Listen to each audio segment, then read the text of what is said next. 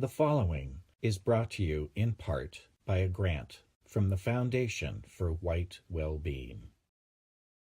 Guys, and some of you ladies out there as well, it's time to quickly learn how to preserve those flowers you buy for your lady, or mother, or peeping Tom, whatever. This is an important subject, so listen up. Flowers are ephemeral, fugacious, deciduous, impermanent. Okay, they die fast.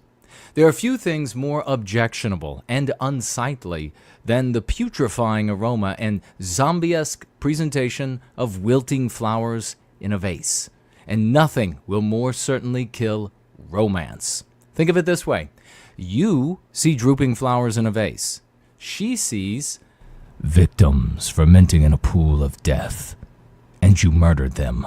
So, as you are, like me, a swashbuckling hero, you will preserve the flowers as long as you can, and then, as soon as the flowers droop and turn your vase into a casket, you will hide the blooming bodies.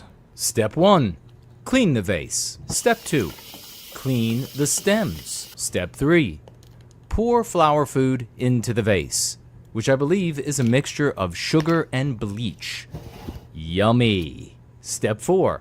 Fill the vase about a quarter to a third full of water. The more water you put in the vase, the more water that comes into contact with the stems, and I find that the water is more quickly sullied from the contact. Step 5. Cut about an inch off the bottom of the stems. Do this at an angle and underwater. Step 6. Place the flowers in the vase and arrange to dazzle. Step 7. With one of the flowers locked in your gleaming teeth, crash through the French doors on a Frisian stallion that rears in glorious victory. Tuck the flower into the horse's mane with one hand, and sweeping with the other, flamboyantly pull your woman onto its back, and, while staring toward an uncertain horizon with the glow of victory on your face, announce that your missus has 2 more wishes.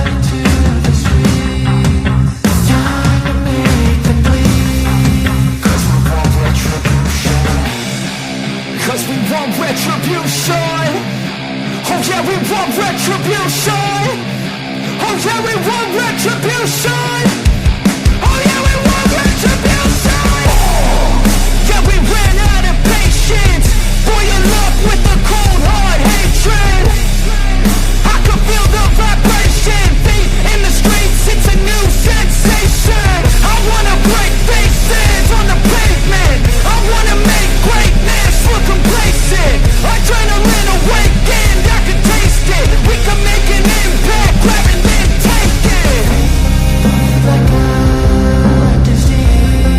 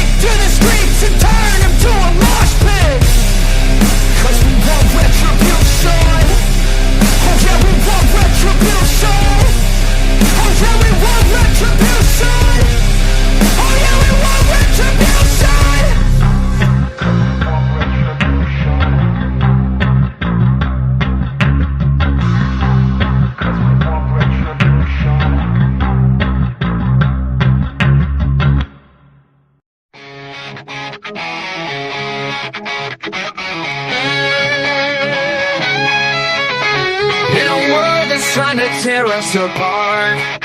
They throw their stones, but I've got a brave heart. I'm proud of my roots, I won't be ashamed. With fire in my soul, I'll never be tamed. They want us silent, but I'll raise my voice. With every ounce of strength, I'll make my choice.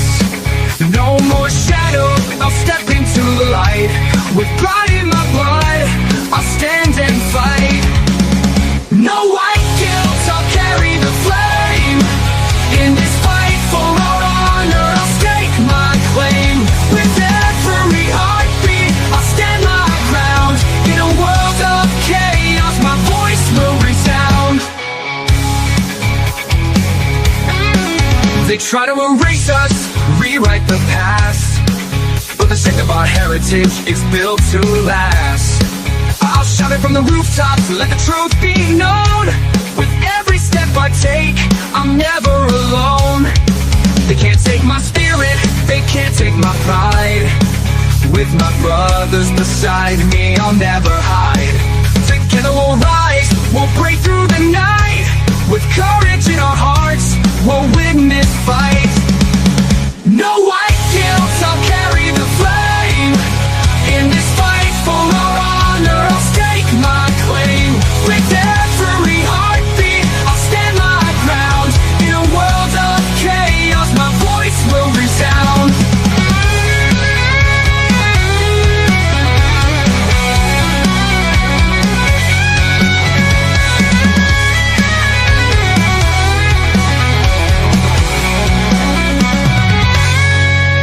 So here I stand, unyielding and proud. In the face of their hate, I'll shout it loud. No more guilt, no more chains to bind. With pride in my heritage, I'll never unwind. We'll carry the torch, we'll light up the night. In this battle for truth, we'll stand and fight. We'll strengthen our hearts and pride in our soul. We'll rise together, we'll take control. No white guilt, I'll carry the flame. In this fight for our honor, I'll stake my claim. With every heartbeat, I'll stand my ground. In a world of chaos, my voice will resound. No white guilt, I'm proud of my name. In this world of darkness, I'll never feel shame.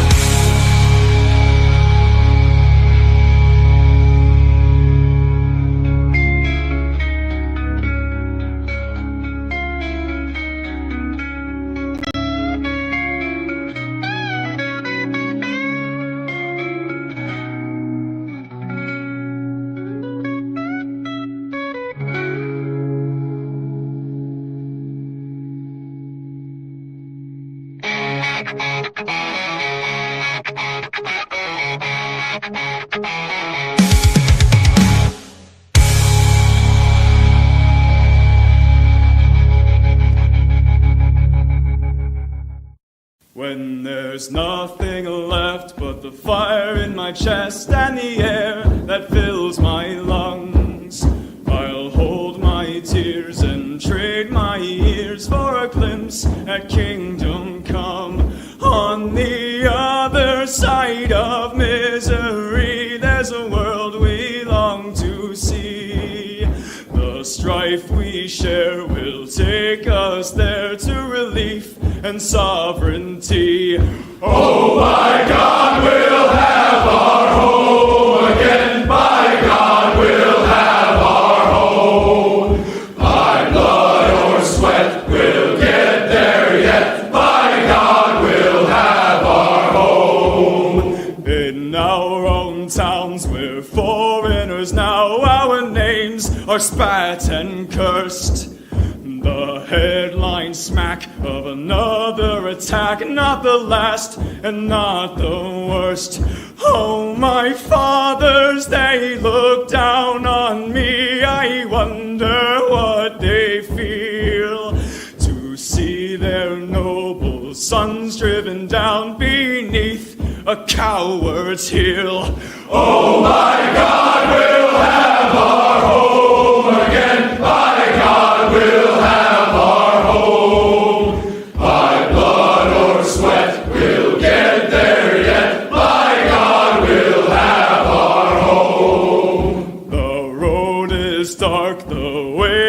is lost, my eyes they strain to see. I struggle forth to find a friend to light the way for me.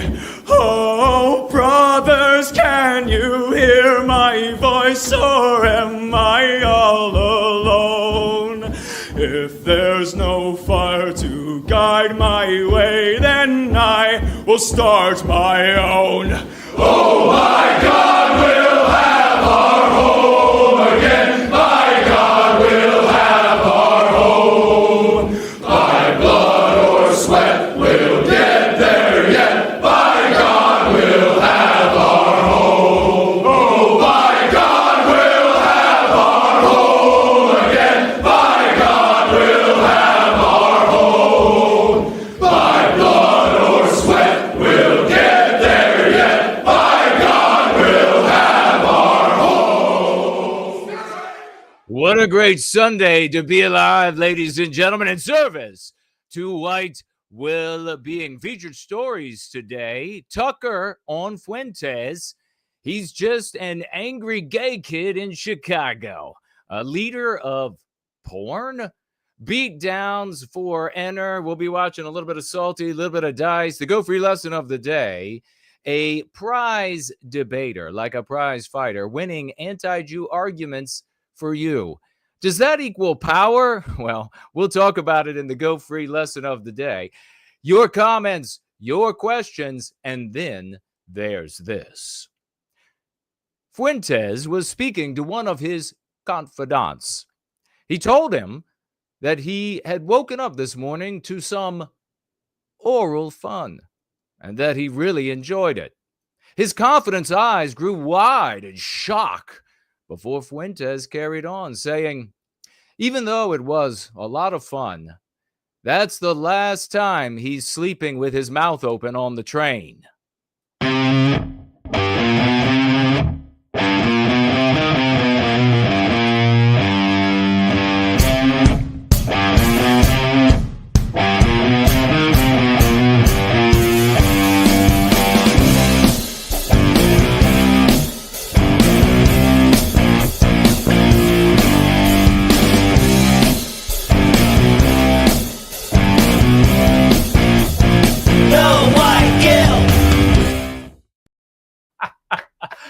We are going free, ladies and gentlemen. It is 5 p.m. in the once great state of Virginia, across from Mordor on the Potomac, 7 in Sydney, 10 in London, midnight in Moscow, where they're not sleeping with their mouths open on the train. He really enjoyed it, though. I mean, that's just, hey, to each his own, right? To each his own.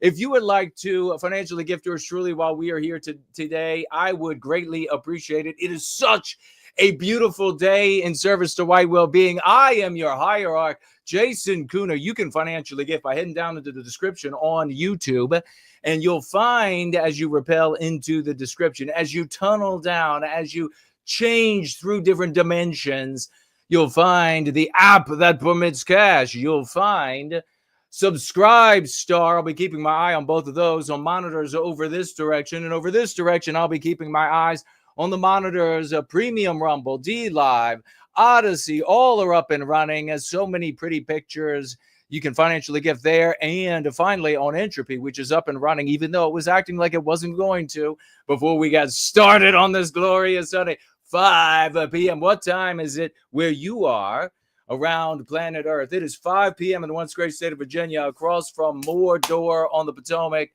That's what it is, ladies and gentlemen. Mordor on the Potomac. We are the premier institution in service to white well-being, the foundation for whitewellbeing.org, a 501c3. If you would like to donate there, please do so. Head on over to that URL that I just gave. And if you would like those dollars, that donated dollars, to come to yours truly, please indicate that with your donation, specifically for the No White Guild guy, Jason Kuno, whatever you want to call me.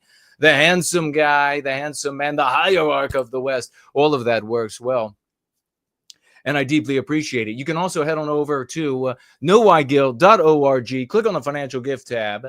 You'll see there your options for financial gifting, including some cryptocurrency wallets that are available to you, as well as the snail mail address, the snail mail address. And you can head on over there. You can send me snail mail. It ends up in the thaumatological mailbag, and we deeply appreciate that. We go digging through there. In fact, we have some snail mail to pull out today that we are going to be digging through. It's great to see everybody here today in service to white well-being. You might be saying to yourself, you know, I really love the Jason guy, really love the white well-being community, but the streams are protracted. They are 4.5 hours long.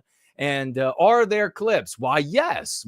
There are clips out there for you to find. You can head into the description on YouTube, and you'll find some of the clip makers there. And you just head on over to their YouTube channels.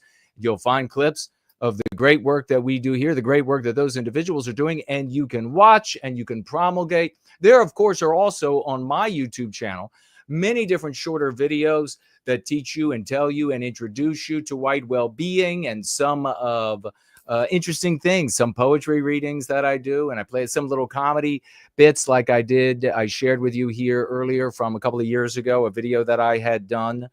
There are some options out there for you. We also have groups on Telegram, and I strongly suggest that you follow me on Telegram and many other places, because I am shadow banned on every single platform. I am shadow banned, especially on X, where they do not allow white identity.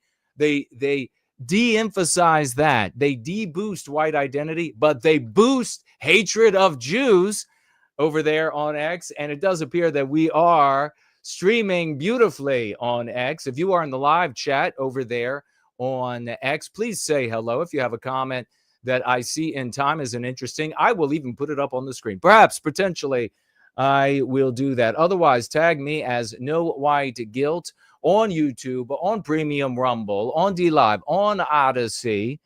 Across the board, I will see and I will respond. This is supposed to be interactive. It is indeed Church of the West. What a stunning day it is here in the once great state of Virginia, ladies and gentlemen. A absolutely cool 85 Fahrenheit degrees. And let me tell you, that's a real break from where it's been. Heat index, the real feel being well up over 100 degrees, like day after day after day. So we're very happy for it to be reeled back a little bit. Everything is taking a sigh of relief. The automobiles, as I race down the road, they're happy to have a little bit of cooler air. And if you know anything about cars, they can make use of the cooler air a little bit better than the hotter, moister air. And the cars are happy and the people are happy. And the plants and the wildlife couldn't be better. It's a glorious day as you see out the magic window in Northern Virginia, looking out across the Potomac at Mordor. Great to see everybody here. Hey, take an opportunity right now to tweet, quote, tweet, share, whatever it might be, the stream, the gathering, this Church of the West. Otherwise, it's just going to be shadow banned. Otherwise, it's going to be lied about and smeared by people in the white sympathetic sphere who are oh so jealous of the successes that we have here. They hate most of all that we actually serve the well-being of white people, that we actually improve the lives of white people in their immediate circles and the concentric circles radiating from them in all areas of their life. We've demonstrated we have the receipts, and they hate that because they want to say that they're the ones who are for the white race. Don't you understand? They are the ones who are for the white race. We just have to, before that, we've just got to get rid of this entire group of very powerful people. But then we will be for. It's kind of a natural consequence, you see. Once we get rid of the very powerful group, once we get rid of them, then there's a natural consequence. It will somehow be better for white people. How will it be better? I don't know, but it will be better. I can just tell you this. Insane people, ladies and gentlemen, we don't listen to them, but we got a lot of items to cover here today. We got a lesson of the day coming up, and I'm going to introduce that to you again in the midst of our second item that we will be looking at most closely. But before we do that, before we get into our very first item of the day, we have a brief segment that we want to look at as the great Seamus shows up. Promethean hails, good folks. A big Promethean hails to you too, my brother, and it is wonderful to see you. We have one very brief segment to look at to get started here today. And this segment is titled, Becoming a Father.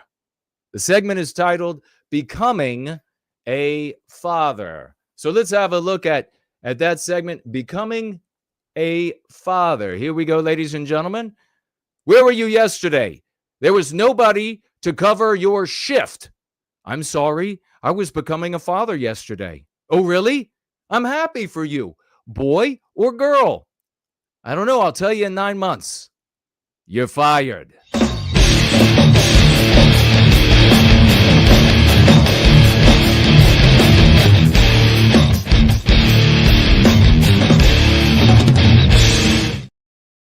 All right, you're going to love this, ladies and gentlemen.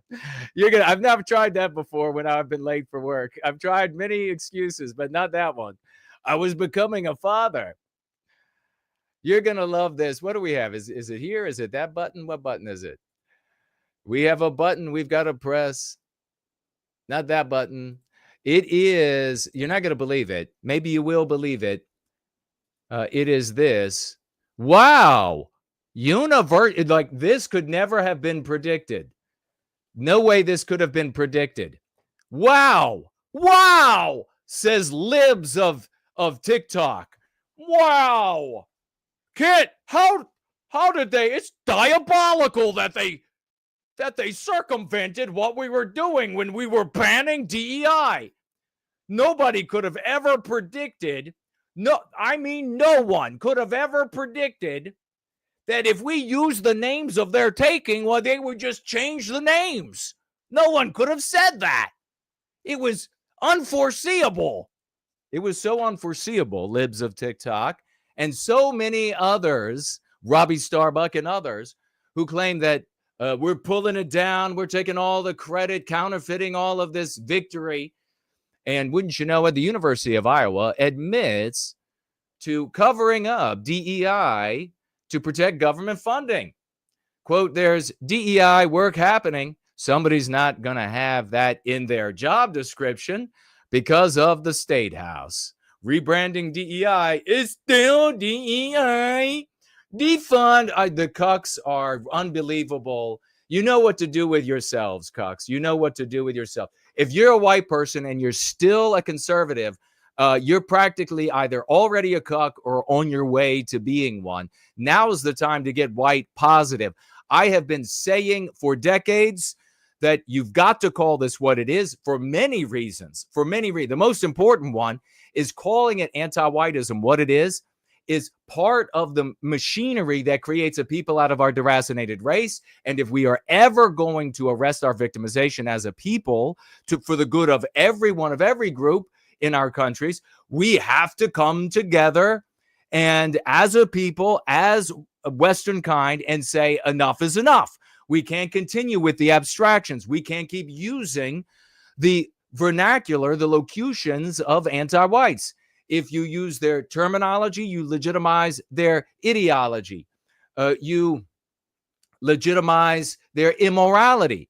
You legitimize their criminality. Remember all of that? Danunaki, I think, is the guy who offered those. You see how we continue to grow with the genius of our community? You see how we continue to grow with that genius? Let's have a look at the absolutely unpredictable. I mean, we've already, I know you're saying to yourself, but Jason, we watched several news items with you where they even on a news show. Remember we watched that news show? In fact, I probably still have that tab where the professional anti-white came in and said, well, we're just changing the names. We're just changing. Really? You've got to call it what it is, even if they didn't just change the names. If you don't call it what it is, it will never go away. And that's exactly what happens here. I know it's difficult to remember yesterday for many of you, but try to recall that in many years past, anti-whiteism applied in the workforce, applied in education, applied everywhere, didn't have a name. okay? They didn't call it anything many decades back. It didn't have a name, and it was still applied. Then they started giving it names, which was dumb. But DEI wasn't the first name. You had what was it? Gender norms in hiring for a while. You had race and national origin in hiring and in promotion for a while. You had all of these other names. They are regularly changing the names. You get a name band, so you've got to call it what it is: anti-whiteism, or you just end up with this, you losers. You won't find it by Googling it because of our state legislature, governor, state house, they're all that side. So they've directed the board of regents to, I don't know if eliminate's the right word, but stop using the word. So you'll see words like community and those types of things, belonging, community, all those. Okay, let me point out right here. So this anti-white right here, he's talking about, he's like, yeah, well, we're just naming it. Here's the thing, and this is what I also told you all, that they're not going to, if they're smart, and it eventually, even if they're dumb, gravity is going to pull in the way of success. They're going to end up with a title that will be acceptable for anti-whiteism. It's going to be something like community. It's going to be something like integrative.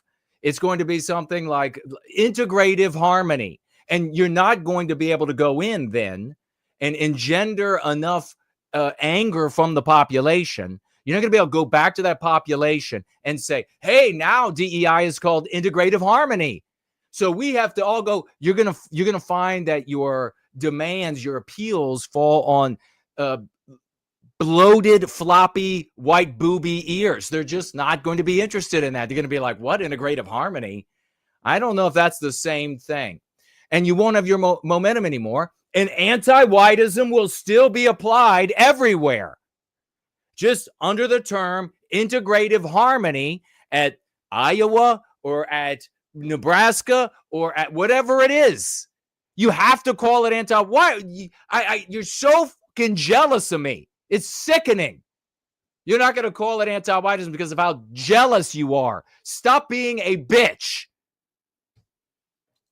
We still have cultural centers here. There's DEI work happening. I think, somebody's not going to have that in their job description because of the state house. Just to be candid, I think what most are worried about is funding, because. So libs, and of course, white people love libs because she's Jewish.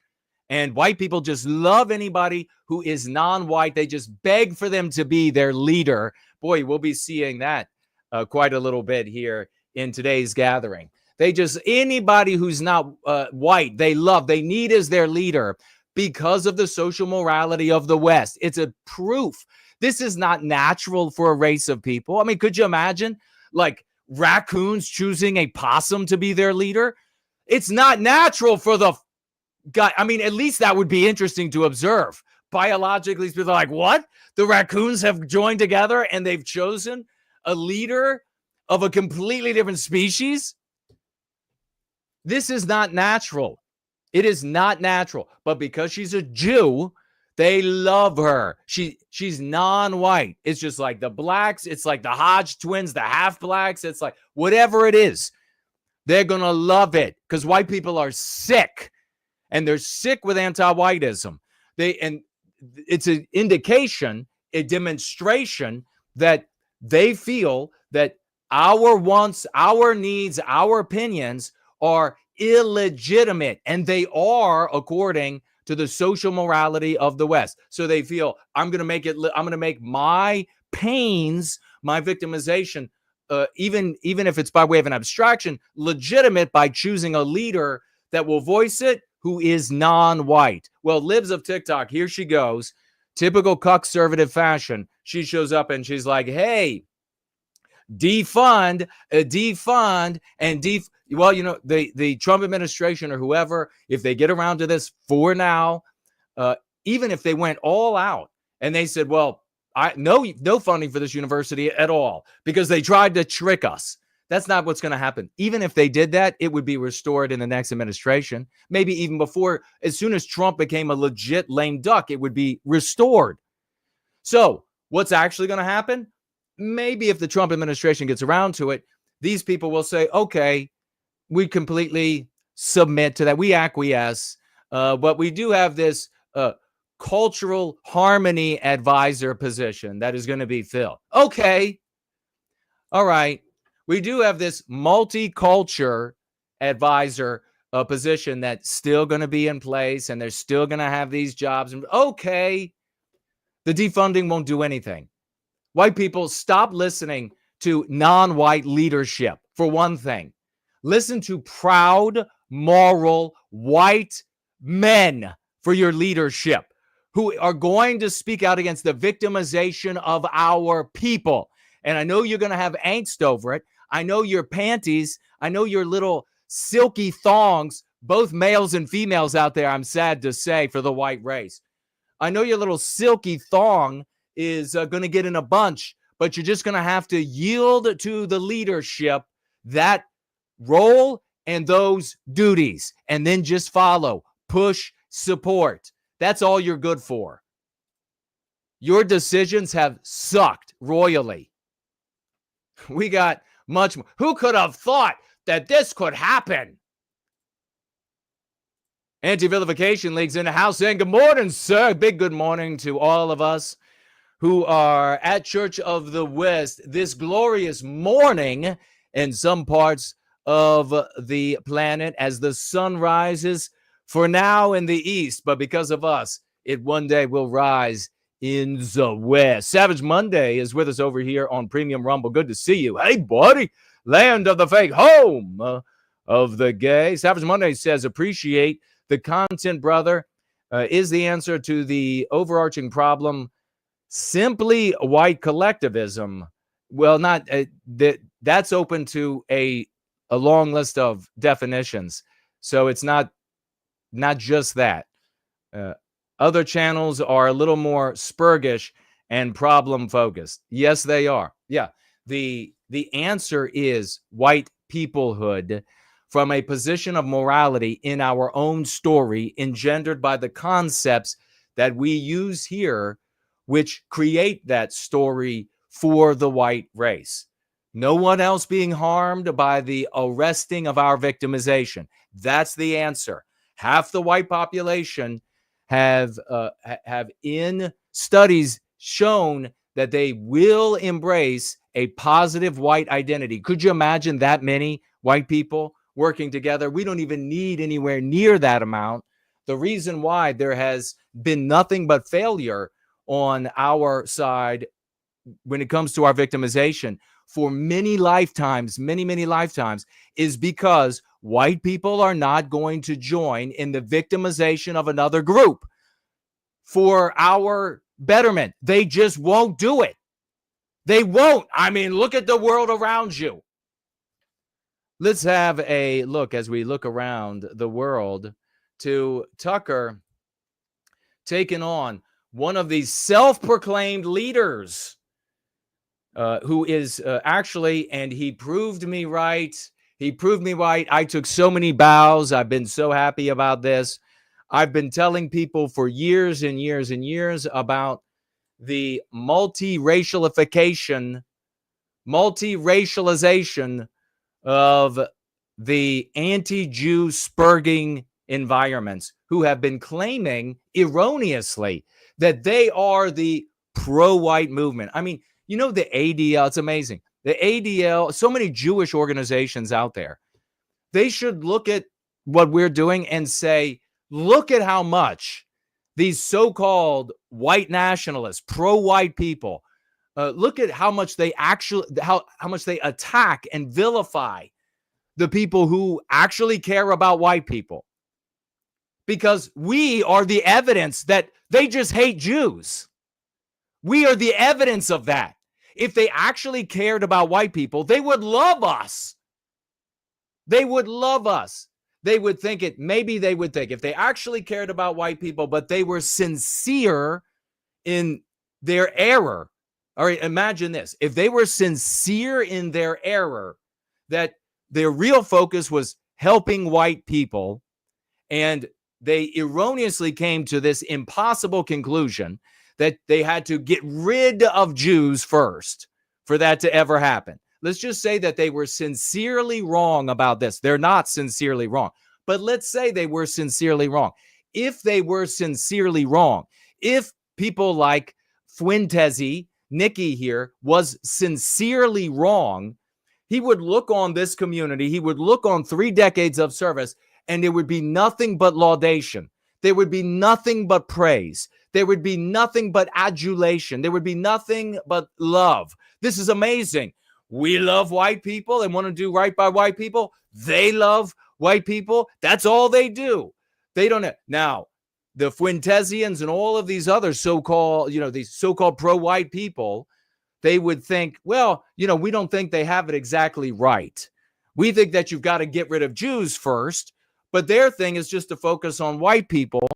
And so we endorse and support them there. We think they got it a little wrong. That's not what happens, is it?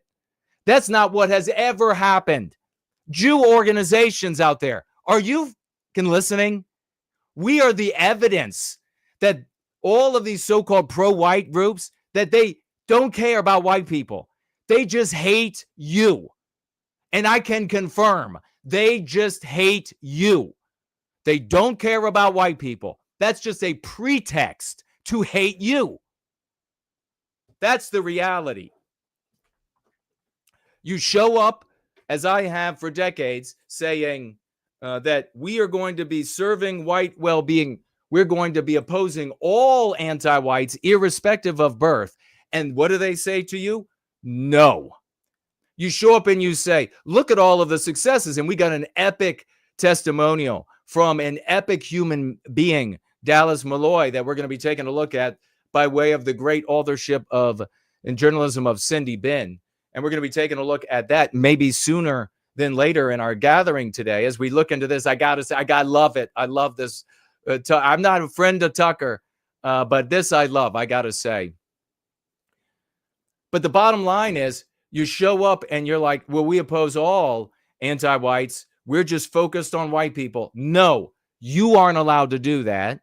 And if that's what you do, if you are going to focus on helping white people and benefiting white people, objecting to all anti-whites, if that's what you're going to do, then we're going to tell people that you're a Jew. Then we're going to tell people that you're a Fed. Then we're going to harass people who watch you. Then we're going to vex and slander everybody who partakes in that program, in that practice. We're going to follow you around, slandering you like a fucking cult does when you won't obey their edicts, when you won't speak in their specific World War II anachronistic language. Jews, they're not pro-white. They just hate you. So Nick Fuentes, proving just the other day in his conversation with Aarvoll, I literally quoted him where he said, yes, the focus isn't on, almost zero on race. It's all about being anti-Jew. And it's multiracial, he said. My God, we didn't gain how many? I should have had thousands of new folks pouring in. Yet another prediction right, where I don't have to take contradictory, like Fuentes does. I don't have to take conflicting, contradictory positions from one week to the next in order in the future to look back and say, I can find a show where I took that position. No shit. No shit. It gets really easy when you take every position. So yet again, but being right doesn't serve you when it comes to the white race. What a glorious thing. Tucker Carlson the other day had Candace Owens on, and Candace Owens apparently had Fuentes on. Big mistake. And I'm going to tell you why. I'm going to give some advice to these people, but big mistake. This, though, I loved. That's obvious to me. I've been around a long time. I know it when I see it. Yeah. And I will say, I don't understand it. We were very kind to him. Like, I truly, like, we almost said, like, we felt maybe he was a bit lonely. We should invite him back for dinner. I mean, that. We felt he was a bit lonely. Maybe we should invite him back for dinner. That's how good of an experience I had. Did anybody see this conversation? It's not important to watch. Just this little snippet here, I think is hilarious. We're going to have some comments on Fuentes' response to this, which is truly a great example of Fuentes and how he works, how he is self-serving in everything he says and does. But I think Tucker gets this right on the nose. And yeah, it's clearly it's and then it was a 180. So it's either A, it's being driven from like a little boy insecurity, and he just was so worried that he like a little boy insecurity. Yes. Just went on the attack because he doesn't know how to have normal relations after being banned everywhere. Well, I think there's the kind of that could be one element. The angry gay kid thing going on. Yes. Yes, he thinks the angry gay kid thing is going on there. Yeah. Or it's the... I mean, I'm not saying it. Tucker is. What you're saying, where he does this, he's lying to everybody and pretending that things are one way when it's not. I can say Why is he attacking Joe Kent, who... I mean, Joe Kent worked as a CIA contractor, paramilitary contractor. Listen, Tucker goes into this Fuentes must be working for some entity to destroy those who are honestly and genuinely and good people who take on the neocons. And so he must be working for some group of people. Much more realistic answer is that Fuentes does everything that occurs to him that will make him more popular, that will make him more famous or infamous, that will make him more on and on. Joe Kent was a wannabe politician, former CIA in the Middle East for a long time. Maybe he's still a spook. Who knows? Who cares? You can't do anything about it. Either can I. All you can do is bitch about it, right? Go stock the fucking shelves, okay? More Bud Light on the shelf, all right? You can worry about who's in the CIA when you're done with your shift, right? So they find a guy that is on the cusp of, well, will he make it? Will he not make it? And so this guy reaches out, actually, as I understand what happened, reaches out because you have this spurgy, basement-dwelling, unhealthy, dysfunctional, maladapted audience.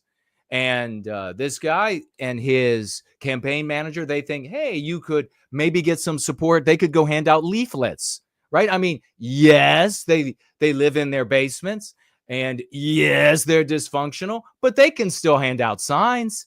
They can still, I mean, there are a lot of people who do this for the Republican Party. Campaign managers, they are incessantly, if you've ever worked in politics, if you've ever worked on the Hill, you worked in politics, you know, they are always on the lookout for people who will give some charity to the cause, people who will just show up and will do grunt work, grug work for gratis. So they reach out and they're like, hey, some grunt work. And Fuentes, it's like, we'll support that. Just never disavow me. Well, they end up finding out that Fuentes is this acrimonious, anti-Jew spurg, and he leads a group of spurgs, mostly more than 50% non-white, but he leads this group. And so what does he say? He says, no, I don't have anything to do with them. Like everyone else, by the way. By the way, Fuentes, on one of his shows, had made a big joke out of tricking politicians like Green to come to the AFPAC to give legitimacy to himself. He joked about that on a stream. Then decides he's going to get angry and make it like this lifetime vendetta that he's going to against. He has never stopped slandering her since. When these people then come under fire for participating in something that they were tricked into. So when Tucker talks about Fuentes wants to give a hug to, it's metaphorical, to get in a photo with, or to say he is a fan of someone, and that ends up harming that person. It does. And Fuentes doesn't care.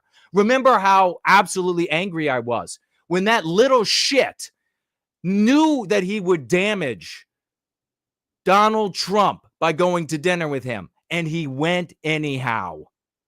He knew it would cause harm to the Trump campaign, and he went anyhow.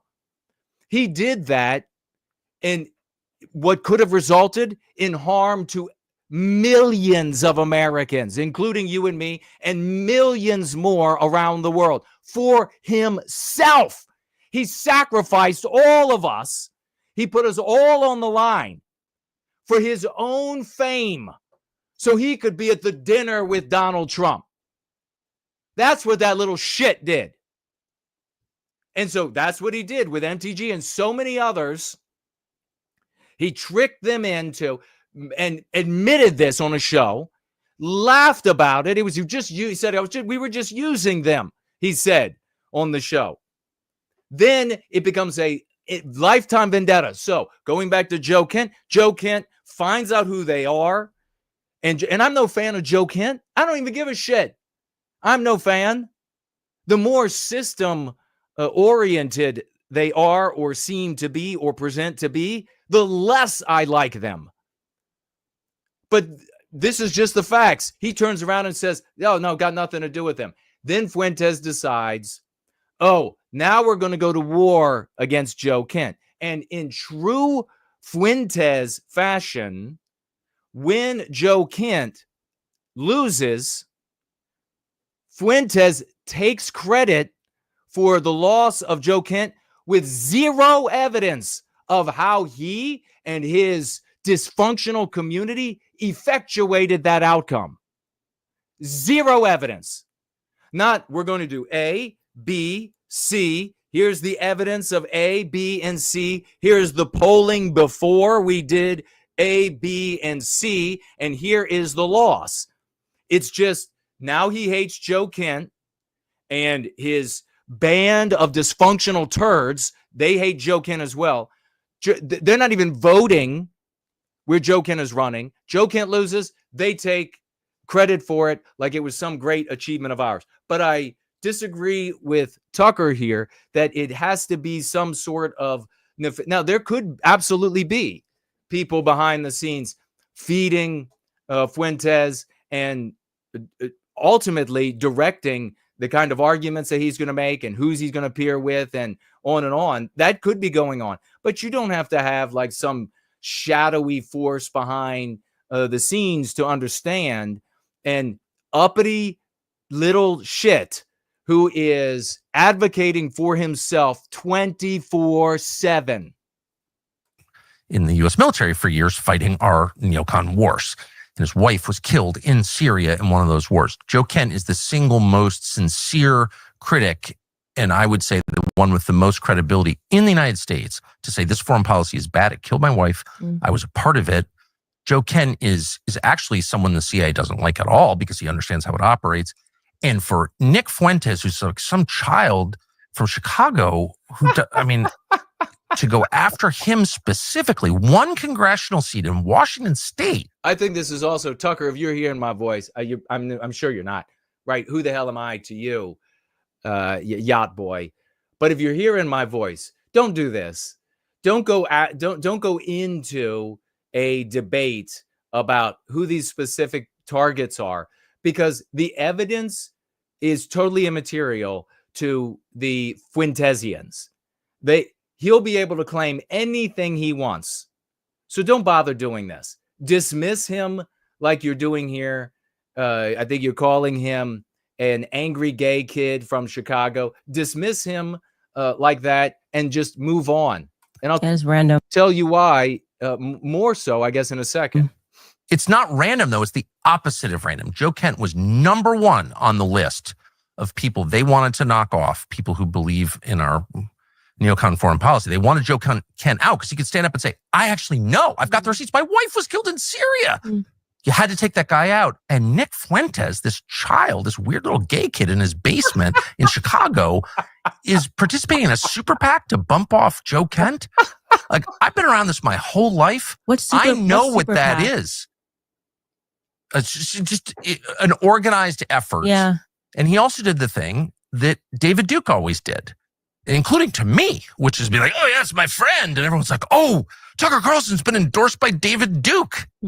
I've been making like the anti-racist argument my whole life. Right. Like, I'm not for David Duke. Do I think David Duke is right when he's against affirmative action? You bet I do, but I'm not for David Duke. But David Duke would try to discredit people by hugging them. And that's exactly what Fuentes did. He goes out there and meet all these people. Show up, hi, I'm Nick Fuentes. Can I get my picture with you? No, I mean, really, please, Tucker, please hear my voice. That is not what is happening. I'm not saying that's impossible. That's not what's happening. Duke is there doesn't have to be a shadowy force behind the scenes, and it doesn't become more believable to the average person to claim that there's a shadowy force that has tapped Duke or Fuentes on the shoulder and said, hey, say that you're friends or you really endorse Tucker Carlson or Candace or whoever else. Just say that doesn't have to happen for these people to pursue their individual self-interest.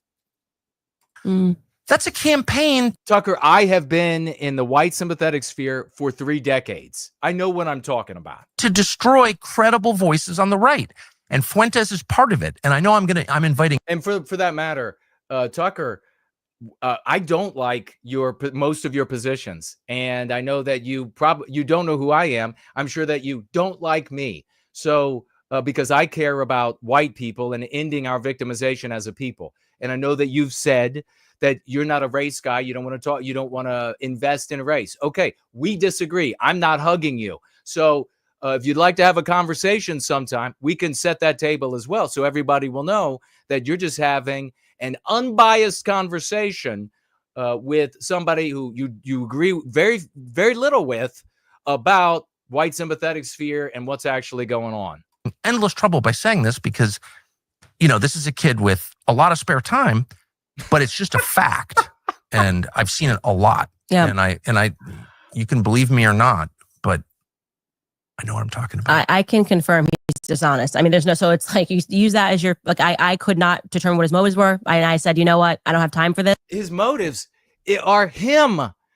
Candace, his motives are him being aggrandized, being enriched. That's his motive.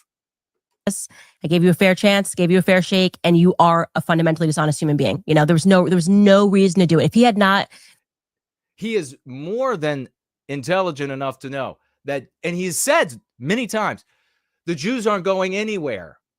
They're going nowhere. So what is he doing when he speaks to this dysfunction in the population, both white and non-white? And please, Fuentes, please keep doing what you're doing. And please make it less and less white.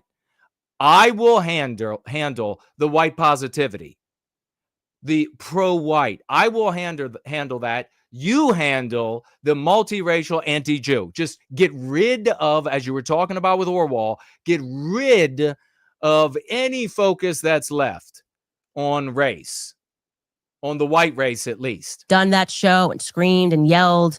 His followers would have been like, oh, that was an interesting conversation between two people who agreed some, disagreed some, and like that was it. This is another thing. Candace and Tucker, stop taking his audience as legitimate. For God's sake. It's interesting that he got there. He doesn't want to be, and I can tell you that he doesn't want to be anywhere but where he is. He doesn't want to have normal relations. And it did sort of feel, and this is a really lame argument. He doesn't want to have normal relations. What does that even mean? I said that to him, that he's like responding to orders somewhere, because why are you attacking me? Well, why are you attacking Dave Smith? What is the issue with Dave Smith? And he couldn't answer the question. Exactly. He couldn't answer the question. He was just like, well, the fakest thing I've ever. I think Dave Smith is some atheist Jew. So demonstrating, when it comes to the Jewish people, there is a Jewish people. Some of them practice Judaism. Some of them practice Christianity. Some of them are Catholics. Some of them are Mormons. I met an extremely wealthy Jewish Mormon family in D.C. many years ago. I remember these Mormons were like, hey, you want to come over for this party? And I was like, a Mormon party? How could I pass that up? And And so I was like, yeah, we'll go. And then we get there and there's this like fabulously expensive home with an elevator and all. And my poor Virginia ass, I'm like, what in the world are these Mormons up to? And we get in there and I'm like, who are the Jews? They're like, what do you mean? Those are the Mormons that live here. It's like, oh, okay. Okay. And I'm like, why do you hate Dave? Okay. So anyhow, Fuentes, of course, Dave Smith is going to come to positions that are conclusions that are good for his relatives.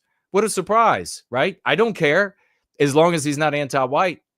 His life doesn't matter to me at all as long as he's not anti-white. Smith over Joe Rogan. All right. Well, I mean, his life is meaningful in that it's a human life, and I want him to live out his life fully and beautifully, as is the case for all, my opinion, for all groups of people. Let's see. This is a very interesting little interview that the little guy just did. We're just going to watch seconds of this because it's so telling. What did I have some notes for myself? Because there might have been a couple things that I saw here too. I don't know. I don't have any notes. But I do. I'm going to talk to you, Tucker, in just a moment. So I know you're watching. Don't go anywhere. I'm going to talk to you in just a moment. But what have I told you all? And this is important for you too, Tucker. So listen up. What have I told you all for years and years about what Fuentes' secret power is? What's his power? It's the fanatical, dysfunctional, neurodivergent audience who are angry at life. They're angry at the world. And he is telling them, if you go back in time in his shows, he had this broad range of the bad guys, the baddies that he would complain about, that his audience, so he was calculated. Fuentes's shows and his bits, his pieces, they were calculated to serve the prejudices and rage of the basement dwellers. So who did they hate? Who were they angry at? He blamed, depending on the day, everything gone wrong in the world on women.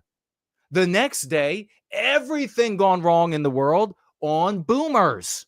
The next day, everything gone wrong in the world on capitalists. The next day, everything gone wrong in the world. And also Jews. And over time, it got more and more focused on just the Jews. But this is a calculated appeal to these people. What do? If you don't like Fuentes, if you don't submit to Fuentes, this audience, many of whom have a boy crush on Nick Fuentes, they act like they are boy crushing on him. They act like my experience in my childhood when there was a guy that a girl or girls liked, and I had a problem potentially with the guy over whatever. This happened many times. And then the girl or girls would come up to me with a very specific energy, and everywhere from fanatical, like emotional defense of the guy, all the way to beseeching me to just be kind and see the kindness and etc. That's the same energy that these boy crushers have for Nick Fuentes. So these people will terrorize content creators. They're terrorizing, and I understand there's maybe one in the audience now. Nick Fuentes is saying that Nick Fuentes is the leader of the right. He's the leader of the anti-Jews. That's what he is the leader of. The leader of the anti-Jews. We are pro-white, more specifically, white positive. He is not a leader here. He's your leader of the multiracial anti-Jew spurgs. That's what he's the leader of. He said as much. And I quoted him in his interview with Aarvoll. End of conversation there. Tag me if you have anything else you want to say, though, because got my eye on you. So why is it that I am not well, there's many reasons why I'm not intimidated by a bunch of maladaptive grugs crawling out of a basement. But one of the reasons why is that I don't do this for a living. I don't do this for popularity. I don't do this for aggrandizement. I do this out of my love for Western kind to end our victimization, which I know will benefit everyone who lives in the West. Dedicated my life to this when I was 12. Sorry I didn't have like this magnificently dysfunctional life that I could have like made a comeback from, that I could have like entered a chrysalis and come out the other side as a redeemed. No, sorry I didn't. Sorry I've been consistent my whole life. Not saying I haven't made any errors in life or any bad decisions. Sorry I've been consistent. Sorry I don't have like some weird fetish or have to hide in a trash can with my notions of X, Y, or Z or sexuality or whatever it is. Sorry I've been consistent and kind of like a heroic Westman. Not sorry, obviously, at all. But the vast majority of content creators, let me just dial it back. I have told you all for years that Fuentes' power is this fanatical, boy-crushing audience who come out with this boy-crushing rage after content creators when they do not acquiesce to Fuentes as leader, when they do not celebrate him. We have looked at it again and again and again, where content creators will step out and they'll say they disagree, he's ridiculous or whatever. They will get attacked, and then immediately their tune changes. A la Exhibit A, Warren Smith. You're going to see the exact same. And I want you to look, I'm going to put it up big on the screen. I want you to look at the fear in his eyes. Listen to the words he actually says. He was terrorized by the comments after he criticized Fuentes. Warren Smith here is presumably doing this for the money, doing this for the fame, doing this for the aggrandizement. What happens to people when they enter the content creators? How many times have we seen again and again where you have these content creators who enter the Fuentes orbit and then they immediately won't talk to anyone that is not in the Fuentes orbit anymore? That's the end of it. Tucker, I hope you're listening. Take notes. I want you to take him down. I want you to destroy him and his J-spurging multiracial movement. Take it down. It is a bane to the white race. It is the bête noire of white well-being. This Jew-spurging garbage. Anti-Jew-spurging garbage. Take notes. So they show up and they terrorize. The content creators then realize, what's going to happen to my audience? These people are pouring in. My audience is reading all of this vitriol. And then what immediately comes next? All of the lies. If Warren Smith did not acquiesce to Nick Fuentes here, the very next thing that would have happened is, well, Warren Smith is a kitty diddler. Warren Smith is a criminal. Warren Smith has peculated from the church. Warren Smith, it would have gone on and on.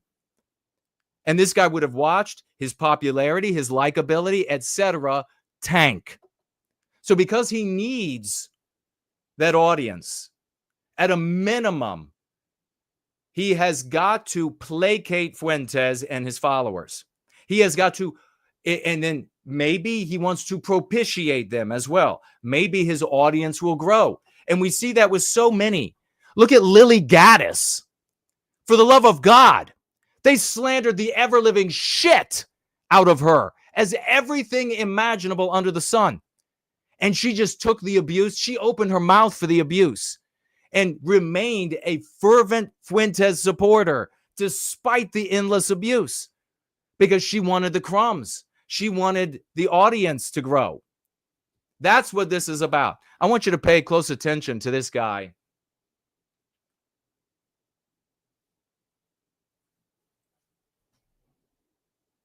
Nagin says, the real one says, that's why you're the best, Jason. Thank you.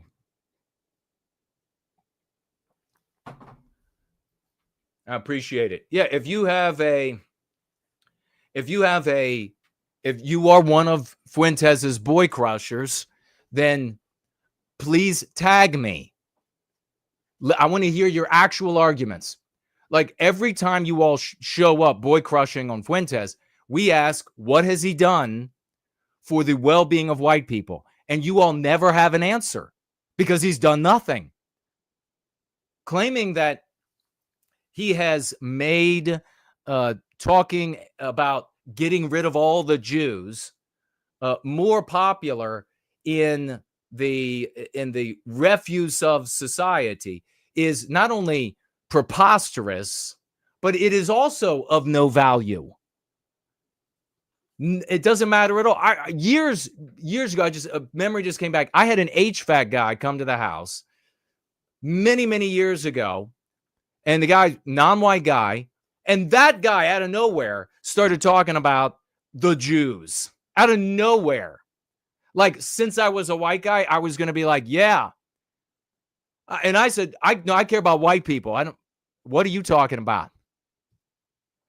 So you have social media. Fuentes is just bringing together all of these different anti-Jew spurgs from all of these different races. Good for you.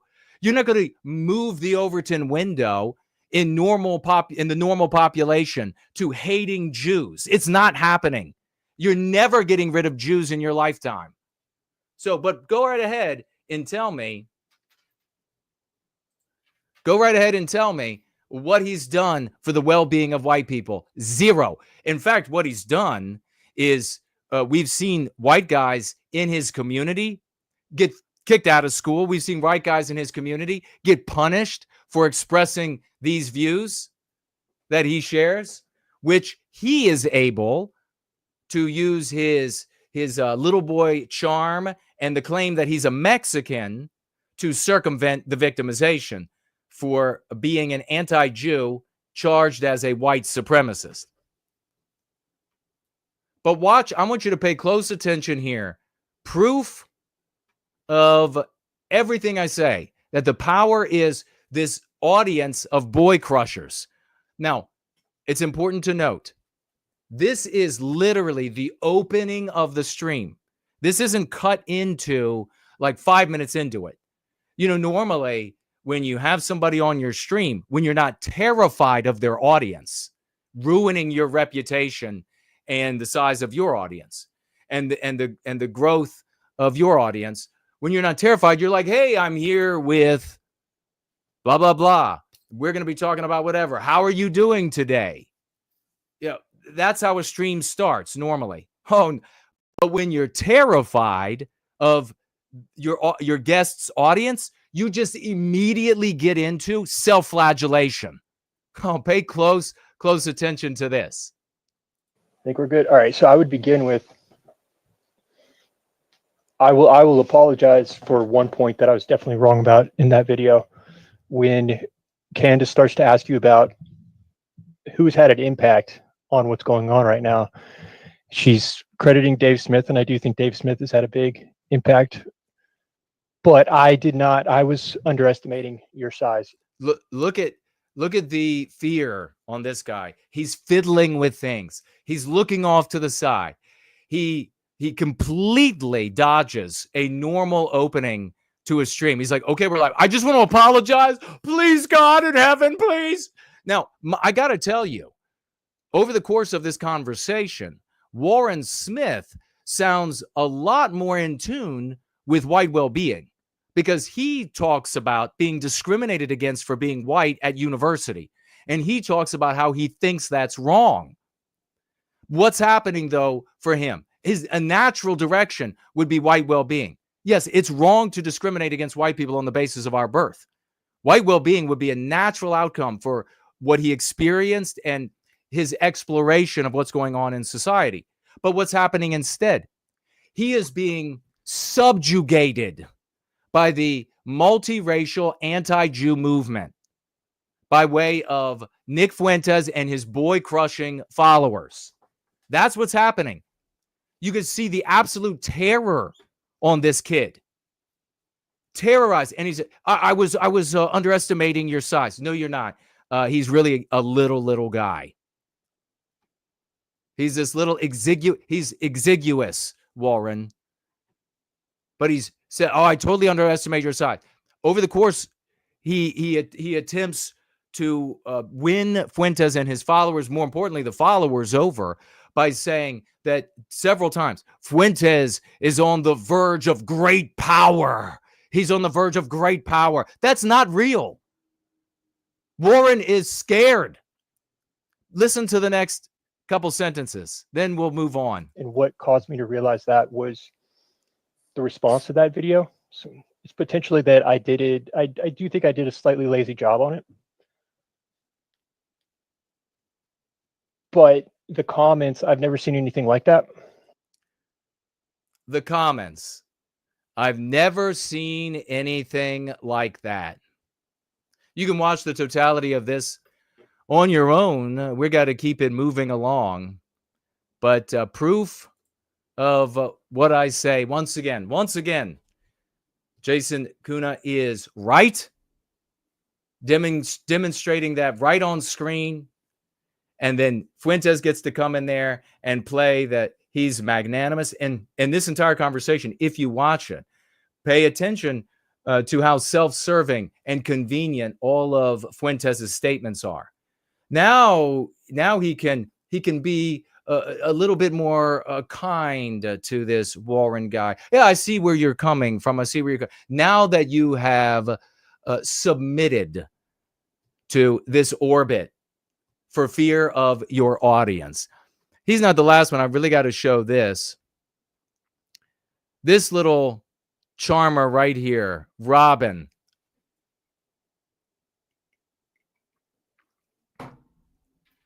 This female, like 6 years ago, I had no idea who she was.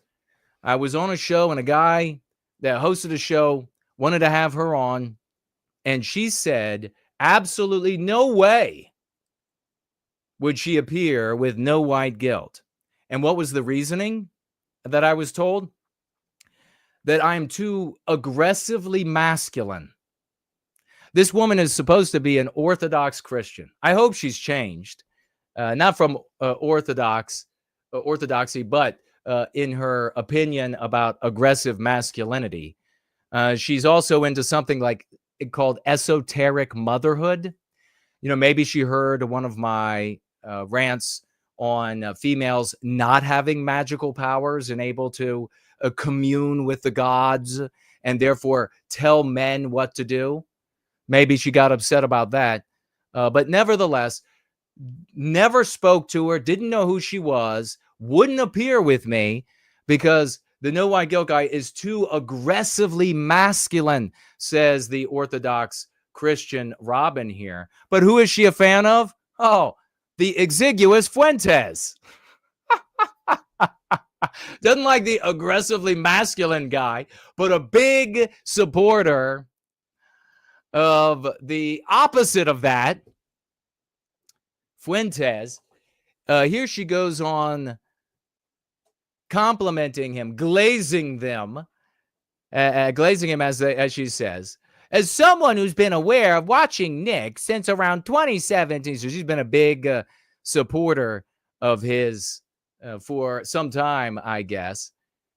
Says that he makes her feel, literally, he makes her feel when she listens to him. But I wanted to bring this up.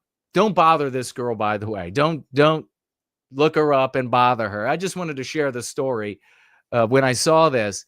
And it's an interesting thing how X pushes endlessly anti-Jew spurging. Can't get a view, even from my own followers, for the white positivity. But if you're going to be a multiracial anti-Jew spurg, since the ADL had conversations with Elon Musk and the pressure was removed, you will be boosted. In this video here that she says is the greatest monologue of all time, ridiculous conclusion. Tucker's response, this is 7 minutes of his response to, or not Tucker, Fuentes' response to Tucker.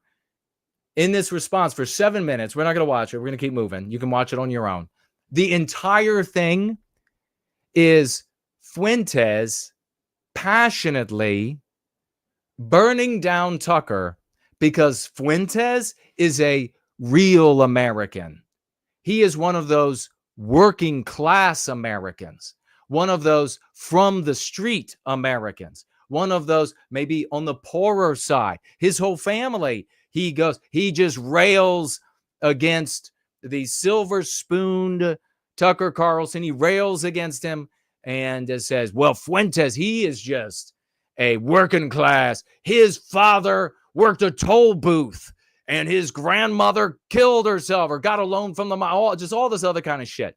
Well, I had to laugh because it wasn't long ago. It was just last year that Fuentes, for a couple of months, went on and on about how this notion that the poor are noble is garbage and that we had to get rid of it, that the poor are scum, that the working class are idiots. Does anybody else see the clips then?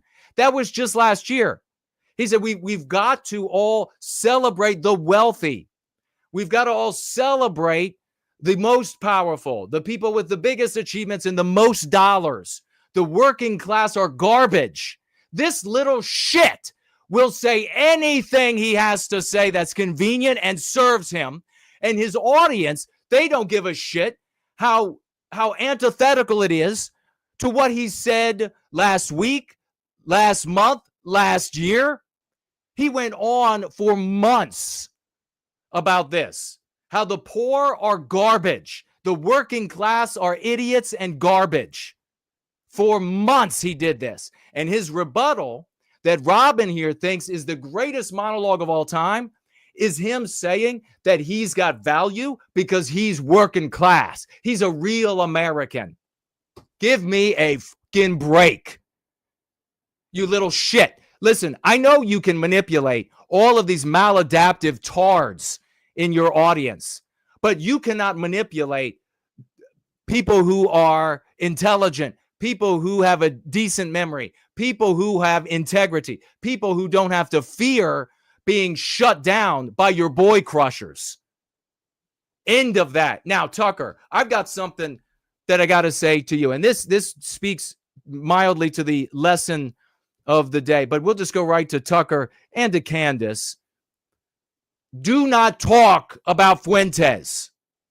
He gets his power from that. Do not invite him on shows.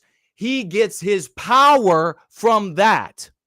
These associations, even in disagreement, when it comes to the kind of idiots that will blindly follow this guy, when they hear that he has been in proximity or in the mouth of somebody that's popular, it doesn't matter what Fuentes is saying. It doesn't matter what the person in power says about Fuentes. The person could say that Fuentes is, quote, an angry little gay kid who lives in Chicago, close quote. That doesn't matter. The fact that you said that empowers Fuentes with these idiots. Stop talking about, definitely don't, if you're going to talk about him at all, make it a just dismissive comment like that and move on.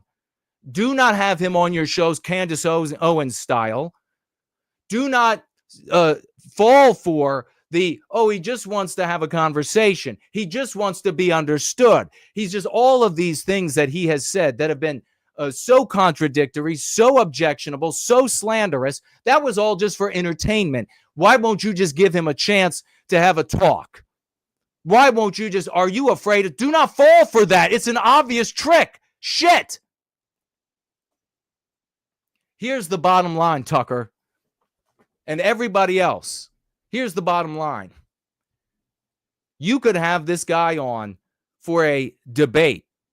And over the course of the debate, you could be the only person talking, making your arguments. Because on his side of the debate, he could be giving head to a hobo. And at the end of that conversation, every single boy crusher would claim that he had won the debate.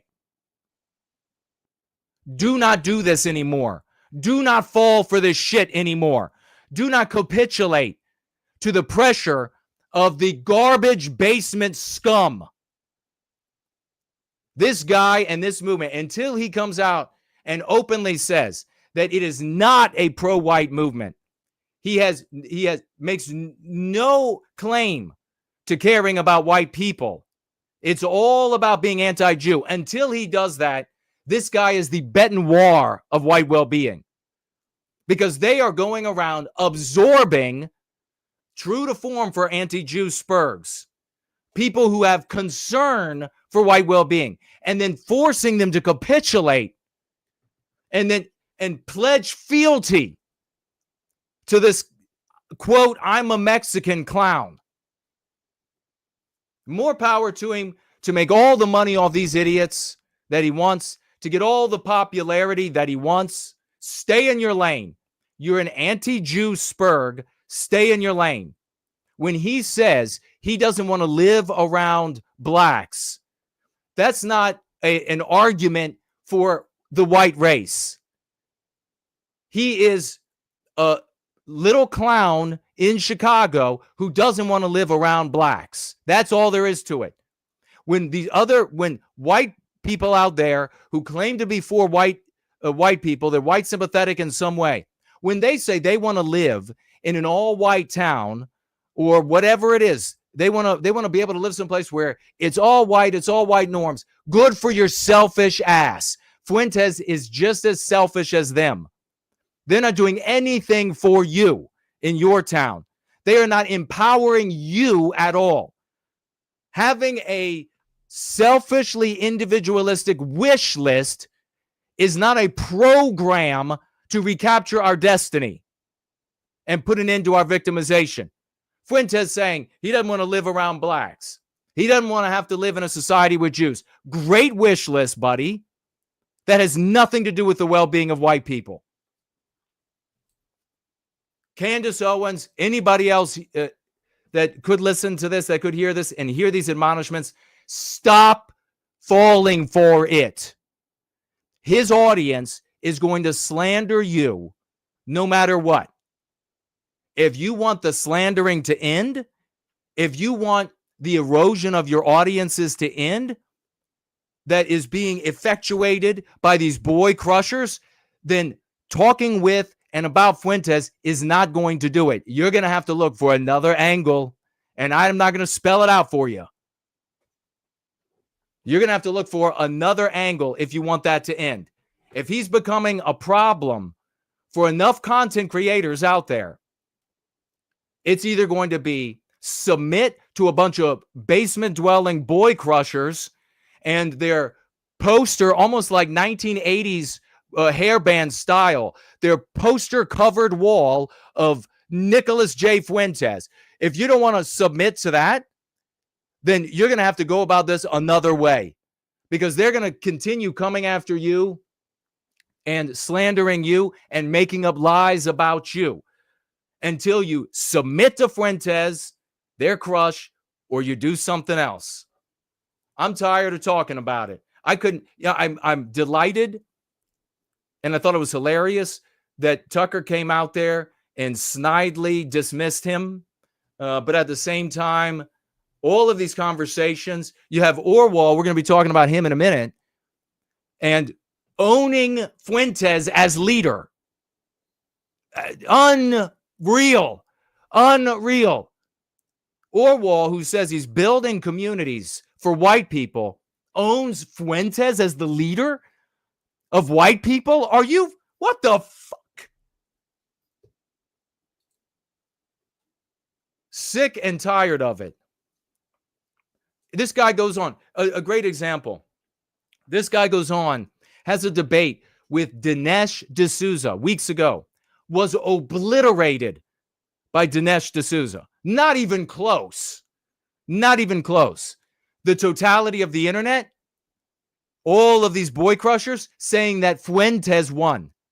It wasn't even close. And I don't like Dinesh. Not even close. So it doesn't matter. Stop it. So here, I'll just mention the lesson for the day briefly. We'll get back to it a little bit more later on. But having someone who can prosecute a case against, listen to me closely, having a like you got a prize fighter that you support, having a prize debater that can prosecute a case against Jews better than you can, that can go out and have a debate about Jews and how much power they have and how much power they should have or shouldn't have, or is not power. It does not equate to power. It does not equate to taking over a system.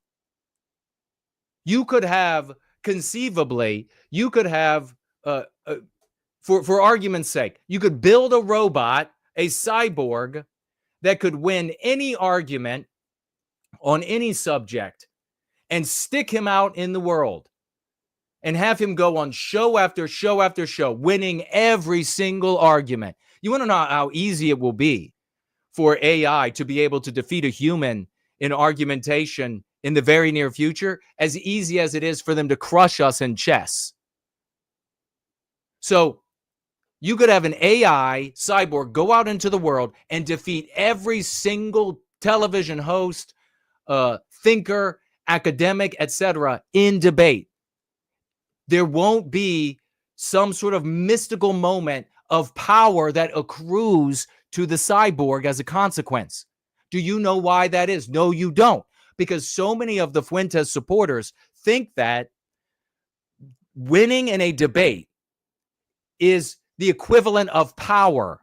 Winning a debate, by the way, when the audience is everybody who is in the tank for your guy, or the vast majority of the audience are people who are in the tank for your guy. But putting that aside, not even a real debate. Why is that? Because the gravitational pull of the social morality in the West is against anti-Jew spurging. Fuentes could go and win every single debate about Jews against every news show host, and there wouldn't be a scintilla of more power in the orbit of the anti-Jews than there was the day before he began the peregrination. Not a scintilla more of power.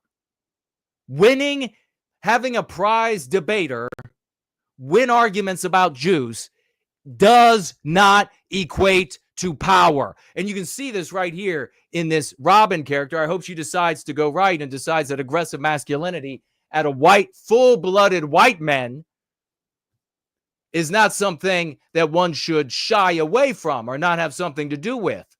Hope she decides to change her mind. But when you read her posts about Fuentes, she says him winning debates makes her think that we are going to debates about Jews that I don't know, I guess white, I assume she's white. She looks whitish. That we are somehow going to have our societies back? Absolutely not. This is the reign of the midwit. This is the basement dweller, mid and midget wit conclusions. Somebody can argue better than me and they could beat somebody else on the TVs, on my phones, in a debate about Jews. We're so back. We have so much power. You got nothing. Nothing. He could win every conversation about Jews from here until his final debate before they put him in the ground. And there would still be not an ounce more of power to reclaim any destiny of Western kind or to disenfranchise Jews. Not a scintilla, you dumb motherfuckers. God damn it. This is the tyranny of the tarred. That's what it is. It's the tyranny of the tarred, and I am sick of it. You all need to just shut the absolute hell up. I'm sorry that I had to put Tucker and Candace or any people out there through it. They didn't have to hear, didn't have to see the rage. You already dislike me. Sorry that I had to put you through. That's the reality. What they do, the power of his community, is ratio people. We got so many. We got the tyranny of the tards. You don't have no idea how many tards we have. We can call upon tards around the whole globe, and we can ratio you. We can ratio you. Shut the you can't do shit else but click a dislike button, you little faggot. I swear to absolute garbage. Absolute garbage. I can click a downvote. We're gonna ratio you. The white race is being obliterated. Western civilization being obliterated by anti-whiteism. And you people are subjugating folks who could be white positive like Warren, bringing them into the Fuentes orbit by ruining their chances at being a content creator or an influencer or whatever. Absolute jackasses. We can ratio you. You can't change the minds of anyone in your environment to something white positive. You walk around as Fuentes articulated with Aarvoll, secretly with your views, hiding your power level so that you don't suffer Ye's law. So you can't change the minds of anybody around you for white positivity. You could barely do it to get them to hate Jews. Or you talk about hating Jews and then you get fired. Then your family throws you out. I've seen the stories for decades. You can't do shit but ratio people who don't submit to Fuentes. I hope they do end up passing some sort of, I mean, it seems like it's inevitable anyhow. So let me phrase it this way. Because if I had my druthers, I would have an absolutely free internet. I would have a free on and on and on. But the reality is we are moving in the direction, because of anti-whiteism, toward an internet where where average people can access your identity, not just the government. And trust me, on X, they know who you are. That's why the pressure was removed. Dumbasses. That's why you're quarantined there. Dumbasses. But we're moving in the direction where average people can find out your identity after you share your views on how all Jews need to be divested of wealth, divested of power, thrown out of Western countries, etc. And I'm not defending Jews, but we're fast on our way. And I tell you, when the internet gets there, you will hear me laughing. Trust that. You will hear my maniacal laughter from the tops of the mountains when they decide that they're going to know exactly, everyone's going to know exactly who these ratioing boy crushers are. Absolute scum. Let me point out briefly what we have here. What do we have on our side for white well-being? This is a spotlight done by the great Cindy Ben on the great Dallas Malloy, a professional boxer, this woman's life, nothing but achiever, nothing but successes, nothing but victories, a professional actor, on and on. What do we do here? We just look at some of her quotes. Hopefully I'll have time to, if I don't have time to read it today, I am going to read this because of what she talks about relative to her empowerment by way of the Go Free practice. So the Go Free practice takes ordinary white people and extraordinary white people like Dallas and makes them better versions of themselves. She says so in this article, so that she can go out into the world and win for white well-being, so that the victimization of white children can be arrested, so that the victimization of our white males in their primes can be arrested, so that the victimization of our white senior citizens can be arrested. That is what the white race should be doing. The fucking white sympathetic sphere should be smitten with the practice that takes back our destiny from our victimizers of all races. That's what everybody should be smitten with, instead of these boy-crushing scum for this exiguous, anti-Jew, spurging, self-promoting bitch. This is what they should be smitten with. But no, we can't. We can't be smitten with this. We can't. Because it's got to all be about the anti-Jew spurging.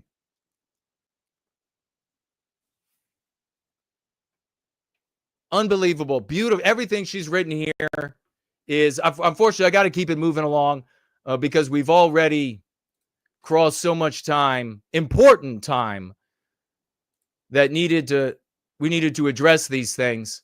But we're going to get into very quickly here to keep things moving along. The quick news, ladies and gentlemen, let's do that. You know, an interesting phenomenon is taking place. We have certain politicians that are having a really hard time making their fundraising goals for the first time ever. I wonder if it has anything to do with the fact that a whole bunch of left-wing NGOs and Planned Parenthood stopped receiving hundreds of millions of dollars annually from the taxpayers. Okay, so we get it, conservative guy. Stop being a cuck, and we welcome you to join white well-being, white positivity. Being snarky about the, who knows, billions of dollars, maybe even trillions of our dollars that anti-whites have stolen from us. No, they don't. For the moment, they don't have our money. Being snarky about it is not a win. We have got to recapture our destiny because this will return the next election cycle. Thank you.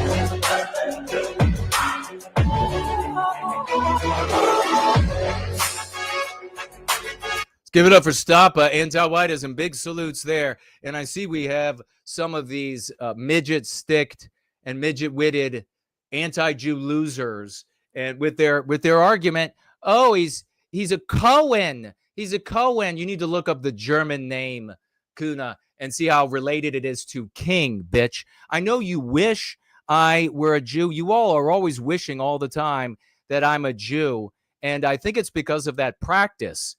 Where the rabbis, maybe they put their mouth on the genitals of males. Maybe that's why you want me to be a Jew. You want me to do some kind of a strange Jewish ritual on you. But I'm not into that. Thank you, though. Here we have breaking. Another illegal alien brutally rapes another innocent female in Alabama. How many more of these do we have to see? Sacramento, California School Board, quote, just pulled one of the dirtiest scams that I can remember in recent history. The entire board just resigned after they audited them, and they found $180 million of taxpayer funds that they had stolen. Fake students, six-figure jobs for friends and family members, luxury travel. Hey, this is the totality of the West given to this wanton corruption as a consequence of the white erasure of our norms. And not only that, but this is going on and won't be fixed until we recapture our destiny as a people, and we have to become a people to do that. But this facilitated by these characters in the live chat today who want me to be a rabbi so that I can do some kind of a weird sexual Jewish fetish thing on them that I'm not interested in doing. So it's those kind of people as well that are facilitating this. Here you have another. Milford police chased down, fought, tased, and arrested an illegal alien from El Salvador after he raped a child in the sanctuary, the sedition state of Massachusetts early this morning. Hey, stop being a cuck over there on breaking news, whatever channel that is. There are so many of these every single day. I was pulling them out. I was like, I can't. There's too many here. There are too many. It's too stressful. It's too horrible to hear about all of the children rapes that are a consequence of anti-white intruders in the United States. Them alone. Just them alone. Scientists have discovered what happens to socks lost in the laundry. Apparently, they come back as a Tupperware lid that doesn't fit any of your containers. That sounds about right, doesn't it? I gotta tell you, I love this. Look at the look of betrayal and horror on this cat's face as the guy messes up the cat's fur after the cat had cleaned it. Take a look.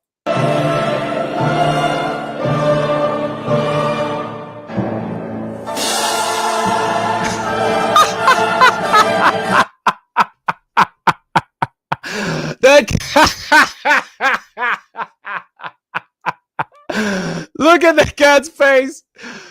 Look at his face. Like, I can't, like you had just killed, like you had just murdered his best friend for messing up the fur after he cleaned it. Oh my God, that was so real and human. And here you go. Here in Northern Virginia, a county called Fairfax County, where this individual, this anti-white, non-white scumbag, attempted to abduct a child in a mall here. It is happening everywhere now. You know what? You know when it wasn't happening was 30 years ago when I entered the white sympathetic sphere and regrettably came into contact with a lot of these tards who said, oh no, you got to just talk about the Jews and the blacks. And now guess what? Where I grew up and lived and etc. Now that the kids are getting abducted and raped all the time. Now there are over 300 gangs, different gang, not 300 in total, identifiable gangs. There are multiple of each type in Northern Virginia now as a consequence. Wouldn't be here if it weren't for you anti-white losers who want to just complain about different groups of mankind. But what's really interesting here, true to form as well, he's white. According to the arrest by the Fairfax County Police, this is a white male. Have you heard of the newest troubles by Karen Bass? She's having a lot of troubles still in her white erased city. Now it's nothing but break-ins and burglaries and beatings. She's not having a good time of it. Take a look at this massager.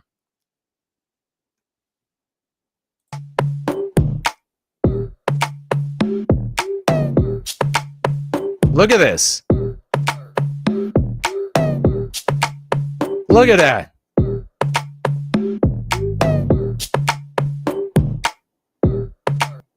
This is going to give a whole new definition to happy ending. I am not looking forward to the Inquirer's article about the guy who went for the happy ending on the robot massager and it ripped it right off. Major problem in America. Not enough people are talking about. More and more neighborhoods are being built of brand new homes that are not for sale, but for rent. This is the service to economy, to money, ahead of our people, before our people. Would not be happening if our norms had not been white erased. You want to fix this in the economy? You want to fix this permanently? Then you've got to fix it socially by becoming a people again from a deracinated race. Hey, do you remember this guy, Mark Miklowski, back in 2020? He and his wife went out on the porch when all these anti-white scum showed up, and they were threatening they broke into his property. They marched across his property, and he came outside with a rifle. She came outside with a handgun. I think that was actually a lighter. Well, he's finally getting his firearm back today. There it is. Why is he dressed up like a pimp?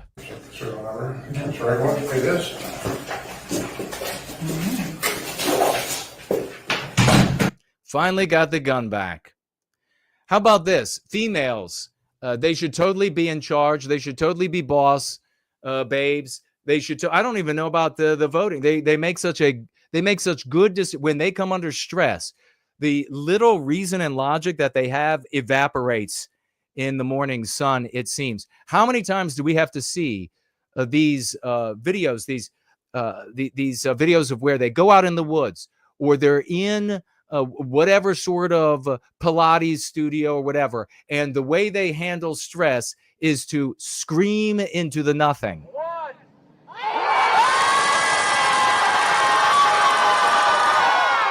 Here they are at Lake Michigan, screaming at the lake. There's actually one guy that participated with them here on the end.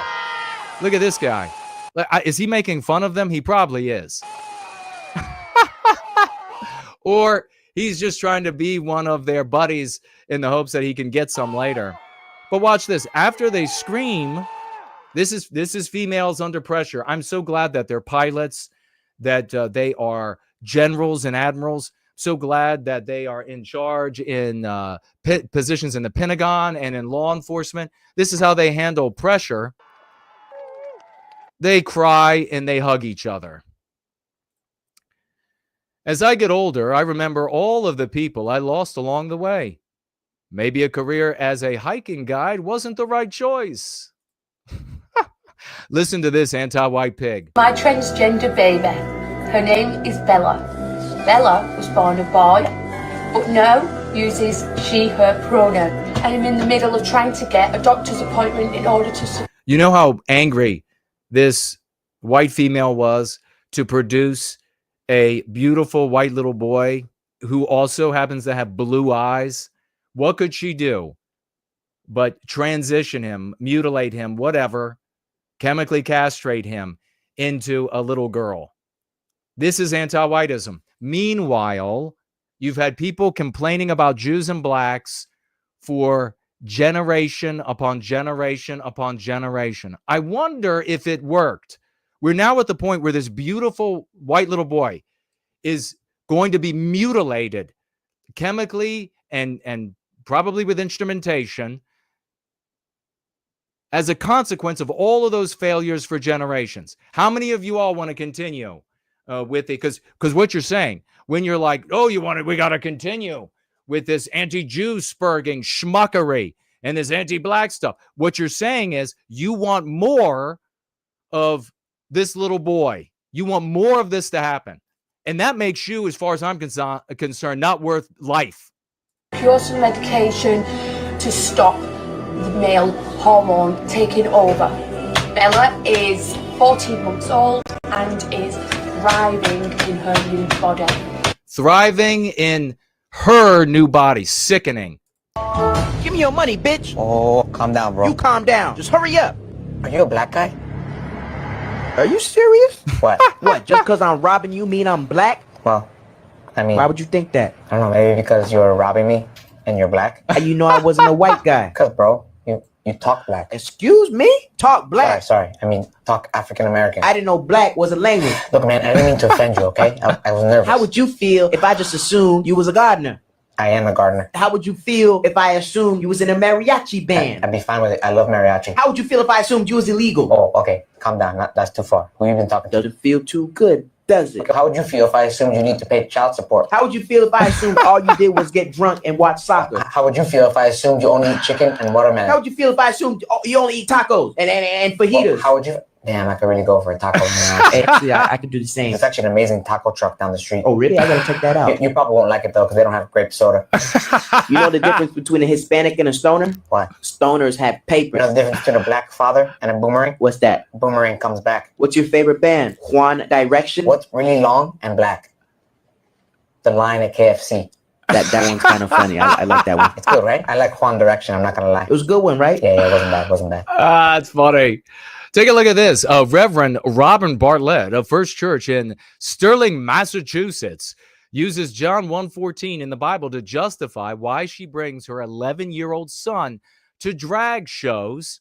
She goes on to say that if he ends up growing up, and what do you think the odds are of this? If he ends up growing up to be a white male who is masculine and likes women, well, that'll be okay, she said. That'll be okay if that ends up happening. But what do you think the odds are that he's going to end up growing up something like one of the guys in this community? I think virtually zero. The living God, yes? Full of grace. This was the natural consequence of Christianity. It has been conquered by anti-whiteism. That's why I stopped going to church. Here we have another hush crime to remind you of, you never heard of. 3 years ago, this anti-white monster murdered this handsome Kevin Iaskowski, 31, because he thought he was driving too slowly. Didn't hear about it, did you? Another hush crime because it didn't fit the anti-white narrative. But nobody else is going to be talking about it. How about this for a banker? Rescuing baby ducks. A 43-year-old banker by the name of Joel Armstrong is doing the handiwork. What do you think about Joel, the white Joel Armstrong? Catching a dozen day-old ducklings from their nest outside his second-story office. Their mother flew down earlier to head for water, stranding the newborns, which were supposed to follow, but were afraid to make the leap until the banker showed up. The mother duck stood by, waiting, corralling her ducks one by one as her human friend delivered them safely. Man, this guy's got some hands. Sign him up. Onlookers gathered for a downtown parade that was just hours away were awestruck. She's got a crowd, and I think she's a little nervous, so we're here to help her. Once he got the last three down by ladder, the drama wasn't over. I got them both. Together, the banker and the mother duck led the babies to water, straight down the middle of a city parade route, through the streets, around crowd barriers, and finally, home, the river. Now that's a feel-good story. How about this one, though? A, quote, Georgia man, Carl Delano Torjagabu, actually born in Ghana, has been convicted of stealing over $13 million in taxpayer money through PPP loans. He owns this multi-million-dollar home, the Lamborghini, and there are a lot of these characters from places like Ghana getting arrested right now. I wonder what the real number is and how many of them are filthy freaking rich off of our dollars. Family lawsuit after a Delta worker allegedly stole the child's Peppa Pig iPad, which he then used to film himself pleasuring himself. Yeah, it got uploaded to the family's iCloud. And of course, they were going to get their iPad back with this filth on it. The kind of thing that is good for him. He needs to go and work a combine in one fashion or another.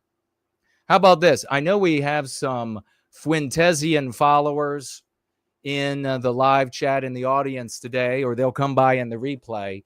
And this is a perfect representation. Here's one of them right here. They make a lot of noise, and there's something else that is interesting about them.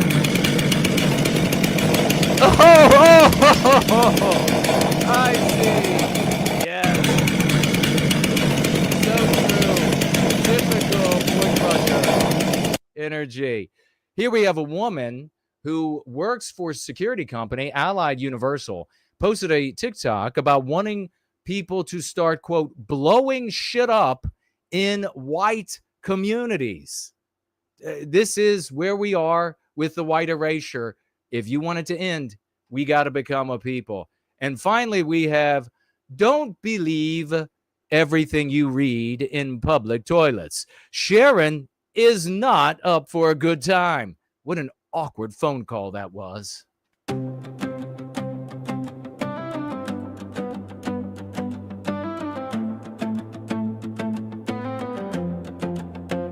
I saw her standing, not just another face in the crowd. She moves with grace, heart full and head so proud. A rare kind of girl, the courage in her eyes. Won't back down, won't believe the lies. She don't flinch when the scorn comes her way. Anti-white hate, she just won't play. Loves her people, you can feel it strong. In a world gone wrong, she's singing our song. She's the one for me, the truth she breathes. So full of love for Western kind, yeah, she believes. With every step she makes it clear to see. She's white positive, and she sets me free. Yeah, she's the one. All right, we got a lot of news items to get to. Epic piece by the great Anglo-Saxon NWG. Let me know if you can't hear me. We're going to be getting to the article, another article about Eric Aarvoll and some revelations about him. We have the woman at the center of the Cincinnati anti-white lynching, and we're going to be taking a look at that. She's finally spoken out. We have also a little bit of video from Mark Dice and Salty Cracker covering the beating, the anti-white lynching of a young white guy on a football team in South Carolina. So a lot to talk about still. And I want to hear what you have to say. Please tag me as No White Guilt, @ No White Guilt on any of these platforms. And I will respond to you. As long as you're being legit, I will be legit with you. Hope and strength, yeah, the future she seeks. No shame in her veins, just clarity in her presence. If you have any questions or comments about Fuentes, Tucker, Candace, or anything that went on with that interaction, free to ask. I will speak to them. Tag me as No White Guilt.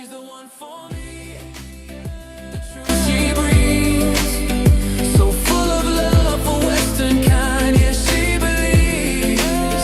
With every step she makes it clear to see. She's white positive, and she sets me free. Yeah, she's the one.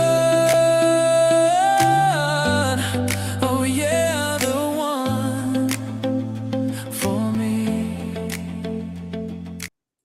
Epic music by Anglo-Saxon NWG. Original stuff in this house. Tree Godfather. I'm just here so I won't get fined. And we also have Anti-White is Men's with You. Nick, Candace, Tucker all serve the same overlords and money masters. There's an incestuous circle jerking across promoting networks. That's why he's richer than more canceled. That's why he is richer the more canceled he is. Well said. Problematic Spirit is with us. Ivan Horrible is in the house. Kakatu is in the house. Masumek is here. Normie is here. Ay, good to see you. They heard a man say, there's plenty of fish in the sea, and got jealous.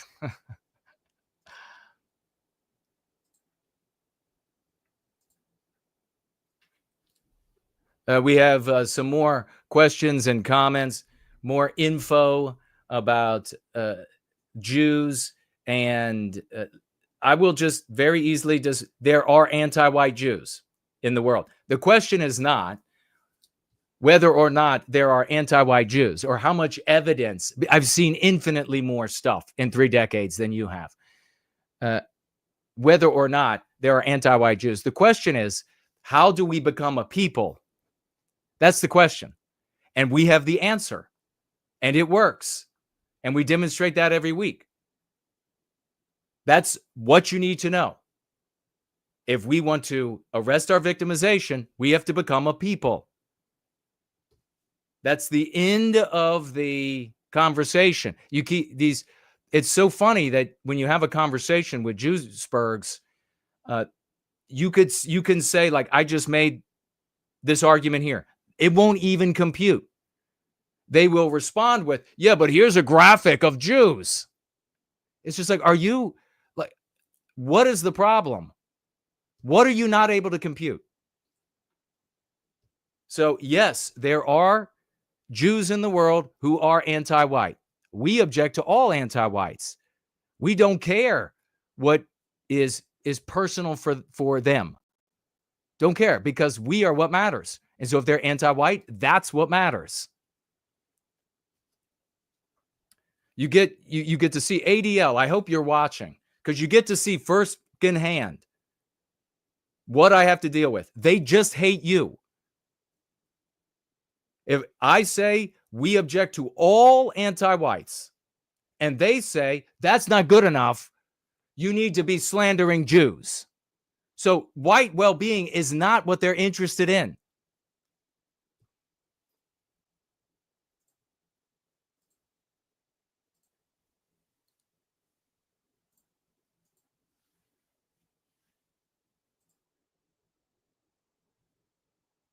All right, let's keep it rolling here.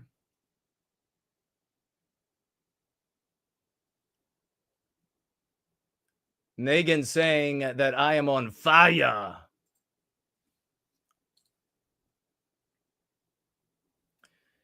Normie saying whites blaming Jews for their problems is like blacks blaming whites for theirs.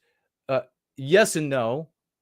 The black race, percentage of which engages in the noble behavior of serving individual well-being by way of their group's well-being, they have the milieu, the substance, the narrative is in their favor.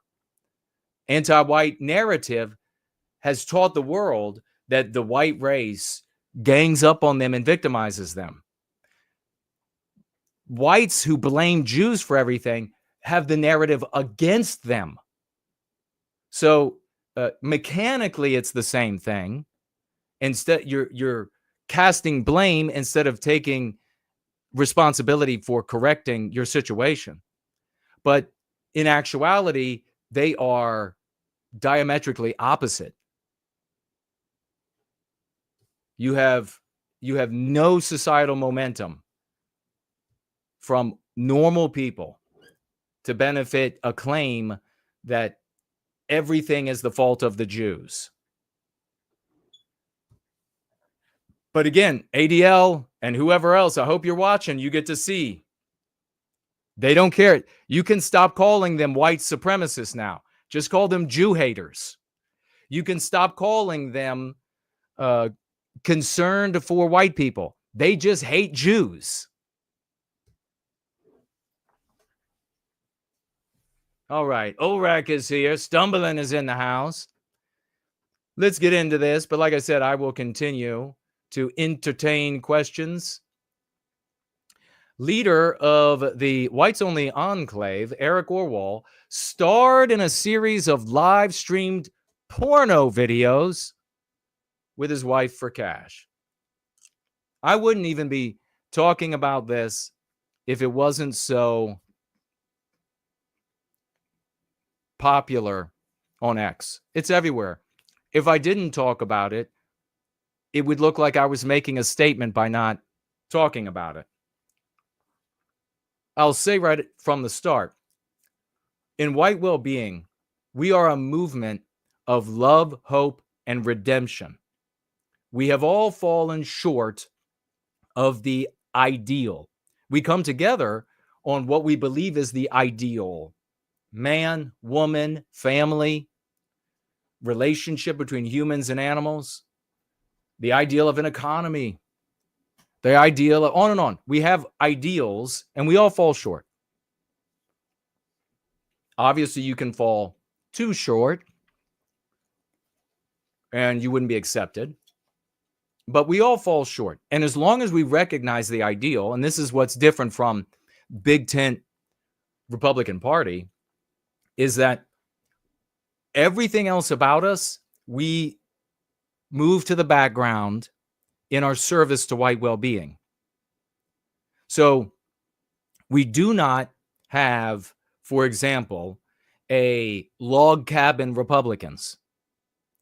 That is an interest group that is interested in satisfying whatever it is that the membership and ostensibly reflective of whatever percentage of a population wants. No, we set everything else aside for white well-being. That's our identity. Our identity is not our economics. It's not our job. It's not what turns us on. Our identity is men and women of the West. Think about that. Think about that as well, ADL, when you watch all the Jew haters attack us. So we recognize that people are going to be coming to white well-being from a checkered past. We grow up in the anti-white narrative. From babyhood, when we believe in fantastical stories, we also are taught and readily believe in fantastical stories out of the anti-white narrative. Except those stories we have to continue to believe in for the totality of our life. We have to aver and assert again and again. We have to rid people from our lives if they disagree with that narrative, okay? So we end up making a lot of bad decisions as a consequence. We all have done it, some worse than others, some a lot worse than others. But if we can make bad decisions, we can make right decisions. That is my sentiment when it comes to things done in the past versus a decision to do things now. Now, a certain way. Eric says maybe he wasn't, he was nominated for this position of president, of leader.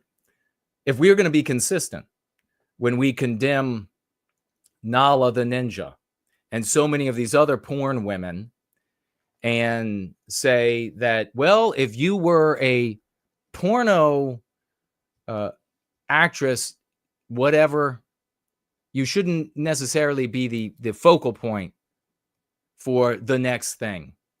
So maybe the position of president, as he even questions for himself, is maybe not the best thing. It's not for me to decide for him or not. I'm just letting you know that you can have a past that is beneath you now and that you will never return to and that you object to, and you can live moving forward as a man and or woman of the West, doing the right thing and proving with those decisions every day how brave, how noble, how good and glorious you are and have become. A hero in our story. The frontman behind a whites-only community in remote Arkansas, who touts its residents' conservative values, has a history of starring in sex for tips online porn videos. The objective, and you could go to Aarvoll's Twitter for his rebuttal to this, to see it in full. But clearly, the objective of this anti-white author is to frame Eric as a hypocrite, as a, well, he says it's all about conservative values. He says it's all about, but really he's making these videos with his wife. I think it was on Chatterbait. You remember we came across that website about a year and a half ago or so, where a female politician in Virginia here was appearing with her husband on Chatterbait, and they were taking in money. And I don't know if some of that was being used for politics or not. Over one video has 29,000 views, says here. Now, the former wife is Caitlin Smith. And I'm not going to, she's talking about, I'm not going to read it. The author here, the anti-white author, is talking about how, during a video, they are asking for tokens, which is money. If you remember the woman, politician from Virginia, it was the same thing. She was like, hey, you come back later, you pay so many tokens, and you get to see more of the goods. Just this week, Daily Mail revealed the growing outrage as Aarvoll's group returned to the land. And make no mistake, it's really important that this anti-white is holding you by a set of manacles, our virtues. What did I say? What do I teach in Go Free? I'm the great liberator. This is such a shame that my life is going by and dedicated to my people who, are you listening, ADL? Hate me because I improve the lives of my people.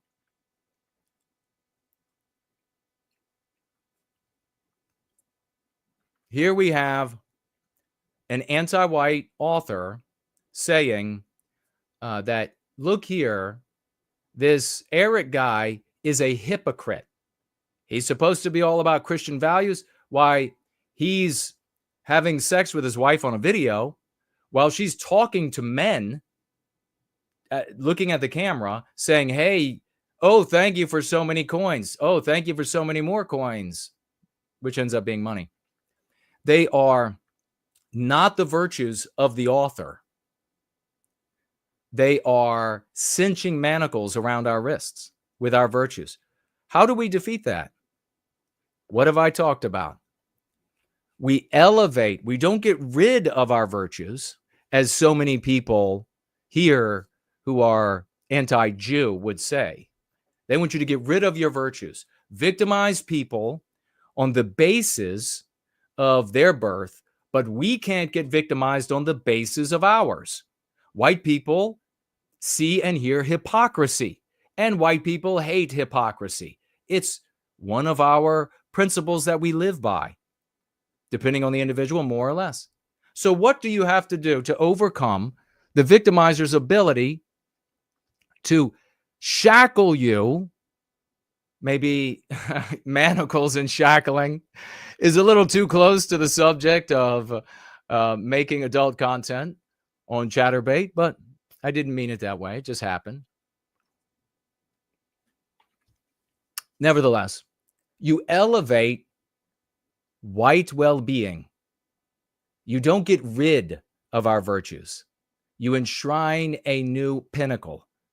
So these people who will say, oh, it's fine to be hypocritical. Get rid of the hypocrisy in the case of the Jews or in the case of the blacks. Just ignore it. You're not going to ignore it. You're not going to take that out of the white race. But you can instill something as noble, beautiful, and rewarding as the well-being of our people. So then when an anti-white comes along and says,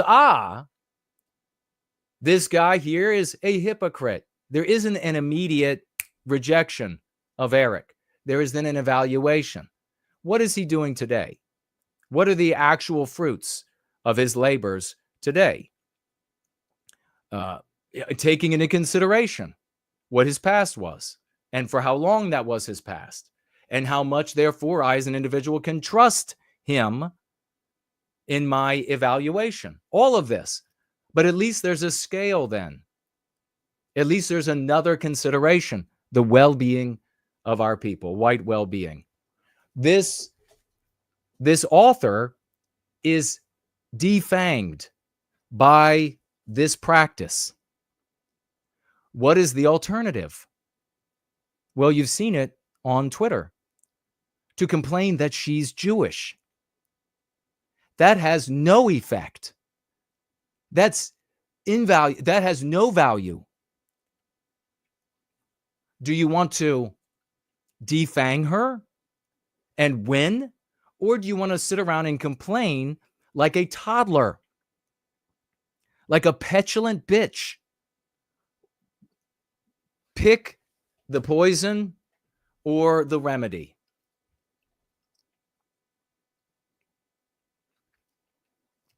He builds the community as the first of many nationwide able to skirt fair housing laws while rejecting, well, who cares? Skirting, you mean abiding by the law. I think Aarvoll's response to that, and that TMZ reporter was on the ball, was perfect.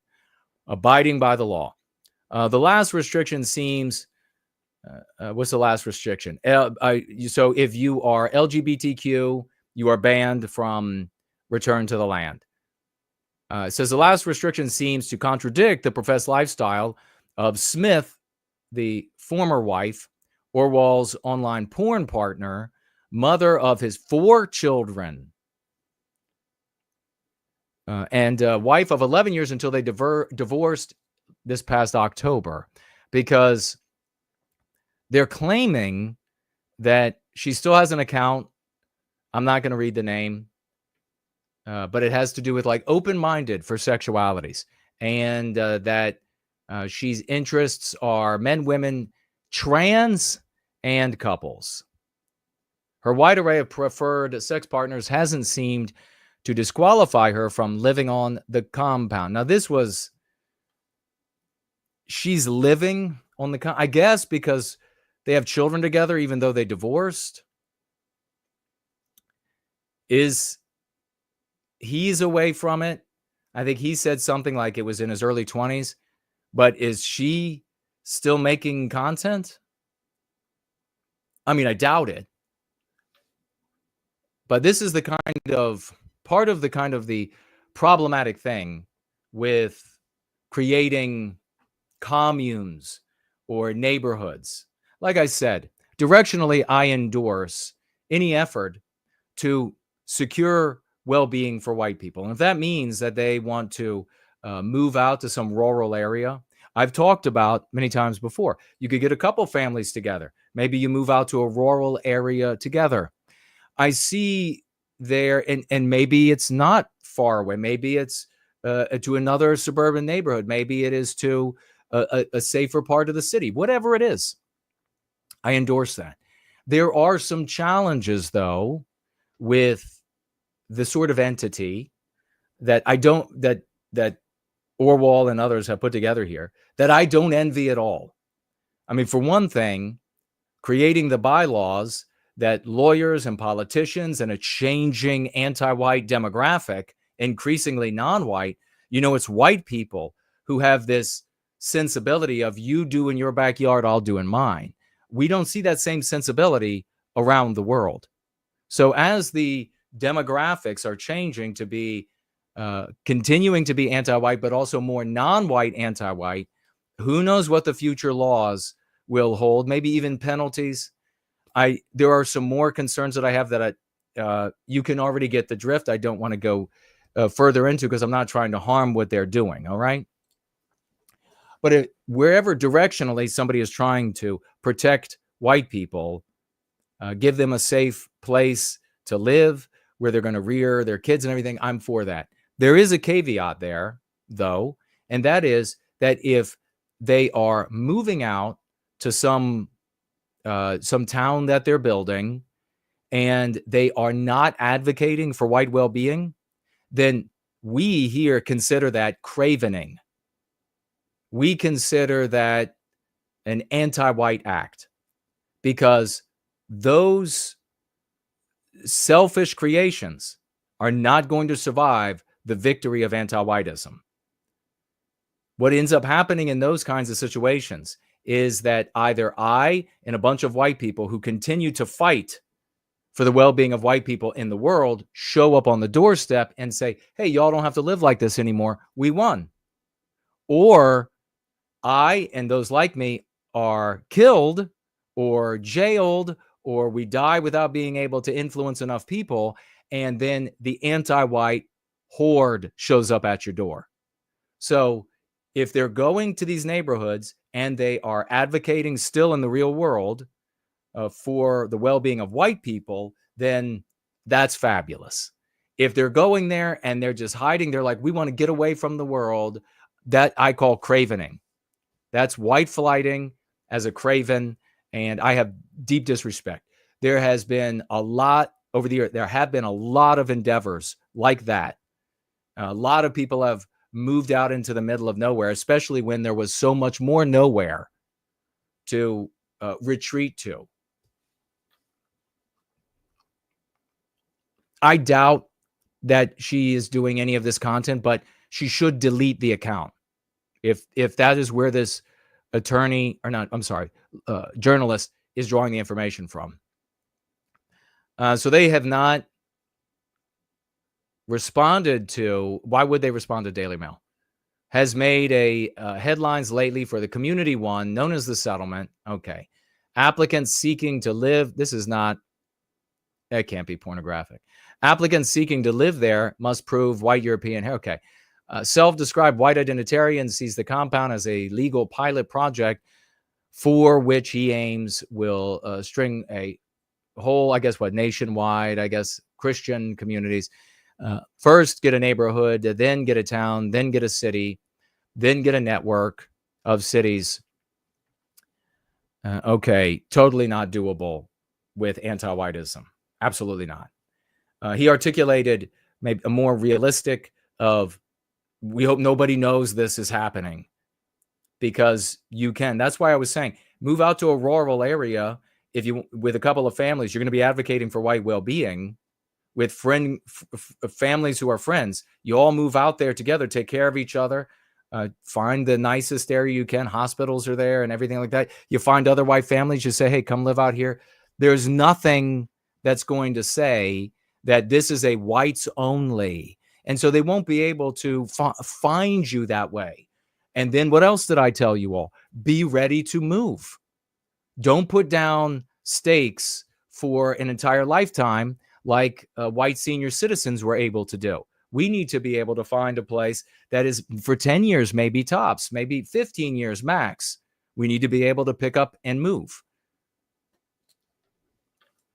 That's how I view it. You also, when you do it this way, when you have a community like they're building with Return to the Land, you also have the problem of people slandering you in the community when relationships grow thin, animosity grows. You'll have a lot of people who are deviant or maladjusted, who don't fit into society. They'll show up, they'll put their best face on to become a member, and then they become your neighbor. And then you got to deal with whatever it is. Then they get angry for whatever reason, and they pick up the phone right away to Daily Mail or to NBC. And they're like, you know what they're doing here? They rape the kids every Friday night. How are you going to deal with that? So that's another big challenge, which I don't envy for Eric and those who are. I'm not saying it can't or you shouldn't. I am absolutely for setting up scenarios where white people can be with ourselves and be happy and safe. This is just a big set of challenges that I'm not envious of. Smith, for her part, posted on X celebrating the 100th what?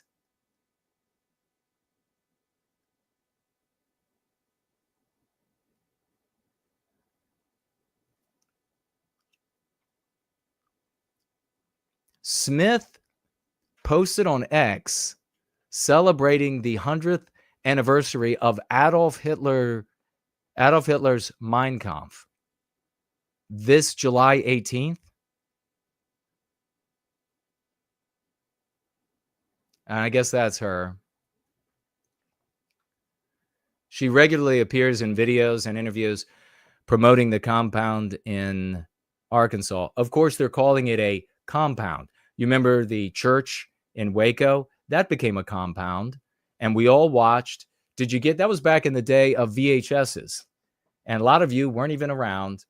And you certainly weren't interested in white sympathy.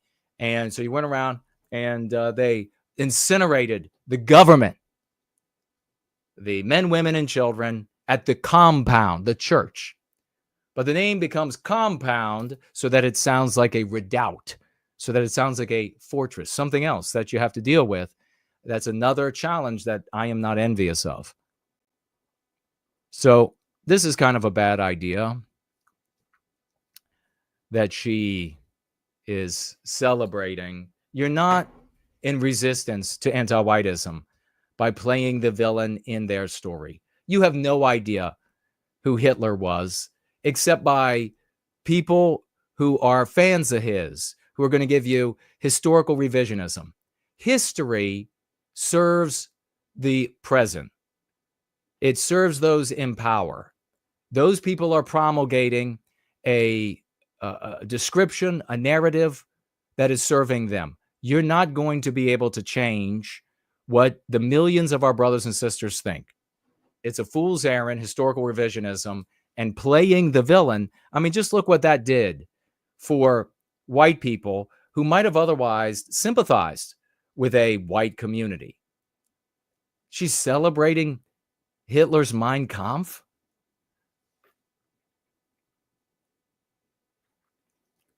What a disgusting ad. Oh my God. Coyote Cotton Ringer Collection. No, thank you. He looks like he's wearing something I, at least the bottom half, wore when I was 9 years old. Definitely would not wear a matching top. All right, let's proceed. My God, this is the world we live in. The land is outside tiny Ravenden, a town populated, Missouri, near Missouri. Public documents returned to the Lands Limited Liability Corporation show the group has 8 unidentified founders who each pitched in between $10,000 and $90,000. All right, I might have had enough of this. Maybe I've had enough of this article. More power for Aarvoll and his partner and etc. to bring in as much money and to live however they want to live, to do with. More power to them. I've always been that way. More power to them. Having said that, I'm a little jaundiced over a lifetime of being in the white sympathetic sphere. Now, I will tell you, there are white guys with money, not like dozens or scores of millions, but millions of net worth. Cattle ranchers, factory owners. There are people, business owners, apartment complex owners. I'm not going to tell you who they are. I know who they are. I'm not going to tell you who they are. But I've watched them over the years get bamboozled repeatedly by smooth-talking, pie-in-the-sky salesmen for this will save the white race. And I've watched as the return to the land types I've seen them get checks cut, hundreds of thousands of dollars, as they're saying here has happened for this return to the land. I've seen, of course, the grift tanks, the think tanks, get cut checks for tens of thousands, hundreds of thousands of dollars. In fact, I wouldn't say friends, but I knew him. We could talk to each other. Bill Regnery at conferences. And we weren't friends, not because, I was just trying to treat him like somebody else. He had scores of millions of dollars, scores of millions. And he, of course, financed a bunch of garbage that never went anywhere for white well-being. Never. One that you will most likely know is the NPI, National Policy Institute, with Richard Spencer. Regnery became smitten with another functionary in the form of Richard Spencer, another particular look, another particular approach. I guarantee you, if Bill were still alive, he would be financing Nick Fuentes. Guaranteed. Guaranteed. Because this is the idiocy that these idiotic white males will finance. I've watched them cut checks for hundreds of thousands of dollars for neo-Nazi groups. And I cannot tell you how infuriating it's been to watch this, to have successes mount year after year in people's lives and be able to bring that to these spaces and share with people, bring it to these spaces, and have these white guys not give a shit.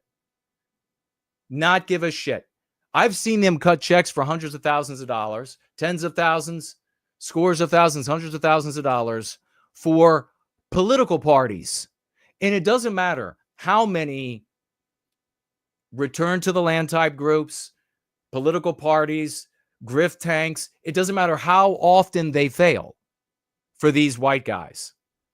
I mean, they are just losers. The white race is composed so many losers. How many white people?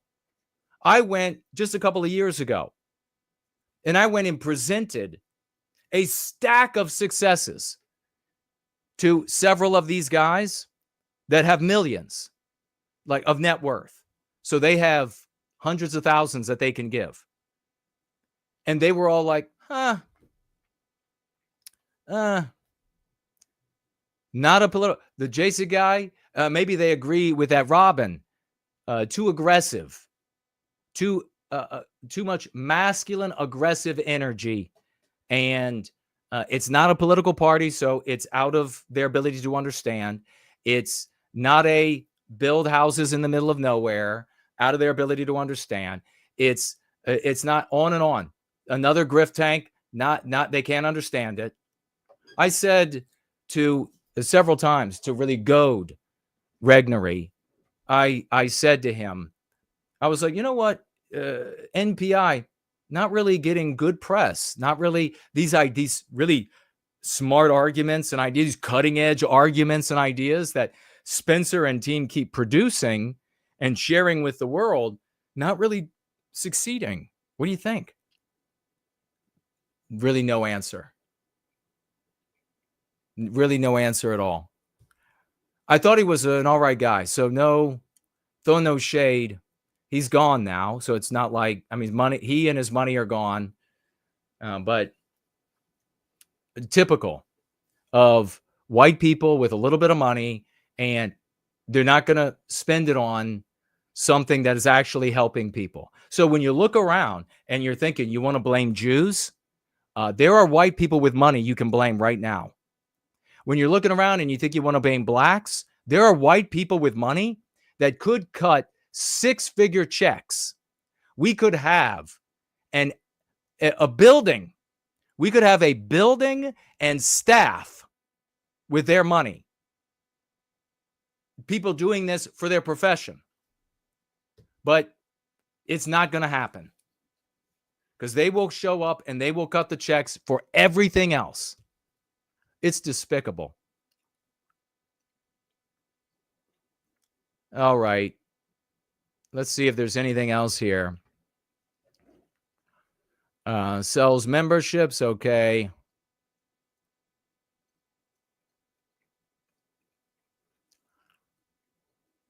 Legal experts. Well, already, if you haven't heard, somebody in the government in Arkansas said, well, at my initial look, maybe it was the attorney general, said nothing can be done. It's perfectly legal.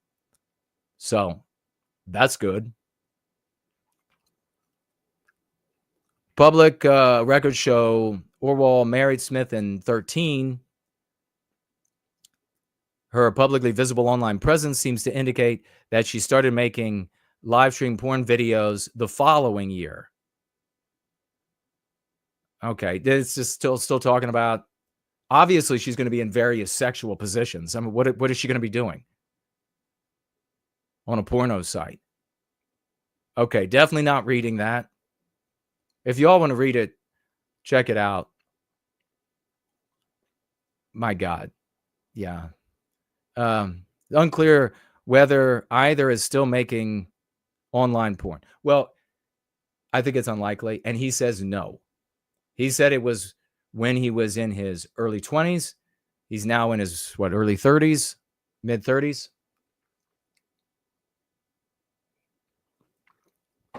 So, no.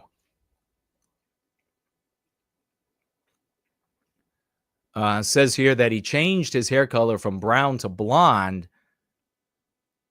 I guess he was, they're saying he had brown hair and it was scruffy back in the movie days. And now they say he made it blonde and he cleaned up to look like an Aryan Ubermensch.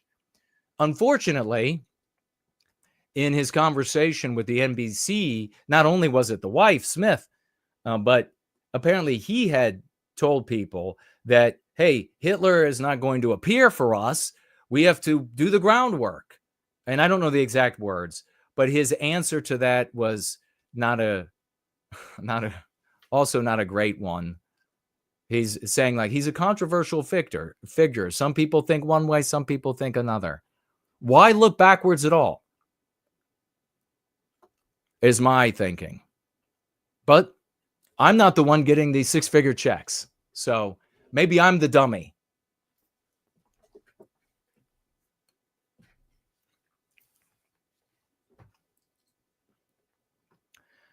Group encourages children to have, the members have many children. So what?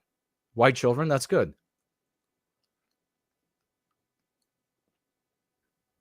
Yeah, they're just going on. She's just going on here with the same sort of, what a hypocrite. Public records show that Aarvoll and Smith divorced this past October. They're sharing custody on that property. And looks like she has remarried and living in a trailer while their 12 by 24 foot cabin on the campground is, God, this is feeling so much like Heimbach. Just like, you know what I mean. In a promotional video, she's showing goats that she's raising on the property. So she's promoting for return to the land. So she's like involved. She should make a video like he did saying that she gave it all up.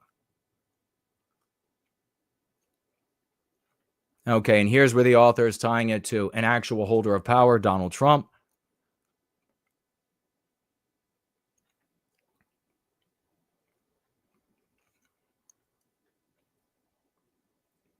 Looks like groups that they are naming opposing him are the NAACP, Stop Hindu Hate, the Council on American Islamic Relations, and the Anti-Defamation League. So, a wide array of anti-whites. Somebody called Sheltered Max on Twitter who says he's living on the compound, so in the town, has written in favor of, bro, this is fucking ridiculous. How am I supposed to say, oh, this is helping white people? They've got somebody who's, maybe they're lying. But I mean, the wife is celebrating Hitler.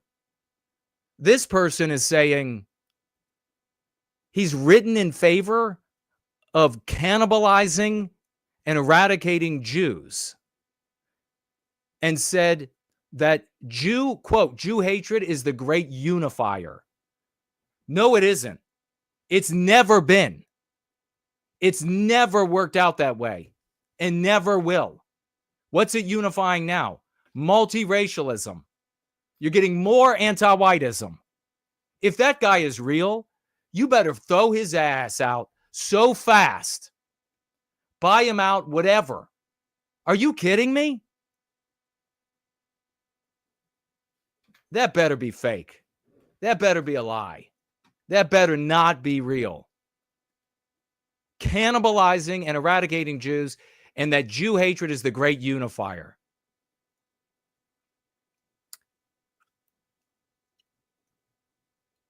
Daily Mail spoke with several people familiar with Aarvoll, all of whom refused to have their names disclosed for fear of what they said is his short temper and erratic ways. What did I say? One of the challenges of these environments. What did I say? Quote, this image he has created for himself as an upstanding Christian conservative is bullshit, total bullshit. One of them told us.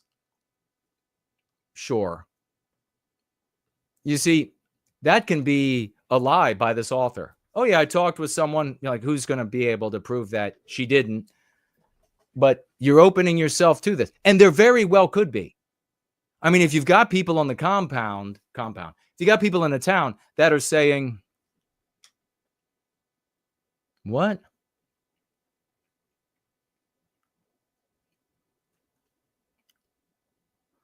All right, I'll pull that up in a minute.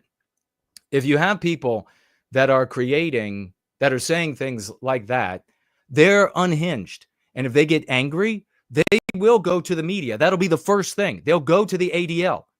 Can you believe that there are, I mean, just going back to the white guys, boys, who have millions of dollars, able to give hundreds of thousands, owners of factories, apartment comp. Don't worry, I'm not going to give your name up just because you're a bitch and you don't want to fund something that's working.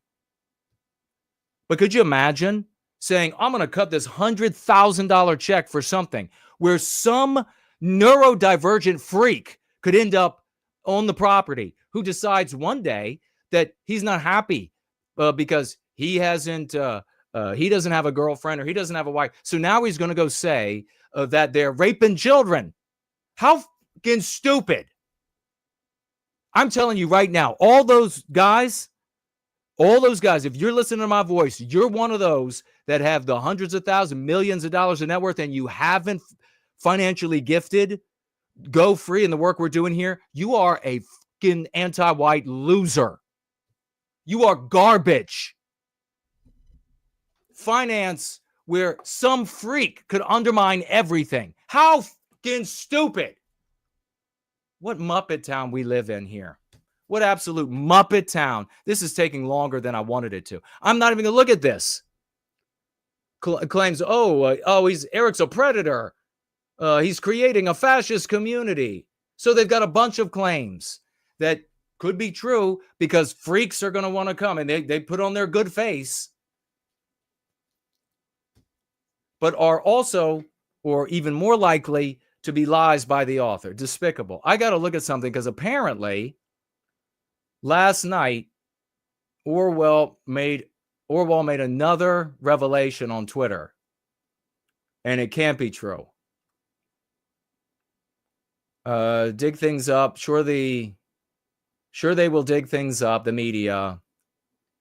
I do this begrudgingly since I am not a public figure running for office. I accepted the president position because my friends asked me. Personal life shouldn't matter. It shouldn't. I mean, you shouldn't be. I've always been open about the fact that I've not held to conventional beliefs about religion.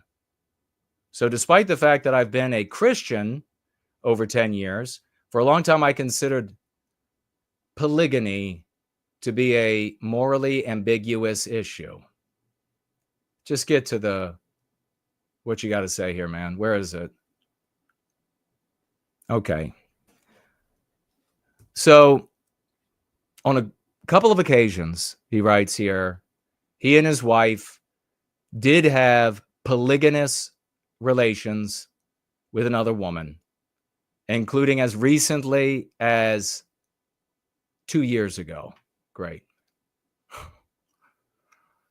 Great. Now I guess they'll be calling it the porn commune, the sex commune, I guess is what they'll call it now.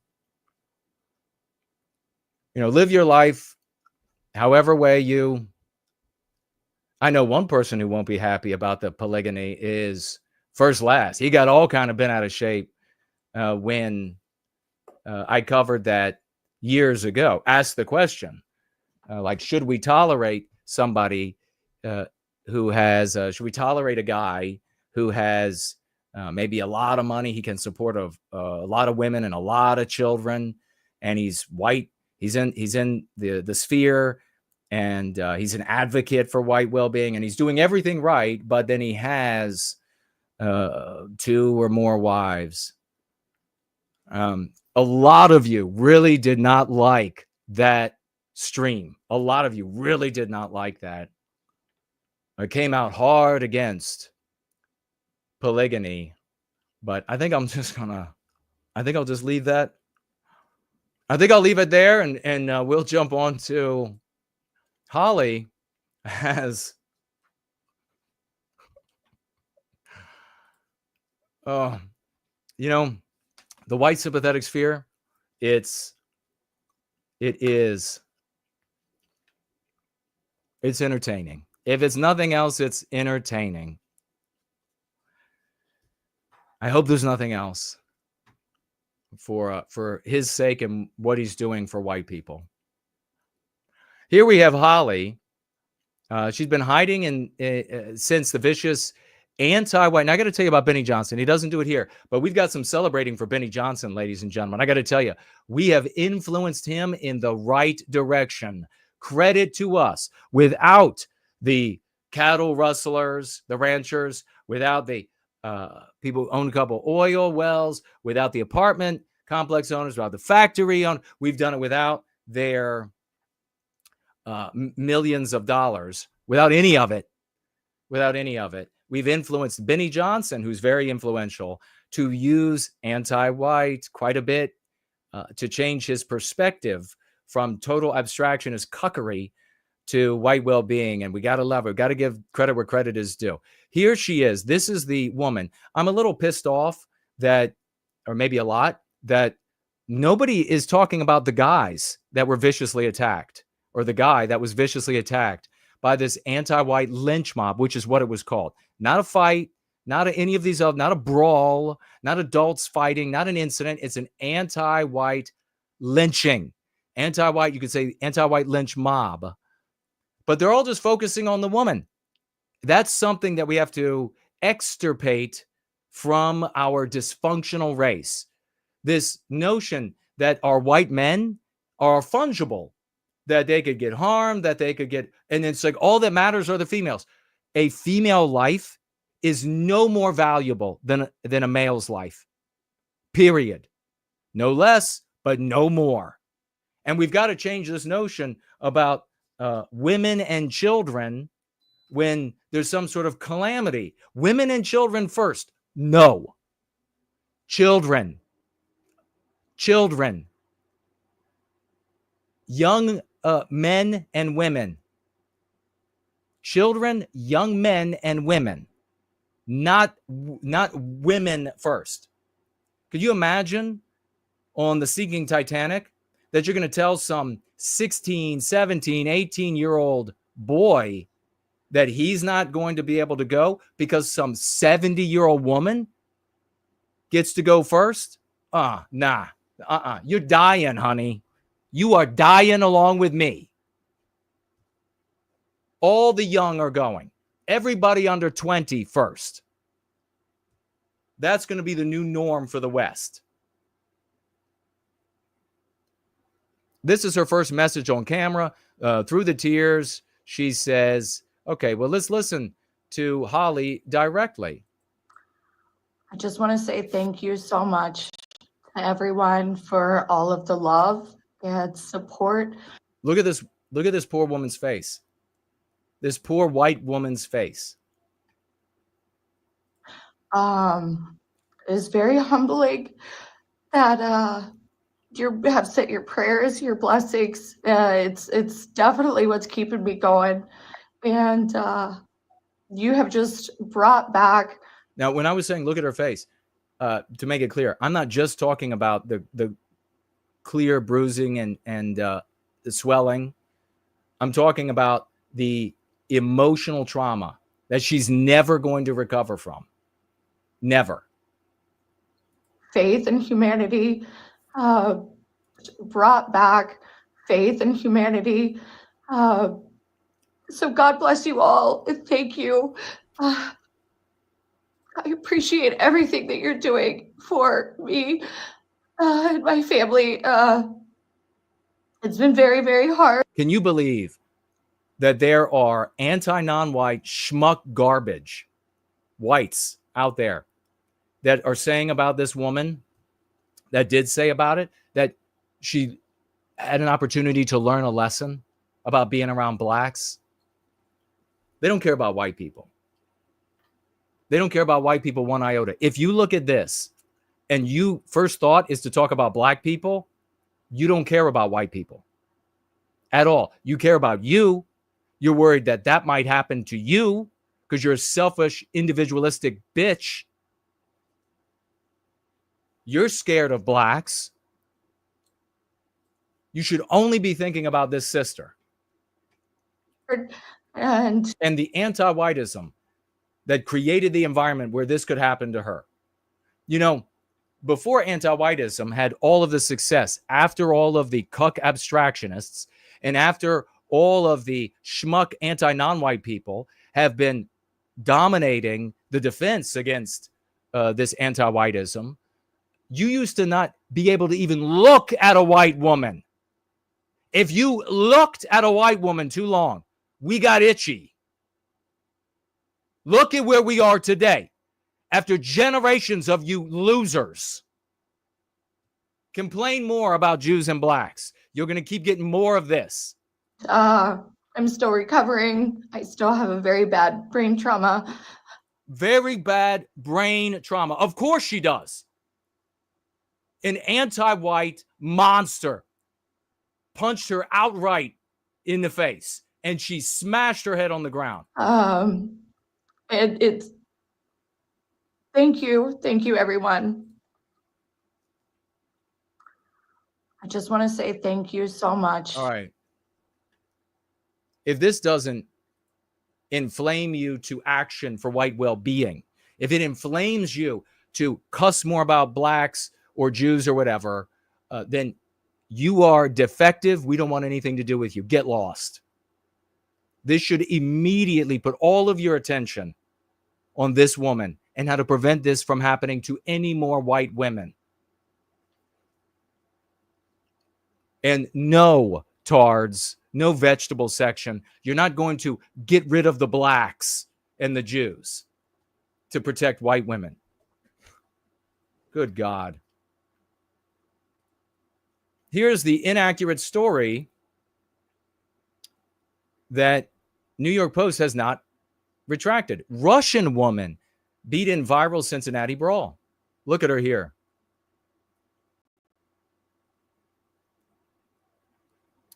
The woman viciously pummeled in a viral Cincinnati brawl has returned home to Russia. Outright lie. You know, the only connection to Russia was that one of their friends that was with them on that night came to America, I think like 30 years ago or 25 years ago from Russia and became an American citizen. So one friend 30 years ago or whatever came from Russia.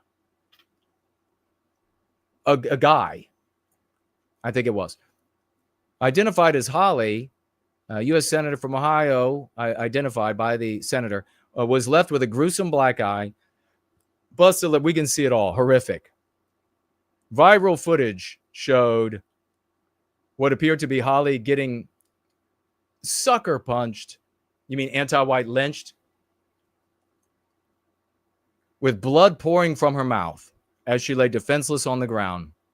You know, something else that I find really irritating is Jeremy Hambley, the quartering. He keeps referring to this woman as an old lady. What in the hell is wrong with him? Yeah, he said, oh, it's good that after they beat up this old lady, that they are now getting dragged in the media, for dragged, for slandered and maligned and everything. Dragged. I guess he says it like that because he's a fag. The white woman, was hospitalized with severe injuries. So let's see. Let's listen. This is Senator Moreno, and he is launching this effort to defund Cincinnati, which, of course, is not going to happen. But this guy, I think he's from Colombia originally. These white people who are from Central and South American countries, you have to stop identifying with that country. If you have a European, Spanish background, be white. We don't got time for this shit. No way would I identify with what they're producing back in one of those countries. Anyhow, he wants to make it an abstraction, all about our cities as an abstraction rather than the white race. Well, thank you, Benny. Thank you for doing that. As you mentioned, there's not one single national news media other than Fox News that's covered this story. So CNN, in fact, I flagged this story for Jake Tapper. He texted me back and said, thanks, I'll look into it. That was Sunday. They haven't given 1 second to this story. So let's recap what happened. So Holly, I'm not going to use her last name, from Southwest Ohio. It was Gabe, her friend's birthday. She's a single mom of a special needs child. It's been a long time since she's been out. As you know, when you're taking care of a special needs child as a single mom, you can imagine how difficult that is. She's about my age. It's called middle age. She's no spring chicken. They went out to dinner to celebrate. They had a great time. The minute as they were walking outside, they got tapped in the head. And then you saw the video. Which she actually, if you see her standing and then, of course, lying on the ground, she's looking fabulous for that middle age. Resolved into this fight. Now, here's what Holly did. Nothing other than to try to break up the fight. Can you imagine? Try to break up a fight. Bro, do you not care about the white guys getting stomped in the head by these anti-white monsters? The fight? This is what I'm talking about. No concern for the white male. And beating down to the point of unconsciousness a middle-aged woman. Imagine if that was your mom. When I think about it, if that was my wife. So she's laying down on the ground, completely knocked out. When I was talking to her, she was describing the event. She said she finally, got consciousness back, and she remembered saying to herself, "So much blood." She just kept repeating that, "So much blood," all over her. Police officer came in, basically just looked at her. The police department's down 200 officers. They're completely demoralized because they won't actually punish criminals. I'll get back to that in a second. So she gets up, blood all over her. So the anti-whiteism, white erasure of our norms, and what is expected by funding for law enforcement, the protection of law enforcement as they deal with criminals, etc., all white erased. So the norm of Western civilization, white people, not a generic city, Moreno, has been white erased, and that's why there was nobody there to keep the peace and protect these people and come to the rescue. No ambulance. Nobody asked how she was doing. She called an Uber to get home, Benny. Unbelievable. Called an Uber after beaten that almost basically within inches of her life. She thought she was dead. Gets home. Of course, it all hits her when the adrenaline wears off. Checks herself into the hospital. She's been in and out of the hospital now 3 times. I mean, it was absolutely ridiculous. Here's what the elected leaders, not trolls online. You and I know about trolls. I'm talking about elected leaders. Let's start at the top. The congressman for that area, Greg Landsman. He tweets about Ukraine, Ukraine, Ukraine, and Ukraine. Zero commentary up until very last couple of days about the situation. The mayor, he went to a Misfit Mayors Conference in Cleveland and then took off for Canada. Hasn't been back to Cincinnati until last night. The vice mayor makes no comment up until last night. She says, basically, leave us alone. We got this. The governor offered, because they're down 200 police officers, to bring in more resources. She said, we don't need the governor telling us what to do. We don't need that help. Now, the mayor overrode that, and they took some limited support from the governor, by the way, for zero cost. So think about that. They turned that down. The city councilwoman, she's a beauty, Victoria Parks, she says they deserve that beating. Now, she posted it online. You think, it couldn't have been her. It had to be some shadow account. They reached out to her. She said, yes, I did say that, and I stand by those remarks. The county prosecutor had the criminal that beat her up on a gun charge. A judge named Mallory released that guy on $400 in bail. And that 2 weeks later, almost anti-white. What would we do as you go back in time and less of our norms have been white erased? How would that monster have been treated for the crimes that he had already committed? He would not be out there to maim and murder. Takes Holly's life. This is the state of affairs. Now, it gets worse, Benny, and I'm going to give you the breaking news that just happened today.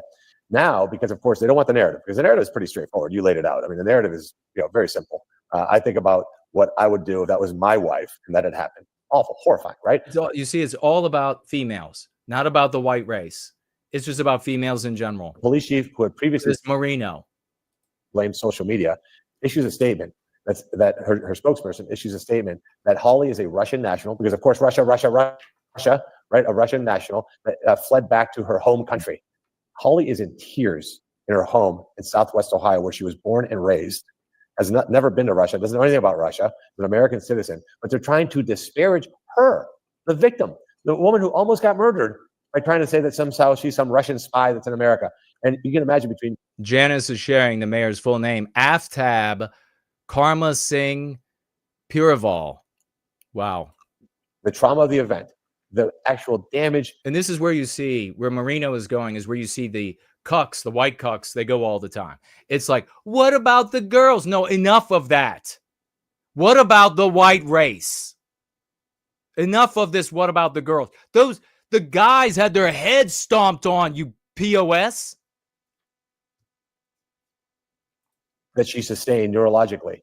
To then see, instead of people rallying around her and helping her, where was the humanity, Benny? Where was the humanity of people saying, my God, look at this woman, we're going to take care of her? The humanity, you mean the norms of the white race? Where is that? It's been white erased, Moreno. And then the leadership of the city is saying, basically that she deserved it. Now a police spokesperson is saying that she's some sort of Russian national, and all these people are still in office. They're all getting paid by the taxpayer. And what I've said to the city is very simple, Benny. I'm going to go down there next week. I'm going to deliver them a letter. They're going to have 30 days to put together a plan to protect the civil rights of all their citizens, regardless of their race. Well, of all their citizens, white people are getting attacked everywhere, Moreno. It's targeting nobody else's civil rights are in question. What in the f is wrong with you? This pisses me off to no end. Cutouts for females. The white guys' lives and their injuries and their neurological trauma and their emotional damage as a consequence, none of that matters. We have the abstractions of the city should be a great place, and the abstraction of civil rights for everybody. Are you, what in the, why do we keep voting for people like this? Unbelievable. This is as anti-white as the people in the streets. He obdurately refuses to acknowledge the anti-white element, the anti-white hatred, the anti-whiteism, the targeting of the white race. Because he's a typical cuck. He's going to demand that they have 30 days to ensure, to put up a plan, write us a plan to ensure the civil rights of all. And we just hope by defending this abstraction over here, advancing, this again is one of those dragons that don't exist, that Republicans love to slay.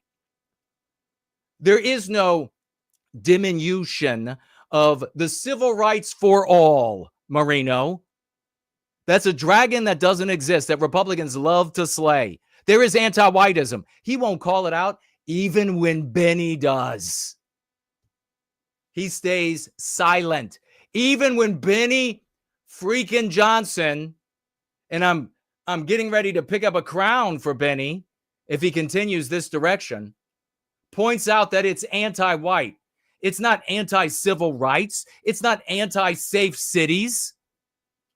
She's going to put together or will defund you. He doesn't have the power to do that. If they don't do that, I'm going to ask all the federal agencies to suspend federal funding of Cincinnati, which would kill me.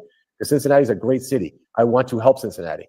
But we have to draw a line in the sand, Benny. We cannot let our cities be gone forever. We will not let these radicals take our cities. We cannot let our cities be gone forever. We deserve to have great American cities, and we have to draw a line in the sand here. So that's what's going on. It is absolutely infuriating because, again, that is not to be repetitive. I just think of myself. If that was me and my wife out to dinner. And he thinks of himself. This is a typical cuck. I think of myself and me and my wife. I think of me because I'm a selfish, individualistic prig lecturing you sanctimoniously on civil rights for all. That's the problem. He just said it. So let's take a look, though. Let's listen to Benny, who might be on his way to Benny King Johnson. And Benny, This is why. You know, this is why, Senator. Sorry about the high horse here. But these people are frauds, and it makes me infuriated that they're doing this because it really is endemic anti-white hatred. We saw this week. Oh, we saw this week, Senator. CNN, yes, with a photo of a terrorist in New York City, a photograph of him with police scanners describing him as either Middle Eastern or Indian. He ended up being a Black American, but nonetheless, they're describing him as everything other than white, calling him a white man. And what this does, Senator, is it puts a mark on the back of every white man in the building that he is terrorizing. It puts almost a death. This is what I used to talk about all the time. How we as a group are victimized. You know, maybe you'll remember where I say it puts the noose of suspicion around all the necks of white people. That was the phrase that I always used. I was able to talk about that all the time before all of the endless attacks from the anti-non-white people. Threat on them, because then the officers or somebody there would see them as the threat and maybe kill them. You could have increased. Benny is talking about potentially there being more harm to white people because of CNN saying the shooter was white in New York City at the NFL shooting. The bloodshed that day because of CNN and because of their anti-white hatred. Oh, you could have actually really increased the number of people, the number of innocents dead that day because they refused to report out the facts. It's a real problem in this country. It is a real, and Moreno done. Let's hear it for, Ivan. Let's get some trophies and crowns for Benny Johnson and what he had to say there. That is totally epic. Big salutes to you, Benny, for caring about for acknowledging that it's white people who they hate. It's white people who they target. It's white people who they victimize. They're not attacking civil rights for all. They're not attacking safe cities. They're attacking white people. Man. And we did all this. It is because of the pressure that we create incessantly, week after week, swashbuckling across innumerable platforms and personalities, people we think that are moral enough to receive the message, like Benny Johnson. Then now we have somebody like Benny Johnson who has access to all the top individuals. Just look at the guest lineup he's had on his show, who's now talking about white people being victimized. How about that, cattle rustler? How about that, apartment buildings owner? How about that? How about that? No money, no hundreds of thousands for us to do this work. How about that, dumbass motherfuckers? I swear, get in your graves. Just get in your graves. You're old. Just get dead. You're old already. You are a waste of space. Every time you write a new check to one of these endeavors that are frivolous failures, you direct attention in that direction. Every single time. Just get in your grave. This has all been by heroic people giving their charity, and the genius of this program that you were too fucking stupid to understand. You know what else? I'm just going to read these. We got to motor along. Headlines. Montanez Merriweather, he's being called the ringleader. His mother is referring to all the white people as Russians, and that they effectively, what I took away from it was that they deserved, they were the instigators, they deserved it. Merriweather has nothing against them, she said. A Cincinnati official thought it would be a great idea to have a black pastor named Damon Lynch come on the scene, give a press conference where this anti-white said it was just a fight and that had nothing to do with race. And those white people were instigating it. We had, of course, that Aftab Puraval saying, telling people that they've got more important things to deal with. And that he doesn't have time to reach out to the white victims. We have another article here about, let's see. It was another council person saying that, oh, it has nothing to do with race, and they deserved it. The white people did. They deserved being anti-white lynched. Then you got Fox sharing a video where one of the white victims of the anti-white lynch mob, potentially, once he and the other white guy were beaten down and being kicked in the head, he gets up and potentially says "enter" to the guy beating the hell out of them. One of them. Potentially. Guess it's justified now. Guess it's justified. Maybe they should have said that more. I mean, I think Mark and Joel and so many others would say, yeah, they should have said that more. It's a watershed moment. Everything's different now. Then we also have, what is this? Oh, yeah. Remember I told you all about that anti-white white pig of a police chief? Well, here she is. There she is right there. More info has come out. Remember I told you she was being sued for being anti-white. Cincinnati police chief accused of anti-white racism and sexism. Unlimited, thank you. Unlimited L's. You're getting there, brother. We deeply appreciate it. Let's just jump right into anti-whiteism. Racism is their word. It activates in the minds of the white population the victimization of non-white people by white people. It won't matter how many times you say racism in the other way, they'll never hear it. It's a lifetime. So just say anti-whiteism, brother, but good work moving in that direction. By 4 department veterans, the lawsuit alleges the department, quote, disfavored and disregarded white men for top positions. So can we finally talk about the white men? I mean, maybe our voice would be a little bigger if the rancher or the factory owner had financially gifted with hundreds of thousands of dollars. But no, I just have to get here with 100 of you all to yell about this.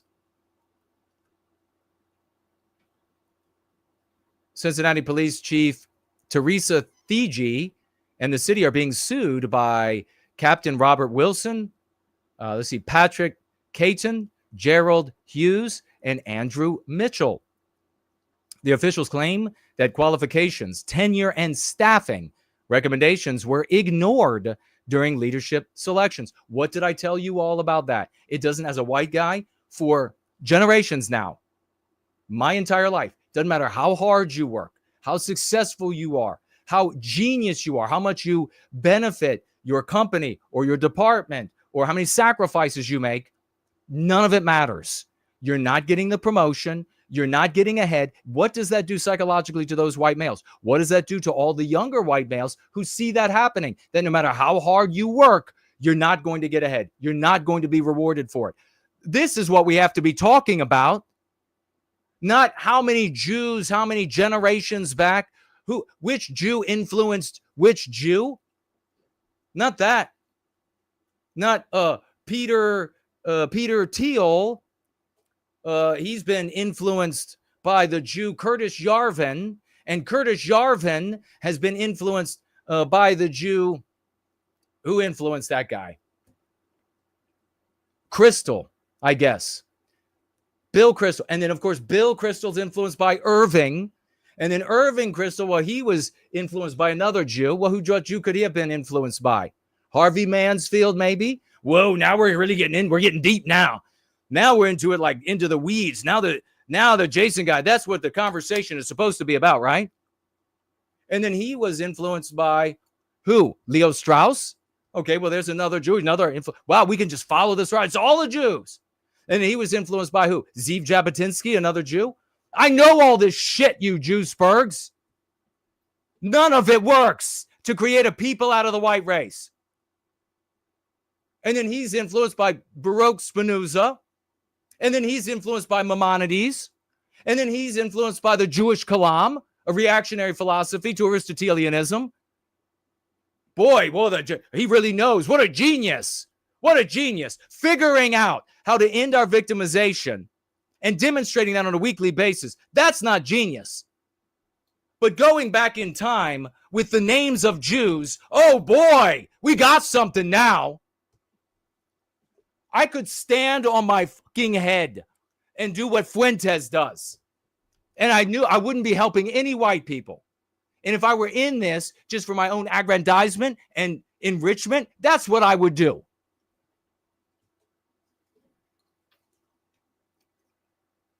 According to the complainant, quote, plaintiffs who are white males were denied all opportunities for preferred assignment due to their race and or sex. It's due to your sex only because of your race. The lawsuit further states the department and city unintentionally, disproportionately favored unintentionally. You have to phrase it this way because it's going into the anti-white court. They accidentally discriminated against all the white guys. What an accident. They have to do it this way because the social morality of the West, which is defeated by the Go Free practice, is anti-white, hasn't been contended with. Wonder if some of these guys would have cut six-figure checks back during the day. Wonder if Regnery had said, here's a shit ton of money to overcome the anti-whiteism. Wonder if that would have happened, where we would be today with the social morality of the West. Sickening. All right, so it's all on record. They're all anti-white is all hell. We're running out of time. Let's jump to Salty Cracker. We might save Mark Dice. Let's watch Salty Cracker here because here is a teenage white young man in South Carolina. So it's not going to get more pro-white or white protectionist or whatever you want to call it anywhere else. This is the Deep South. This is South Carolina, first state to secede. And in South Carolina, in a school that is 75% white, you have a problem here, you sure do, with the white race. That's what your problem is. You notice something? For some reason, complaining, if that guy really said that in Aarvoll's community, that hating the Jew is the great unifier, somehow in a 75% white high school, even though these guys are everywhere hating Jews for generations, it didn't unite them to help the white guy. Hell, for all we know, the white guys there and the black guys there all hate Jews. So that didn't help the white kid. What happens supposedly? This is at football camp. These are supposed to be the physical white boys. They didn't even jump in just to stop the fight. That's how anti-white and pusillanimous those cowards, those white cowards are. Forever boys. That's how cowardly. That's how it was when I was fighting, when I started in junior high school so long ago. All the white kids standing around watching. We could have put an end to all of the violence by anti-whites, primarily non-white anti-whites who were committing the violence. We could have, as a student body, instantly put an end to it. This team could have instantly put an end to it. Even more, beat the shit out of these teammates who have ganged up on, and that's what somebody deserves. Ganging up on this guy. Okay, you're going to have 3-on-1? Well, we're going to have 8-on-3. But no, that ain't going to happen. That ain't going to happen. I would want the fight prevented. My druthers would be the white guys all stand up, they get shoulder to shoulder, and they say to these black kids, anti-white black kids, no, you ain't going to jumping. I'm afraid you're not going to jumping. It's not going to come out good for you. So go back to your room. Go back to your room, and we'll be at practice tomorrow, and we're going to pretend like none of this happened. No, they didn't do that. They fucking videotaped it. We got a problem, all right. It ain't Jews. It ain't blacks. It's the white race.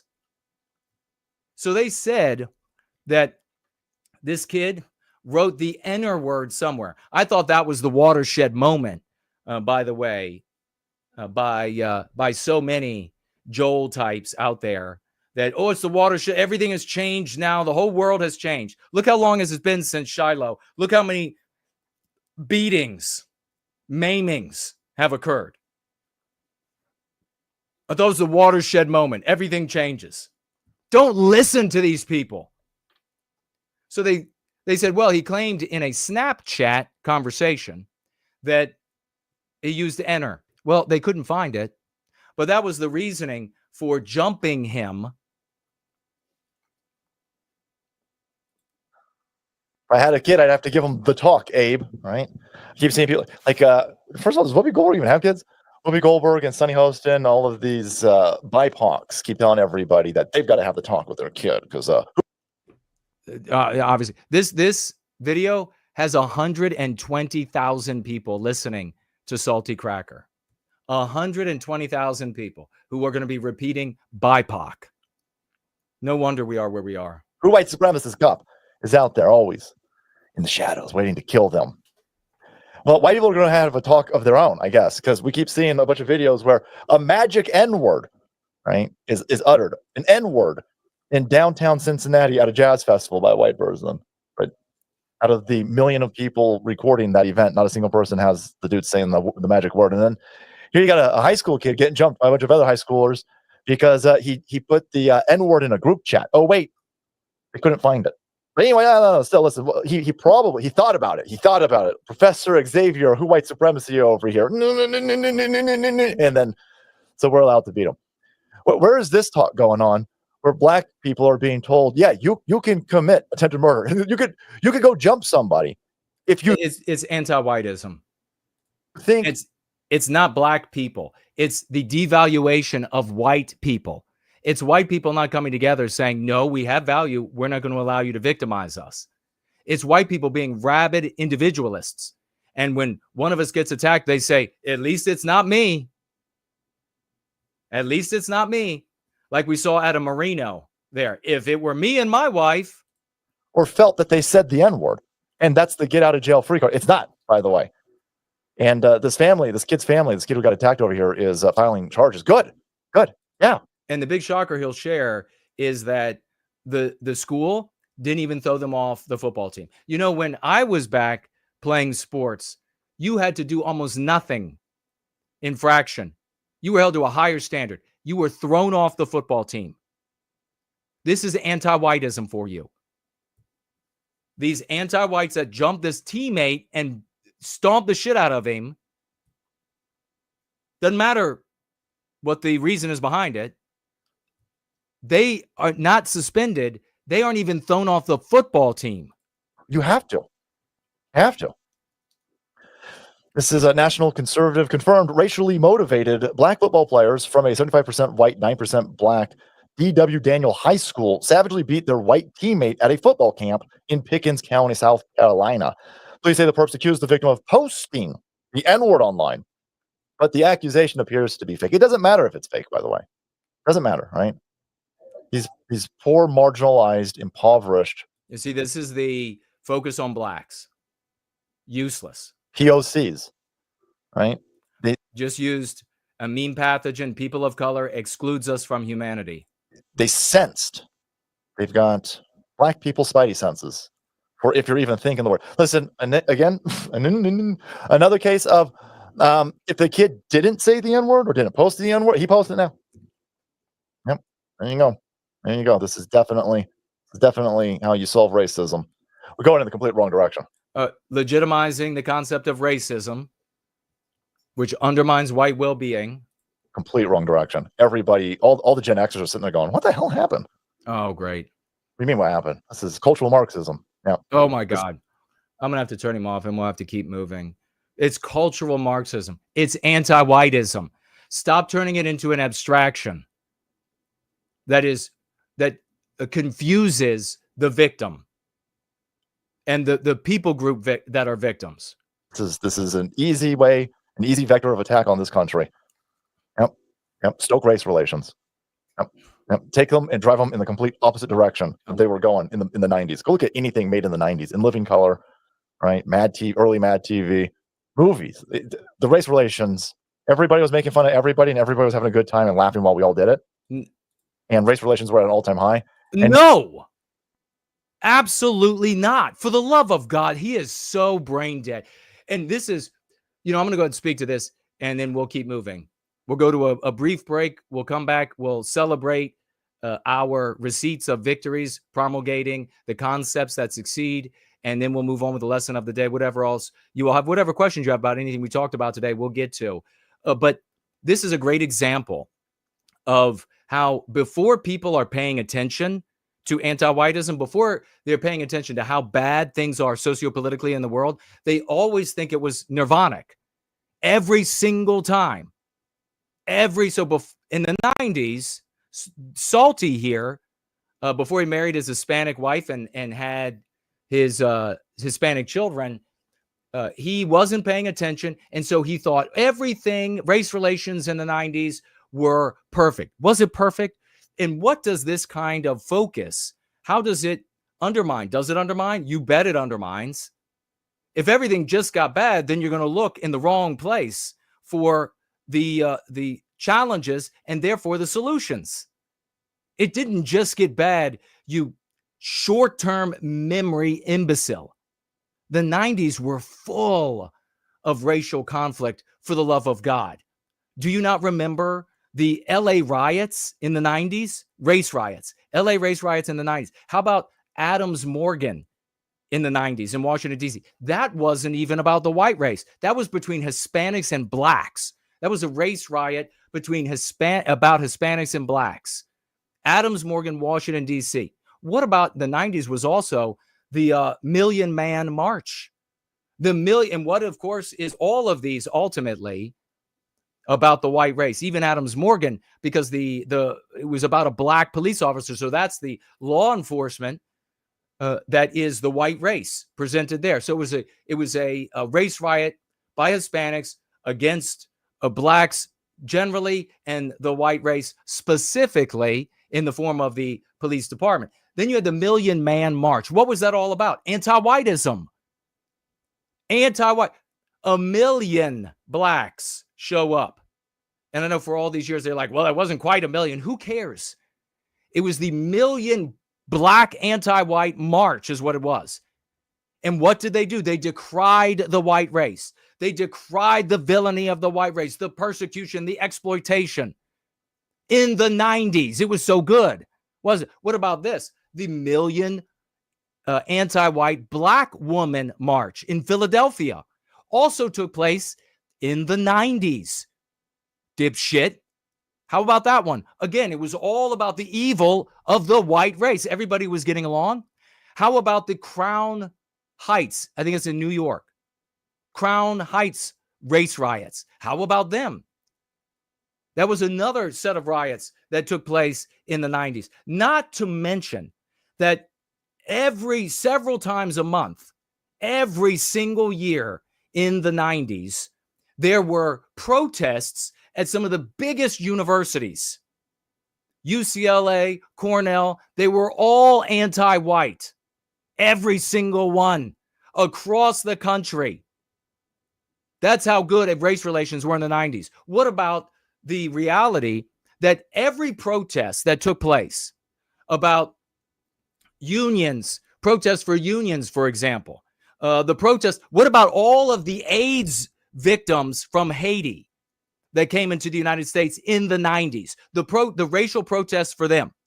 The subtext in both. What about the CIA, the protests against the CIA doing bad things to brown and black people abroad? That was in the 90s.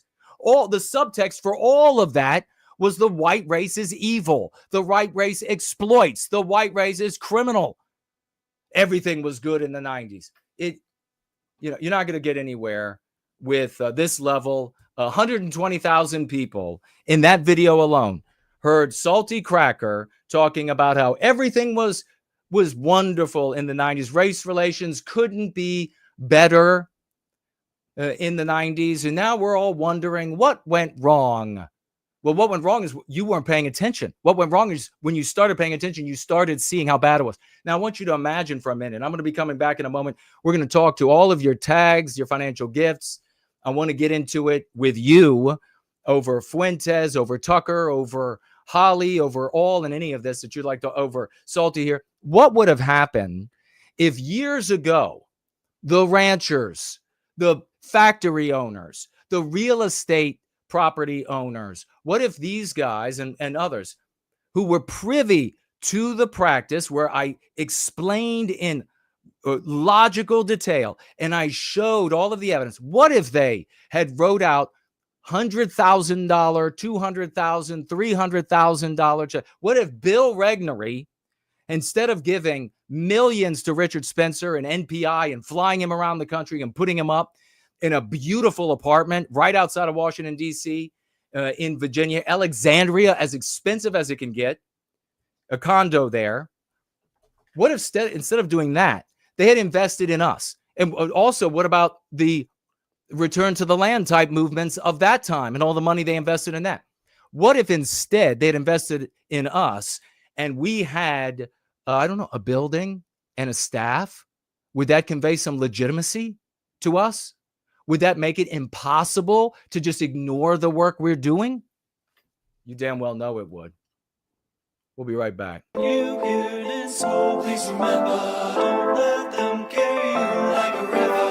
No matter what they pitch, do not quiver. You can still be cleansed by the river. Did you know that you are not to blame?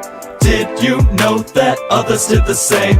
You'll hear one side of your history, but we can't leave the rest a mystery. See, every race has some dark history, something not to repeat and something we can learn from. And every race has a strong victory, something that you should embrace and always be proud of. So when you hear it in school, please remember, don't let them carry you like a river. No matter what they pitch, do not quiver. You can still be cleansed by the river. When you hear it in school, please remember, don't let them carry you like a river. No matter what they pitch, do not quiver. You can still be cleansed by the river. When you hear it in school, please remember, don't let them carry you like a river. No matter what they pitch, do not quiver. You can still be cleansed by the river. So why are all their teachings anyway?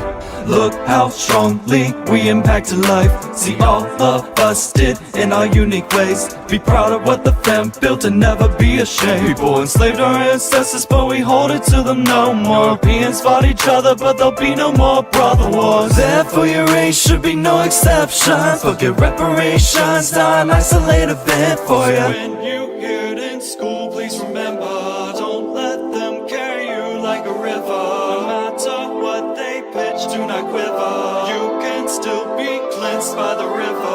When you hear it in school, please remember, don't let them carry you like a river. No matter what they pitch, do not quiver. You can still be cleansed by the river. When you hear it in school, please remember, don't let them carry you like a river. No matter what they pitch, do not quiver. You can still be cleansed by the river. And going free is for everybody, 'cause going free can free anybody. Free the whites from the guilt they don't need. Free non-whites from a forced victim mentality. So when you hear it in school, please remember, don't let them carry you like a river. No matter what they pitch, do not quiver. You can still be cleansed by the river. When you hear it in school, please remember.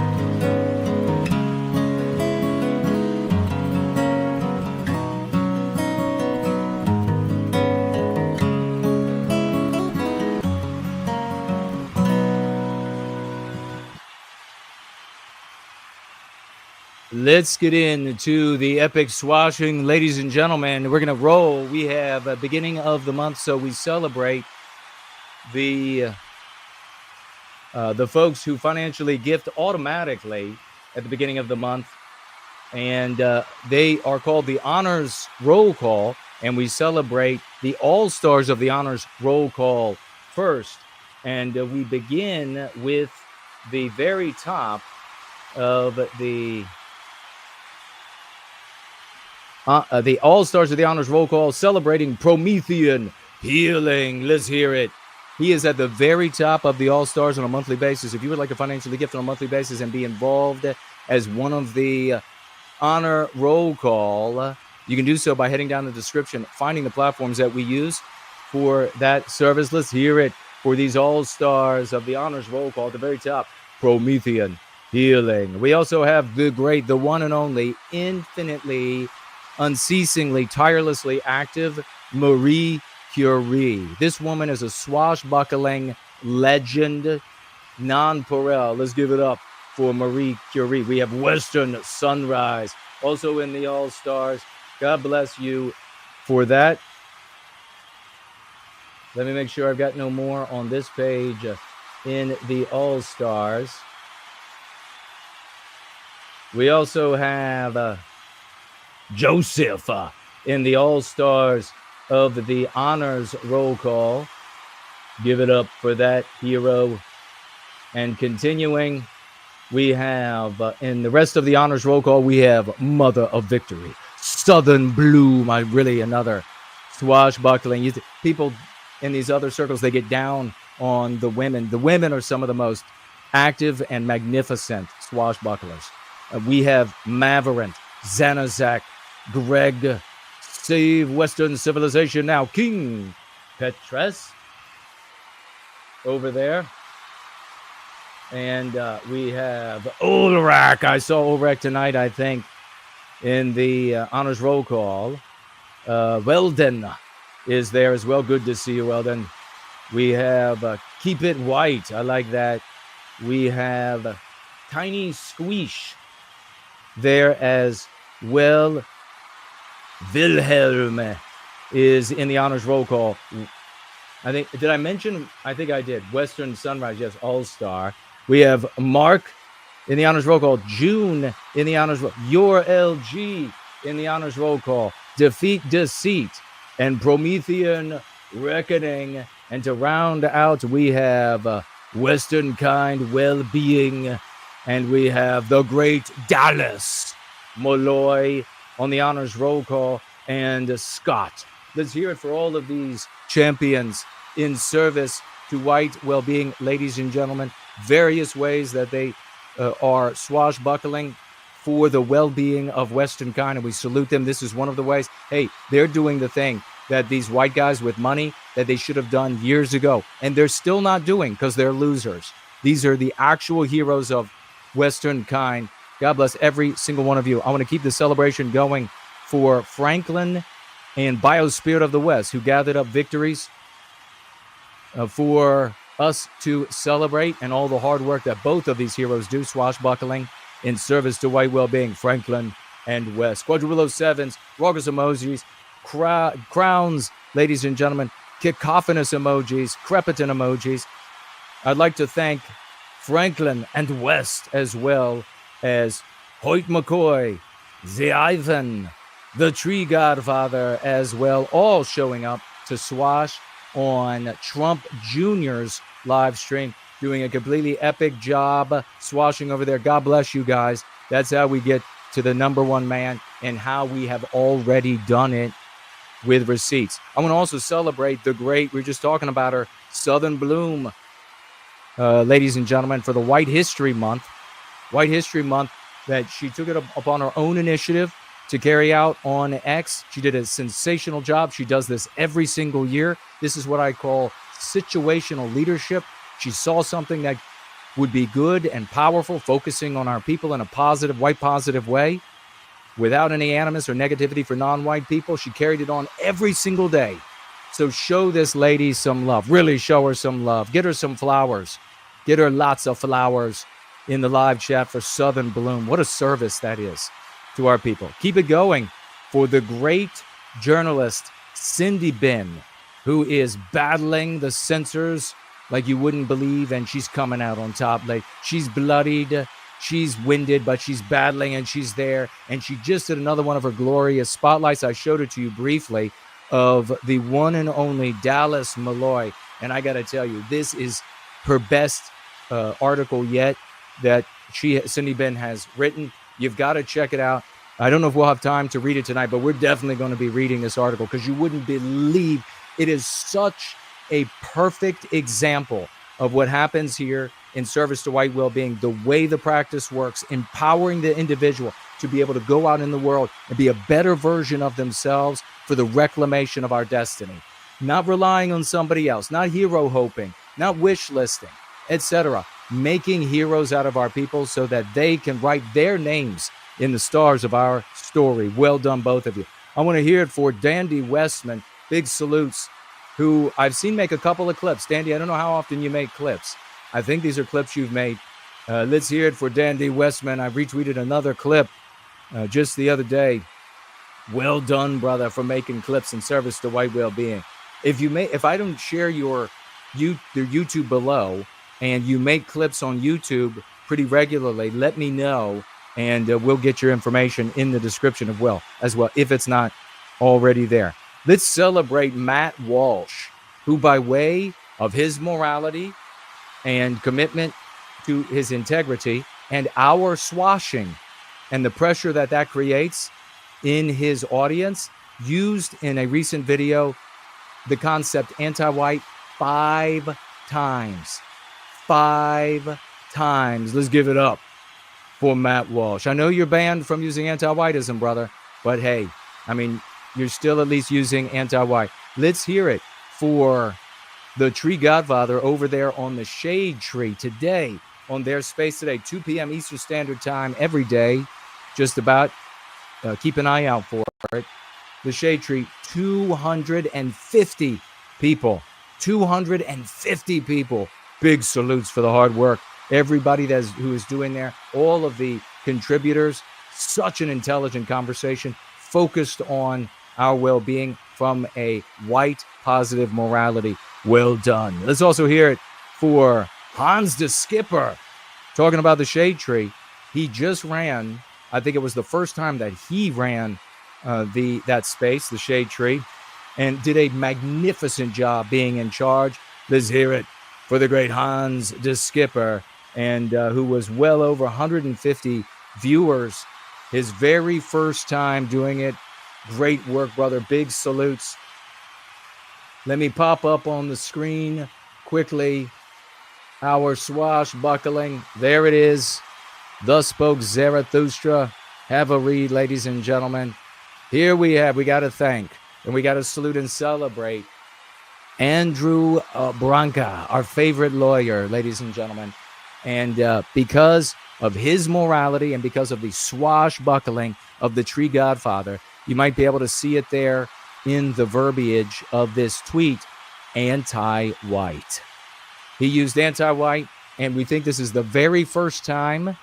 And big salutes to Andrew. We love you, brother. We'd like for you to get rid of the hyphen, but we're happy you're on the way there with anti-white. Well done, good sir. Big celebration there. Let's keep it going. Anglo-Saxon and WG. Who else is sick and tired of anti-whiteism? Over 600 people empowered, giving likes to that comment that he made in the Charlie Kirk audience. Let's keep it going. Anglo-Saxon and WG, this time in Matt Walsh's audience. Who else is sick and tired of anti-whiteism? 3,000 people in Matt Walsh's audience, empowered, giving a like to Anglo-Saxon and WG. Big salutes. Look at that, 83 comments. We come back. You don't miss the fact that we show you week after week that we are in the live chats and we are getting massive likes from the audience, empowering numerous people, hundreds and thousands, even tens of thousands of a member of an audience. And then all of a sudden the content creator starts using the verbiage. It's not an accident. Anglo-Saxon and WG on the quartering. Who else is sick and tired of anti-whiteism? 1.5 thousand people empowered, giving like 65 comments by the great Anglo-Saxon NWG. I really like how from week to week he moves around to this guy, to this woman, to this, making music, and then to the other. He's always active in various ways, swashbuckling. Anglo-Saxon, emulate. Here he is, and I don't know, this is one of the couple examples I have. This might be The one I just showed, 1.4 thousand from Anglo-Saxon NWG.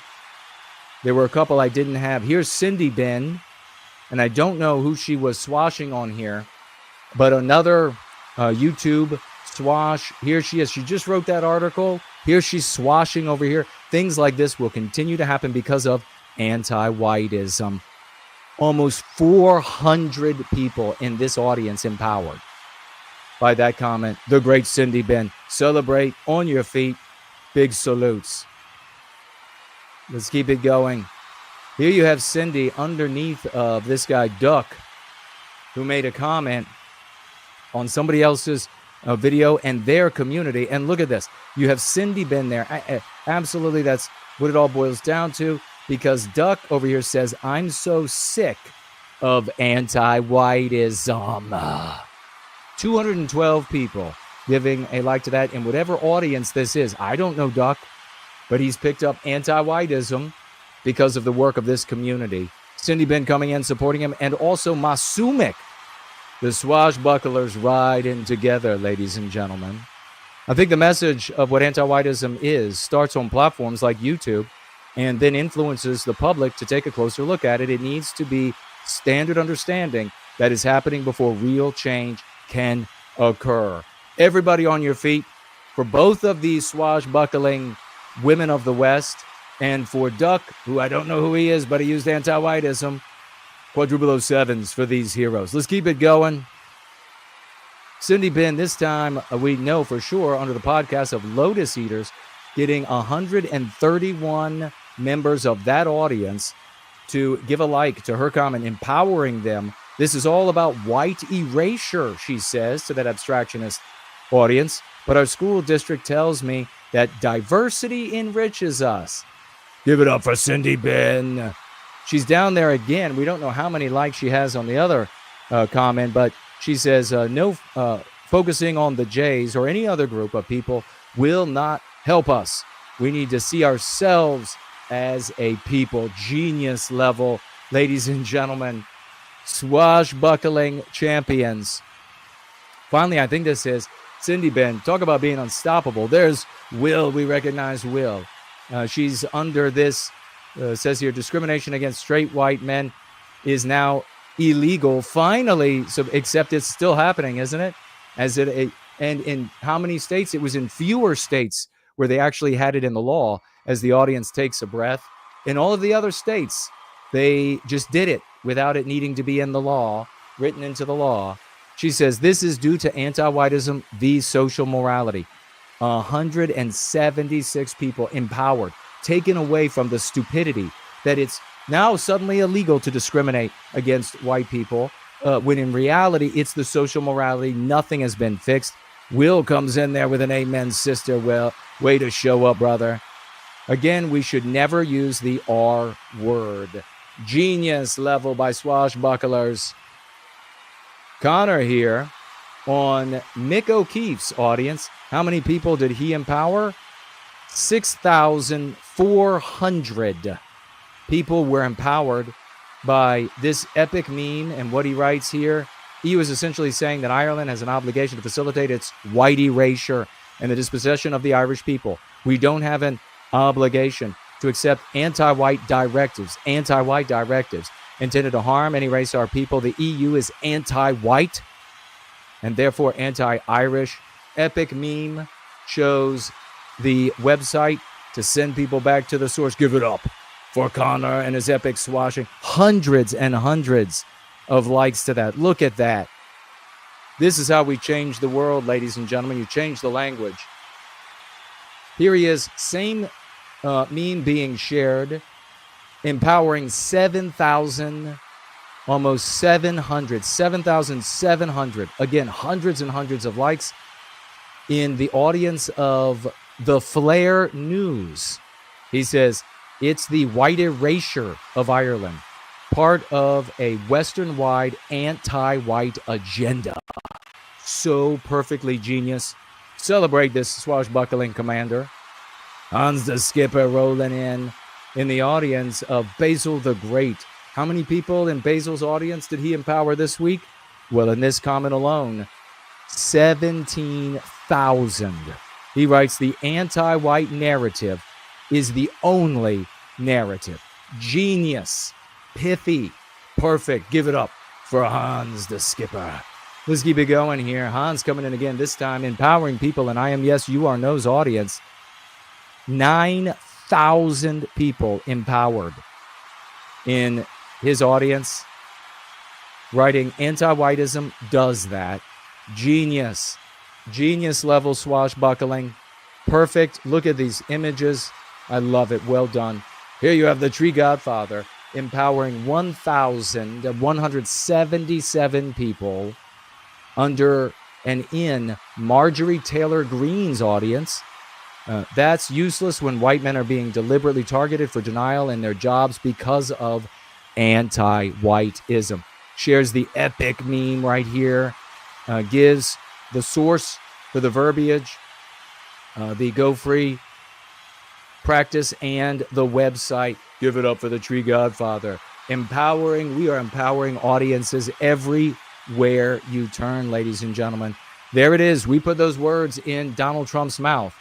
Now, that nobody's ever done that before. All of the millions of dollars that have been given out, nobody has ever done that before. We've done this and more, and we will be right back.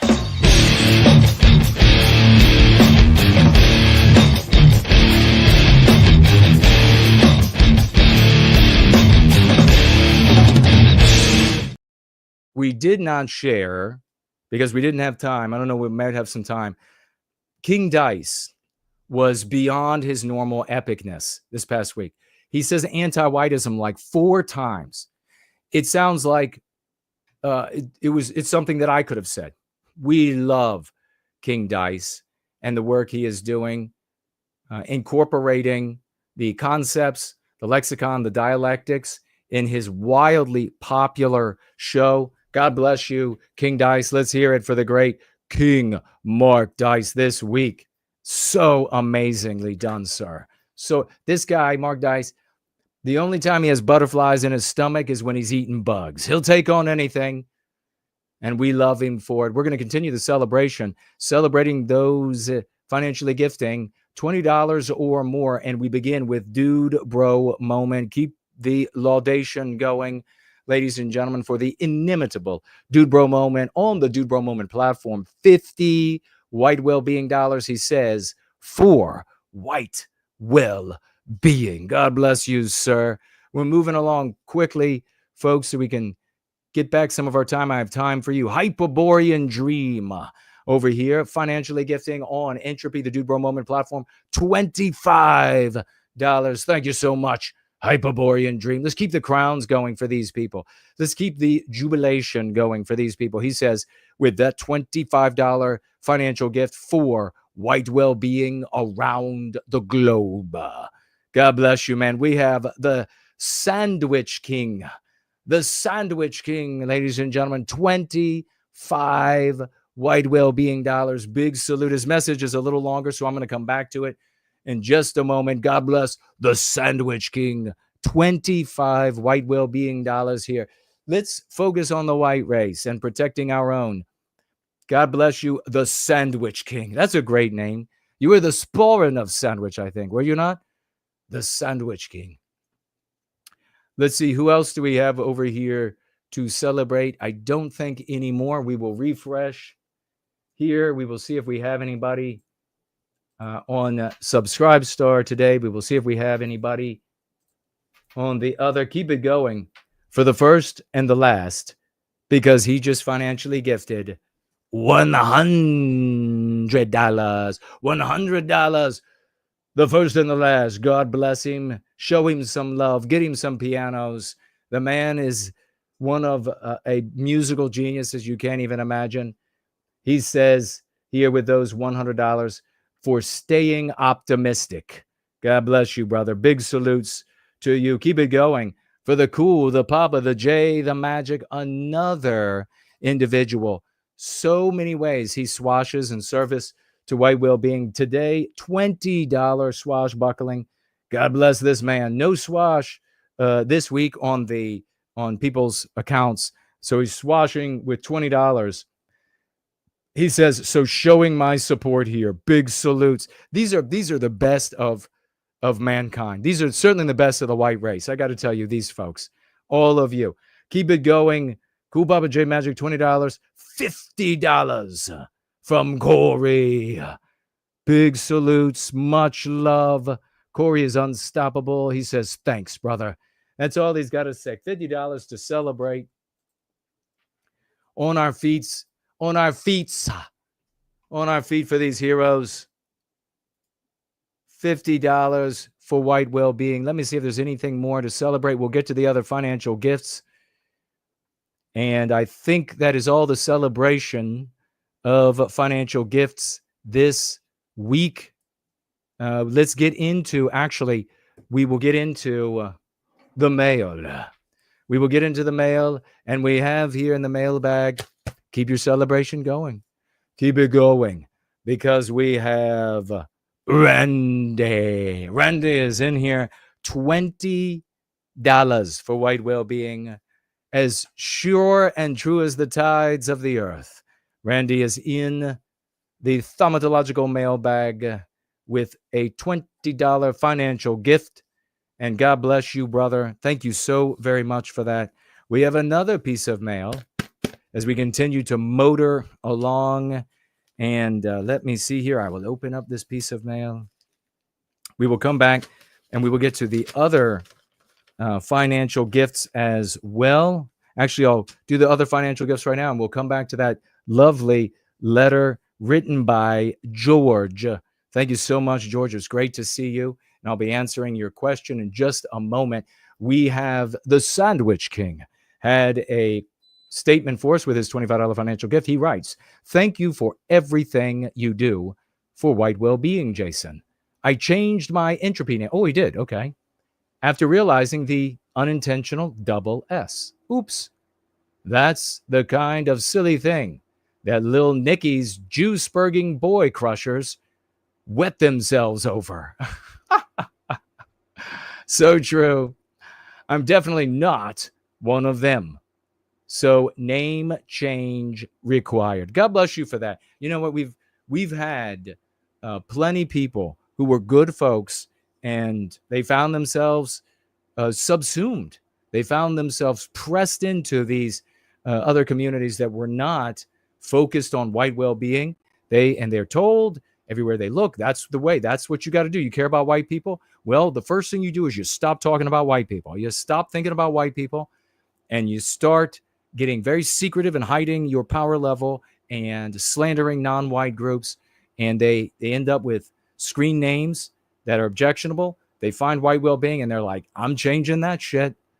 So you accidentally with a screen name that could have given the wrong message are coming forward in a long line of heroes that have made the right choice to go free. Let's keep this going. We have Brian over here financially gifting $5. Thank you so much, Brian. And he says, you are the excellent man in the arena, swashing for us all. Thank you so much, man. I really appreciate it. That is Brian. Thank you so much for your service to white well-being. We have the great Stumbling. Actually, celebrate Stumbling, because with two different financial gifts, he reached the $20 minimum for celebration. Get this man some crowns. He is always, I see him all the time. And I wonder, is this guy, does he sleep? How does he survive? He's swashing eternally. He says, with $15, he says, hails, Jason. Is it just me, or do anti-whites adopt our lexicon faster than those in the white sympathetic sphere? It's not just you. That's a fact. That is 100% true. He goes on to write, maybe we should start calling anyone slow on the uptake a cucked white, and they would pay more attention. Well, not a bad idea. Yeah, feel free to call them cucked. That's what they are. Using our victimizers' locutions, legitimizing their criminality, their immorality against us. So absolutely, call them cucked. But yeah, the fact is, that these so-called pro-white people don't adopt Go Free because they're not in this for white well-being. They're in this to hate blacks or hate Jews as selfish individuals. So 100%. Yeah, that should really tell you something too. ADL, if you're listening, should really tell you about these people. Stumbling for the $5, bringing them up to 20, quadruple 07's brother. $5 financial gift. He writes, maybe we need to plan an ambitious project for the Foundation for White Wellbeing to undertake to attract big donors. People like to put their name to something concrete. I would like to volunteer to help market and promote. Well, got your name down now, brother. Thank you for the offer. And the moment we need some help with something like that, you are going to be onboarded for those tasks. God bless you. Big salutes for this swashbuckling commander. I don't know, man. I've gone to them with a stack of victories and the logic painfully one time specifically I'm thinking of, but many times over the years. And it's just not what they're interested in. I'm afraid. It's going to take a different group of white people. You know, Lovely Porridge years ago had it right. Said, we got to find a new audience because these people are no good. And he was right. Let me jump back over here. We have Weldon financially gifting $5. God bless you, brother. And he says to me, God bless you, Jason. Thank you so much for those $5 and that blessing. I deeply appreciate it. We also have Yiz the Unifier writing a weekly folk tithe for white well-being at $5. Thank you so much, Yiz. I deeply appreciate it. And I don't think we have any over here. No, haven't missed anybody. Let me swivel back around. I think we have something. The chat has been active over here on Premium Rumble, and I'll be getting to your tags, ladies and gentlemen. The great Slots, we love him. $1 financial gift. He says, every man told to bootstrap through the world has a corollary white infant told the same. Old men are infants in the, is that ancients? Culture is the ancient stewardship. Yes. Yes, if I've got that right, 100. If I got it wrong, correct me. But yes, indeed.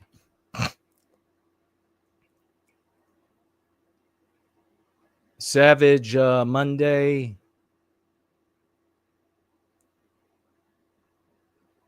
We got to that one. The great Sloths here tagging me. If becoming a people is so natural to us, shouldn't it be easier to focus on that for stopping anti-whiteism than to focus on select portion of Jewish anti-whites? The answer coming up. He says, not if you believe that white people are inherently weaker than other races. Then you need to, quote, get rid of the stronger. Oh, he's making a great point about anti-non-white people. You've got to get rid of the stronger races. That is their mentality. He says, is not hypothetical to do something shameful, feel shame, and call it shameful. It is hypothetical to feel no shame and call it shameful. Very well said. He says, is that cosplay for cosplay? I like that. Awesome, man. Well said. Great Dallas. Malloy is over there.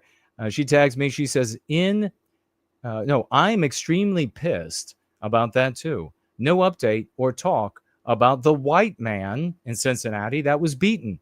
I can't stomach the dismissing and devaluing of our awesome white men. God bless you for that. True women of the West feel this way.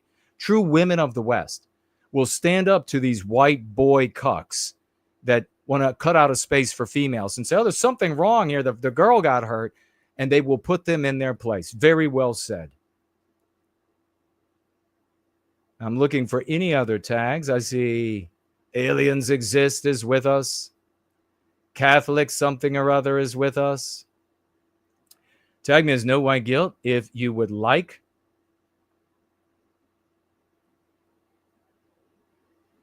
If you would like to get my attention over there on Premium Rumble or elsewhere, keeping my eyes open. Got a couple of stickers over here. Ay, ay, ay has given me a sticker on the live. Thanks, man. It's some bearded man. Some bearded hero man, I'm sure. And looks like nothing new on Odyssey, but it is indeed up and running, so that's good.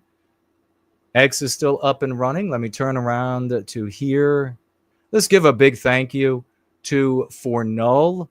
So much of the graphics and computer knowledge, of the means to being able to do these things, these gatherings, are owed in their origin and occasional continual assistance to the great champion.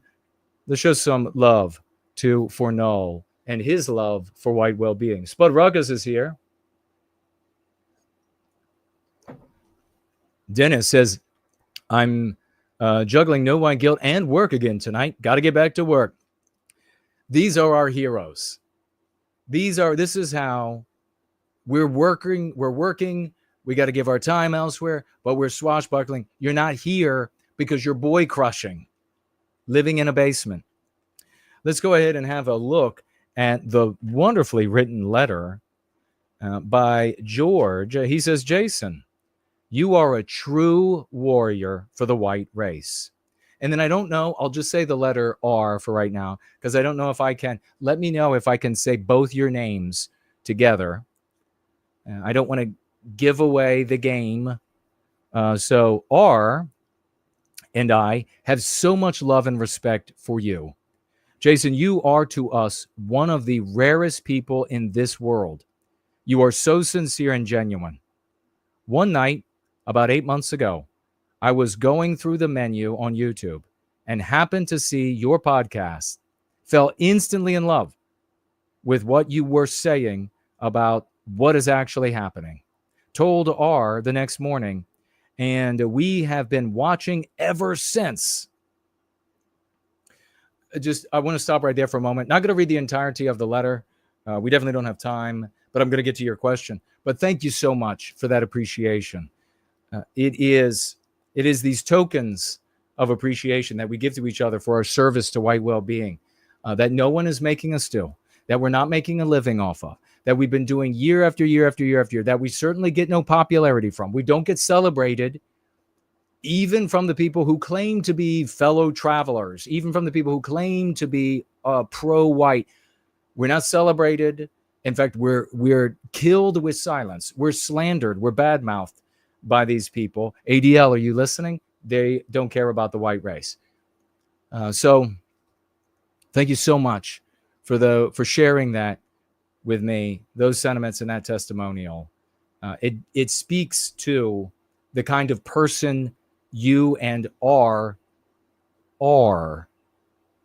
because as you can see, if you're a white person who is dysfunctional, antisocial, and just angry at the world, and you hate your mother even though she makes chicken tendies for you every night and battles your father to allow you to continue to live off the family, whatever it is, when you hear what we have to share, when those people hear what we say, they flat out reject us. They come in and they're like, Fed, Jew, cop, gay, on and on.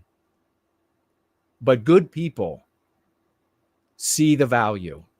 Good people in their hearts, they see it and they're like, yes, let's stop the victimization of the white race.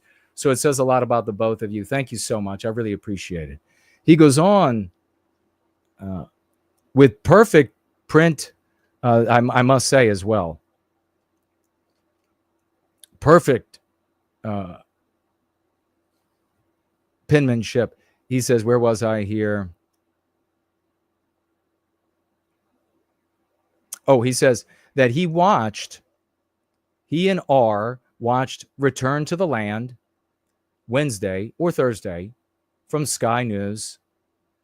The reporter who is anti-white and Eric, he says about Eric, both of them were not impressive. And he was not impressed with those responses from Eric.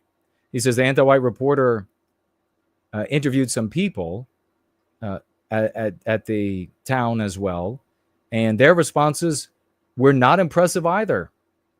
He says the anti-white reporter got them to be the villain in their story. Yes, indeed. He says R and I are no longer interested in pursuing return to the land. However, we would like to find out more information about the group called the Old Glory Club. They said they don't know much about it. So this is where I'll jump in. Unfortunately, I can't say a lot about the Old Glory Club. I know Yiz is a big fan of theirs and has hung out with them and has successfully swashed on them, gotten them, several of them, to use some of the lexicon and dialectics. I attended one of their conferences, and I can say that there are educated people. I can say that there are people who are determined.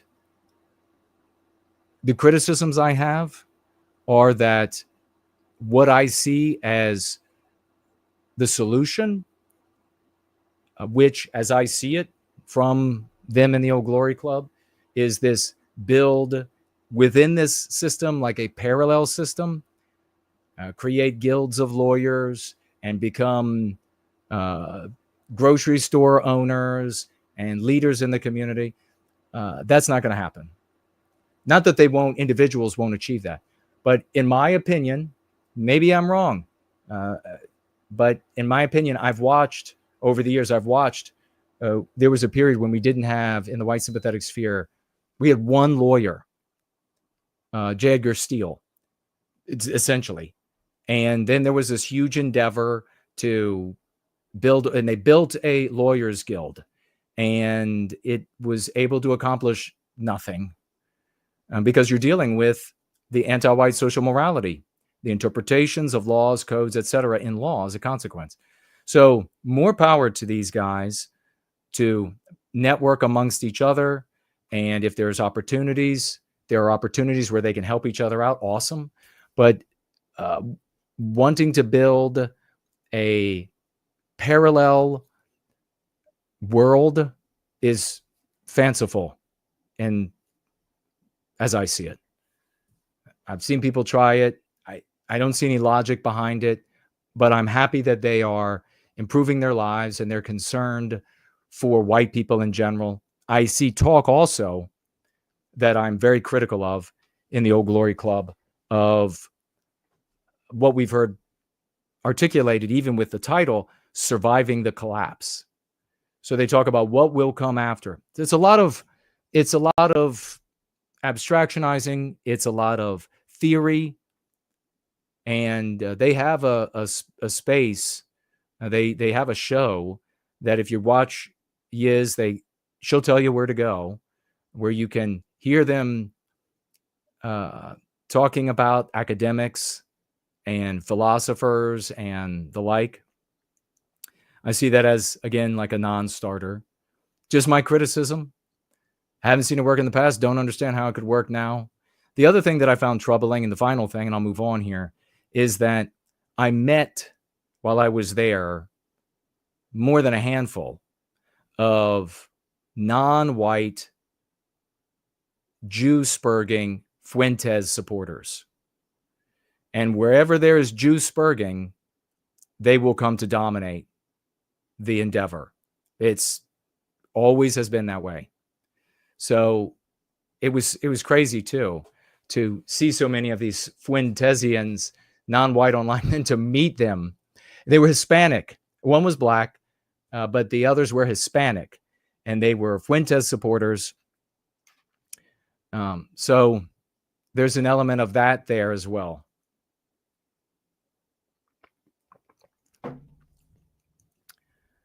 So be aware of that.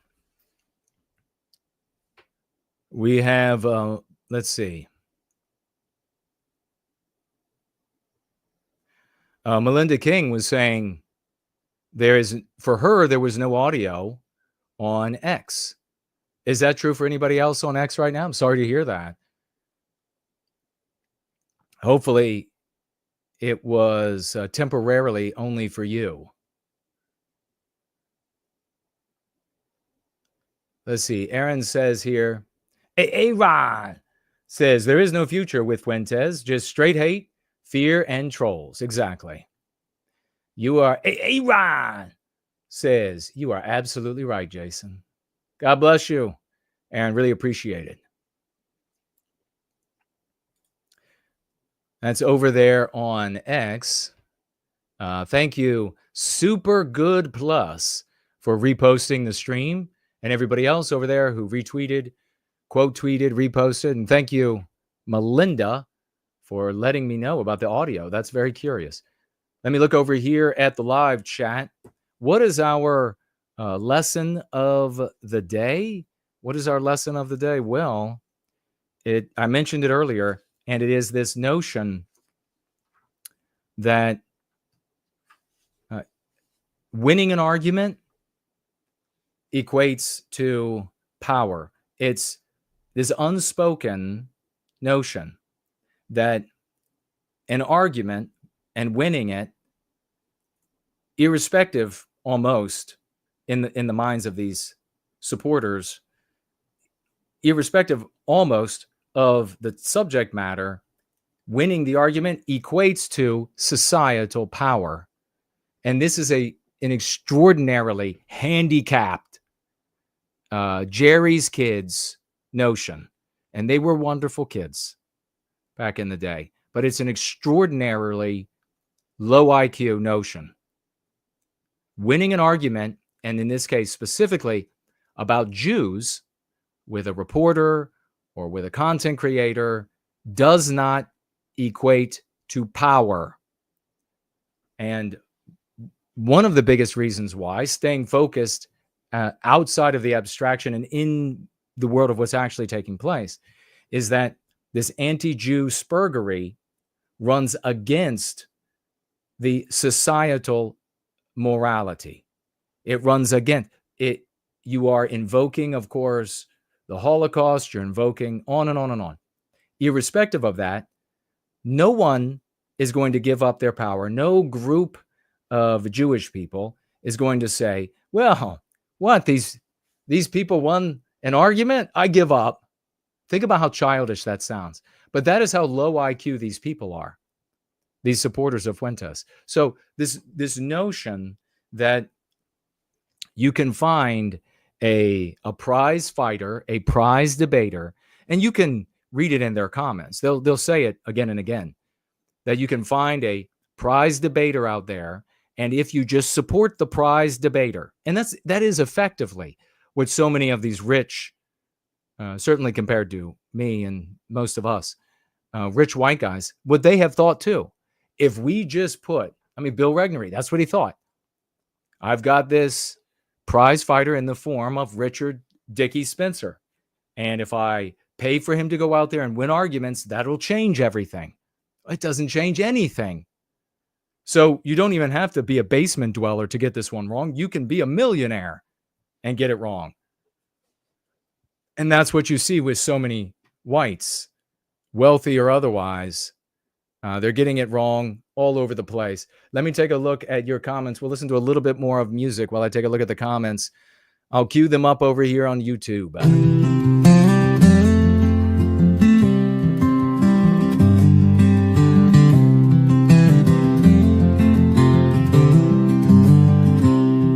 Oh, I reach out my hand, but some still fade away.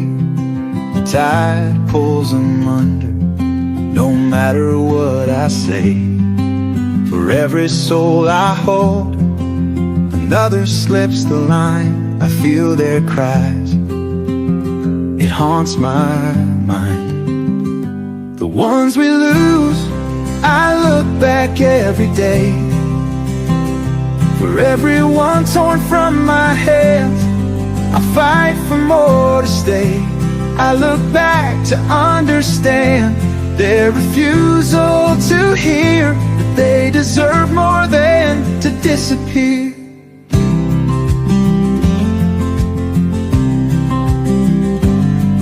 They're lost in the fog, can't see through the light.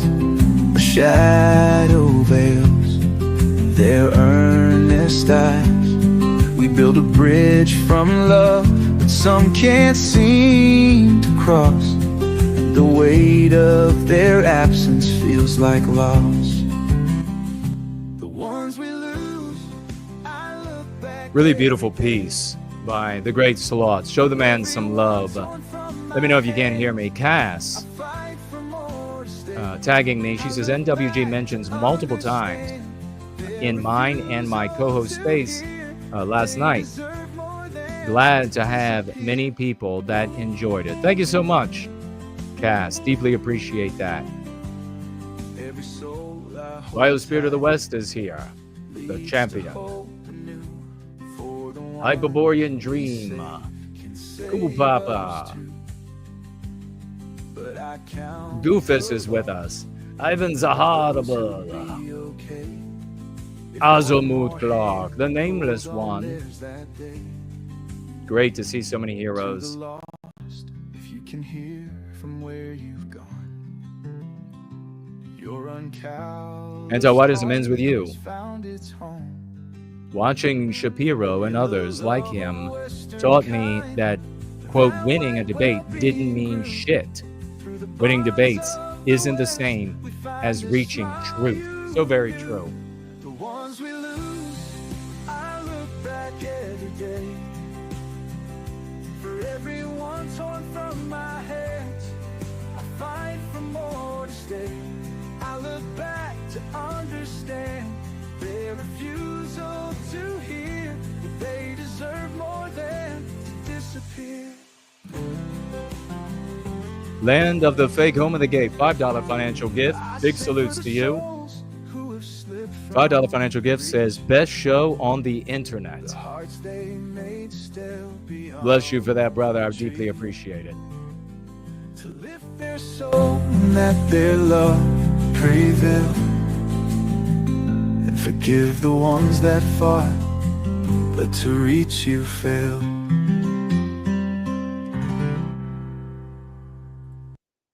Show the love to the great Slots. We have a Jay Spurg showed up and said, I mean, how many times have I heard this in my life? Hey, NWG, why do you think not naming the problem, the Jews, is the path forward? It really doesn't make sense. You know what doesn't make sense is using the wrong tool for the job. That's what doesn't make sense. And that's what you're doing. How long do people have to use that tool and fail before you realize this isn't the way? Becoming a people, creating a people out of the deracinated white race is how we recapture our destiny. That's why we don't focus on Jews.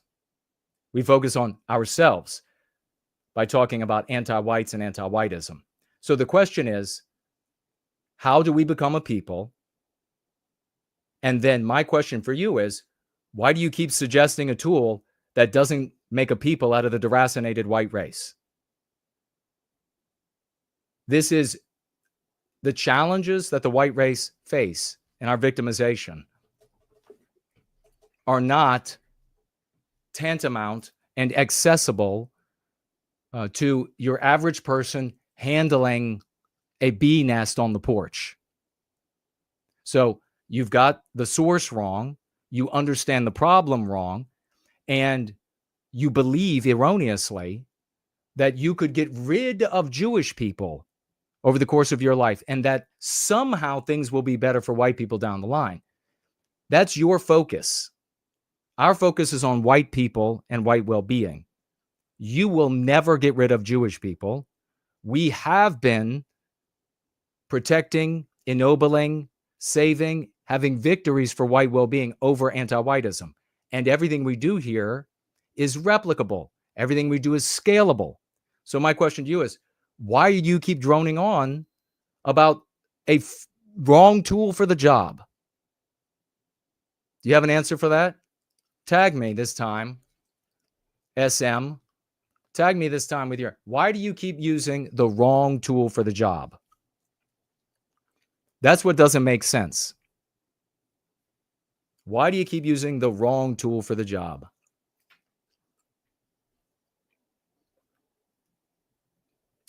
Looking now for White Wellbeing is here. Good to see you. Gnostic Truth is here. Good to see you.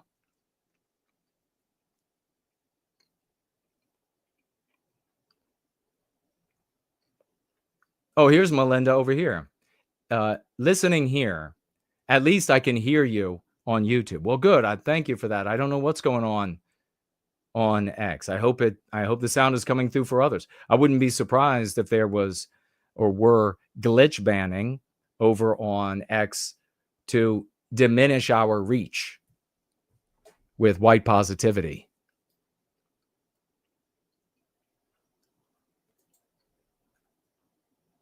Cool Papa J Magic says, anti-whites who want to harm us are knocking on an open door, and that is what needs fixing. So true, brother. So true. Heidi, oh my God. How are you? She says, hey, how are you doing? How are you doing? Good to hear from you. Great to see you. How's your hubby doing? Epic appearance. Tree Godfather says, he'll have to tag you Wednesday. Ah, okay. He was too much of a problem. He had to step out. He was invited to leave.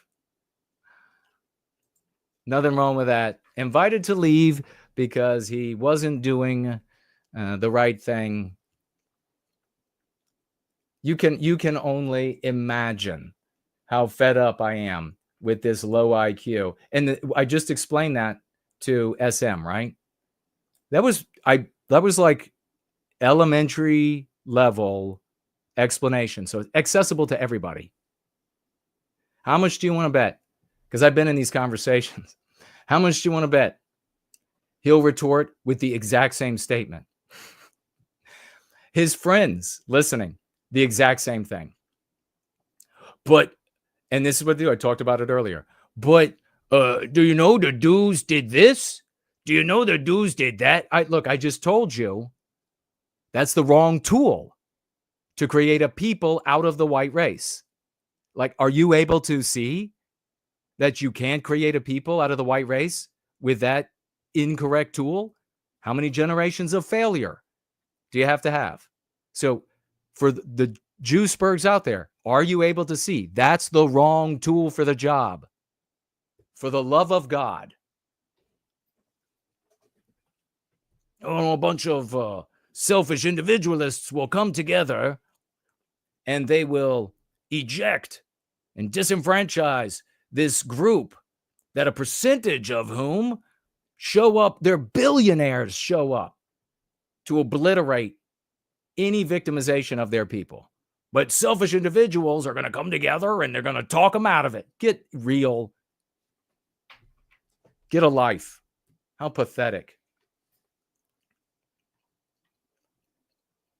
That's the problem. No, you're the problem.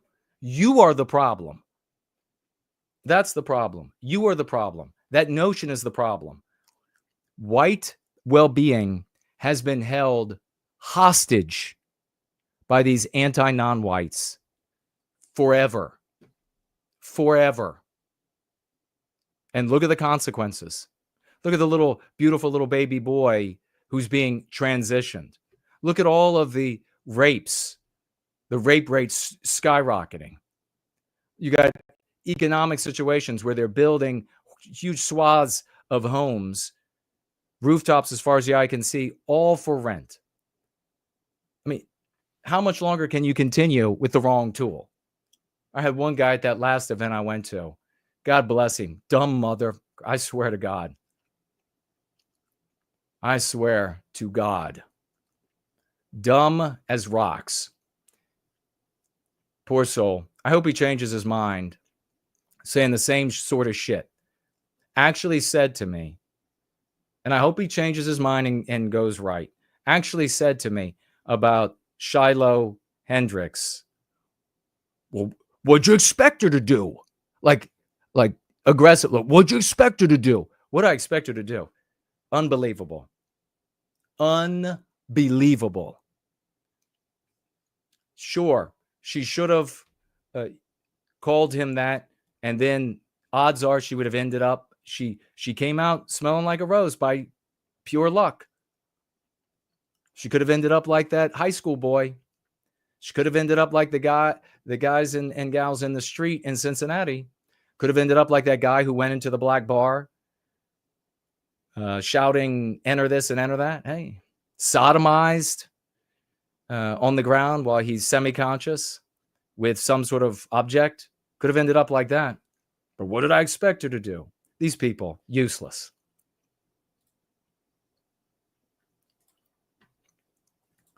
Here is the man that we will get to. We're not going to get to today, but there he is. We're at a time. It's epic. We will be talking about dice, though. If you have any final comments for me, get them in. I will be back Wednesday at 7 p.m. Eastern Standard Time for Wednesday Church of the West. 2 p.m. every single day, almost every single day, most days, you will find the Shade Tree space on X that you can participate in, and I strongly encourage that because you'll be able to hear from a variety of people and voices, and they'll all be coming from a white positive positioning. Normal white folks, intelligent, mature, ready to take responsibility and are taking responsibility for where we are in the world, endeavoring by their efforts that we spell out exactly how they work to arrest our victimization, and we show the fruits, the successes of that. Not a debate club. We're not a debate club.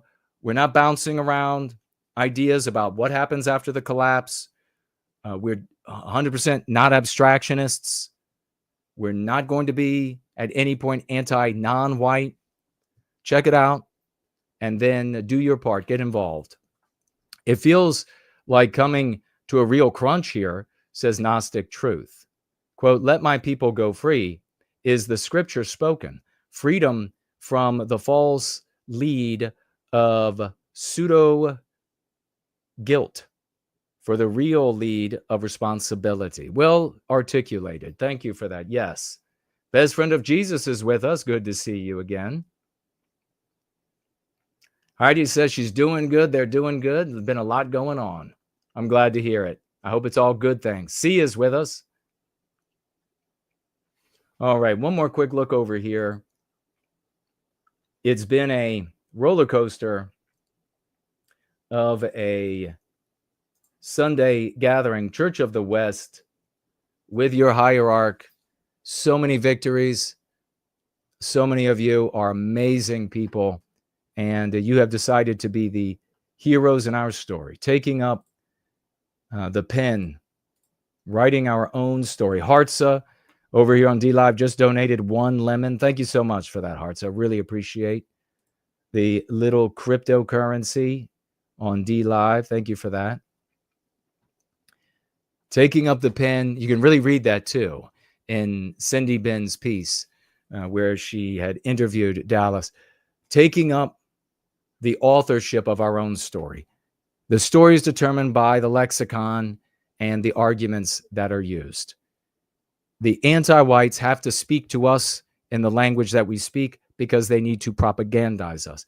We had the question, Stumbling pointing out that they are faster, more likely to take up the lexicon, and that's the reason for it, than the anti-non-white spurgs out there who are going, just as always, to accomplish nothing.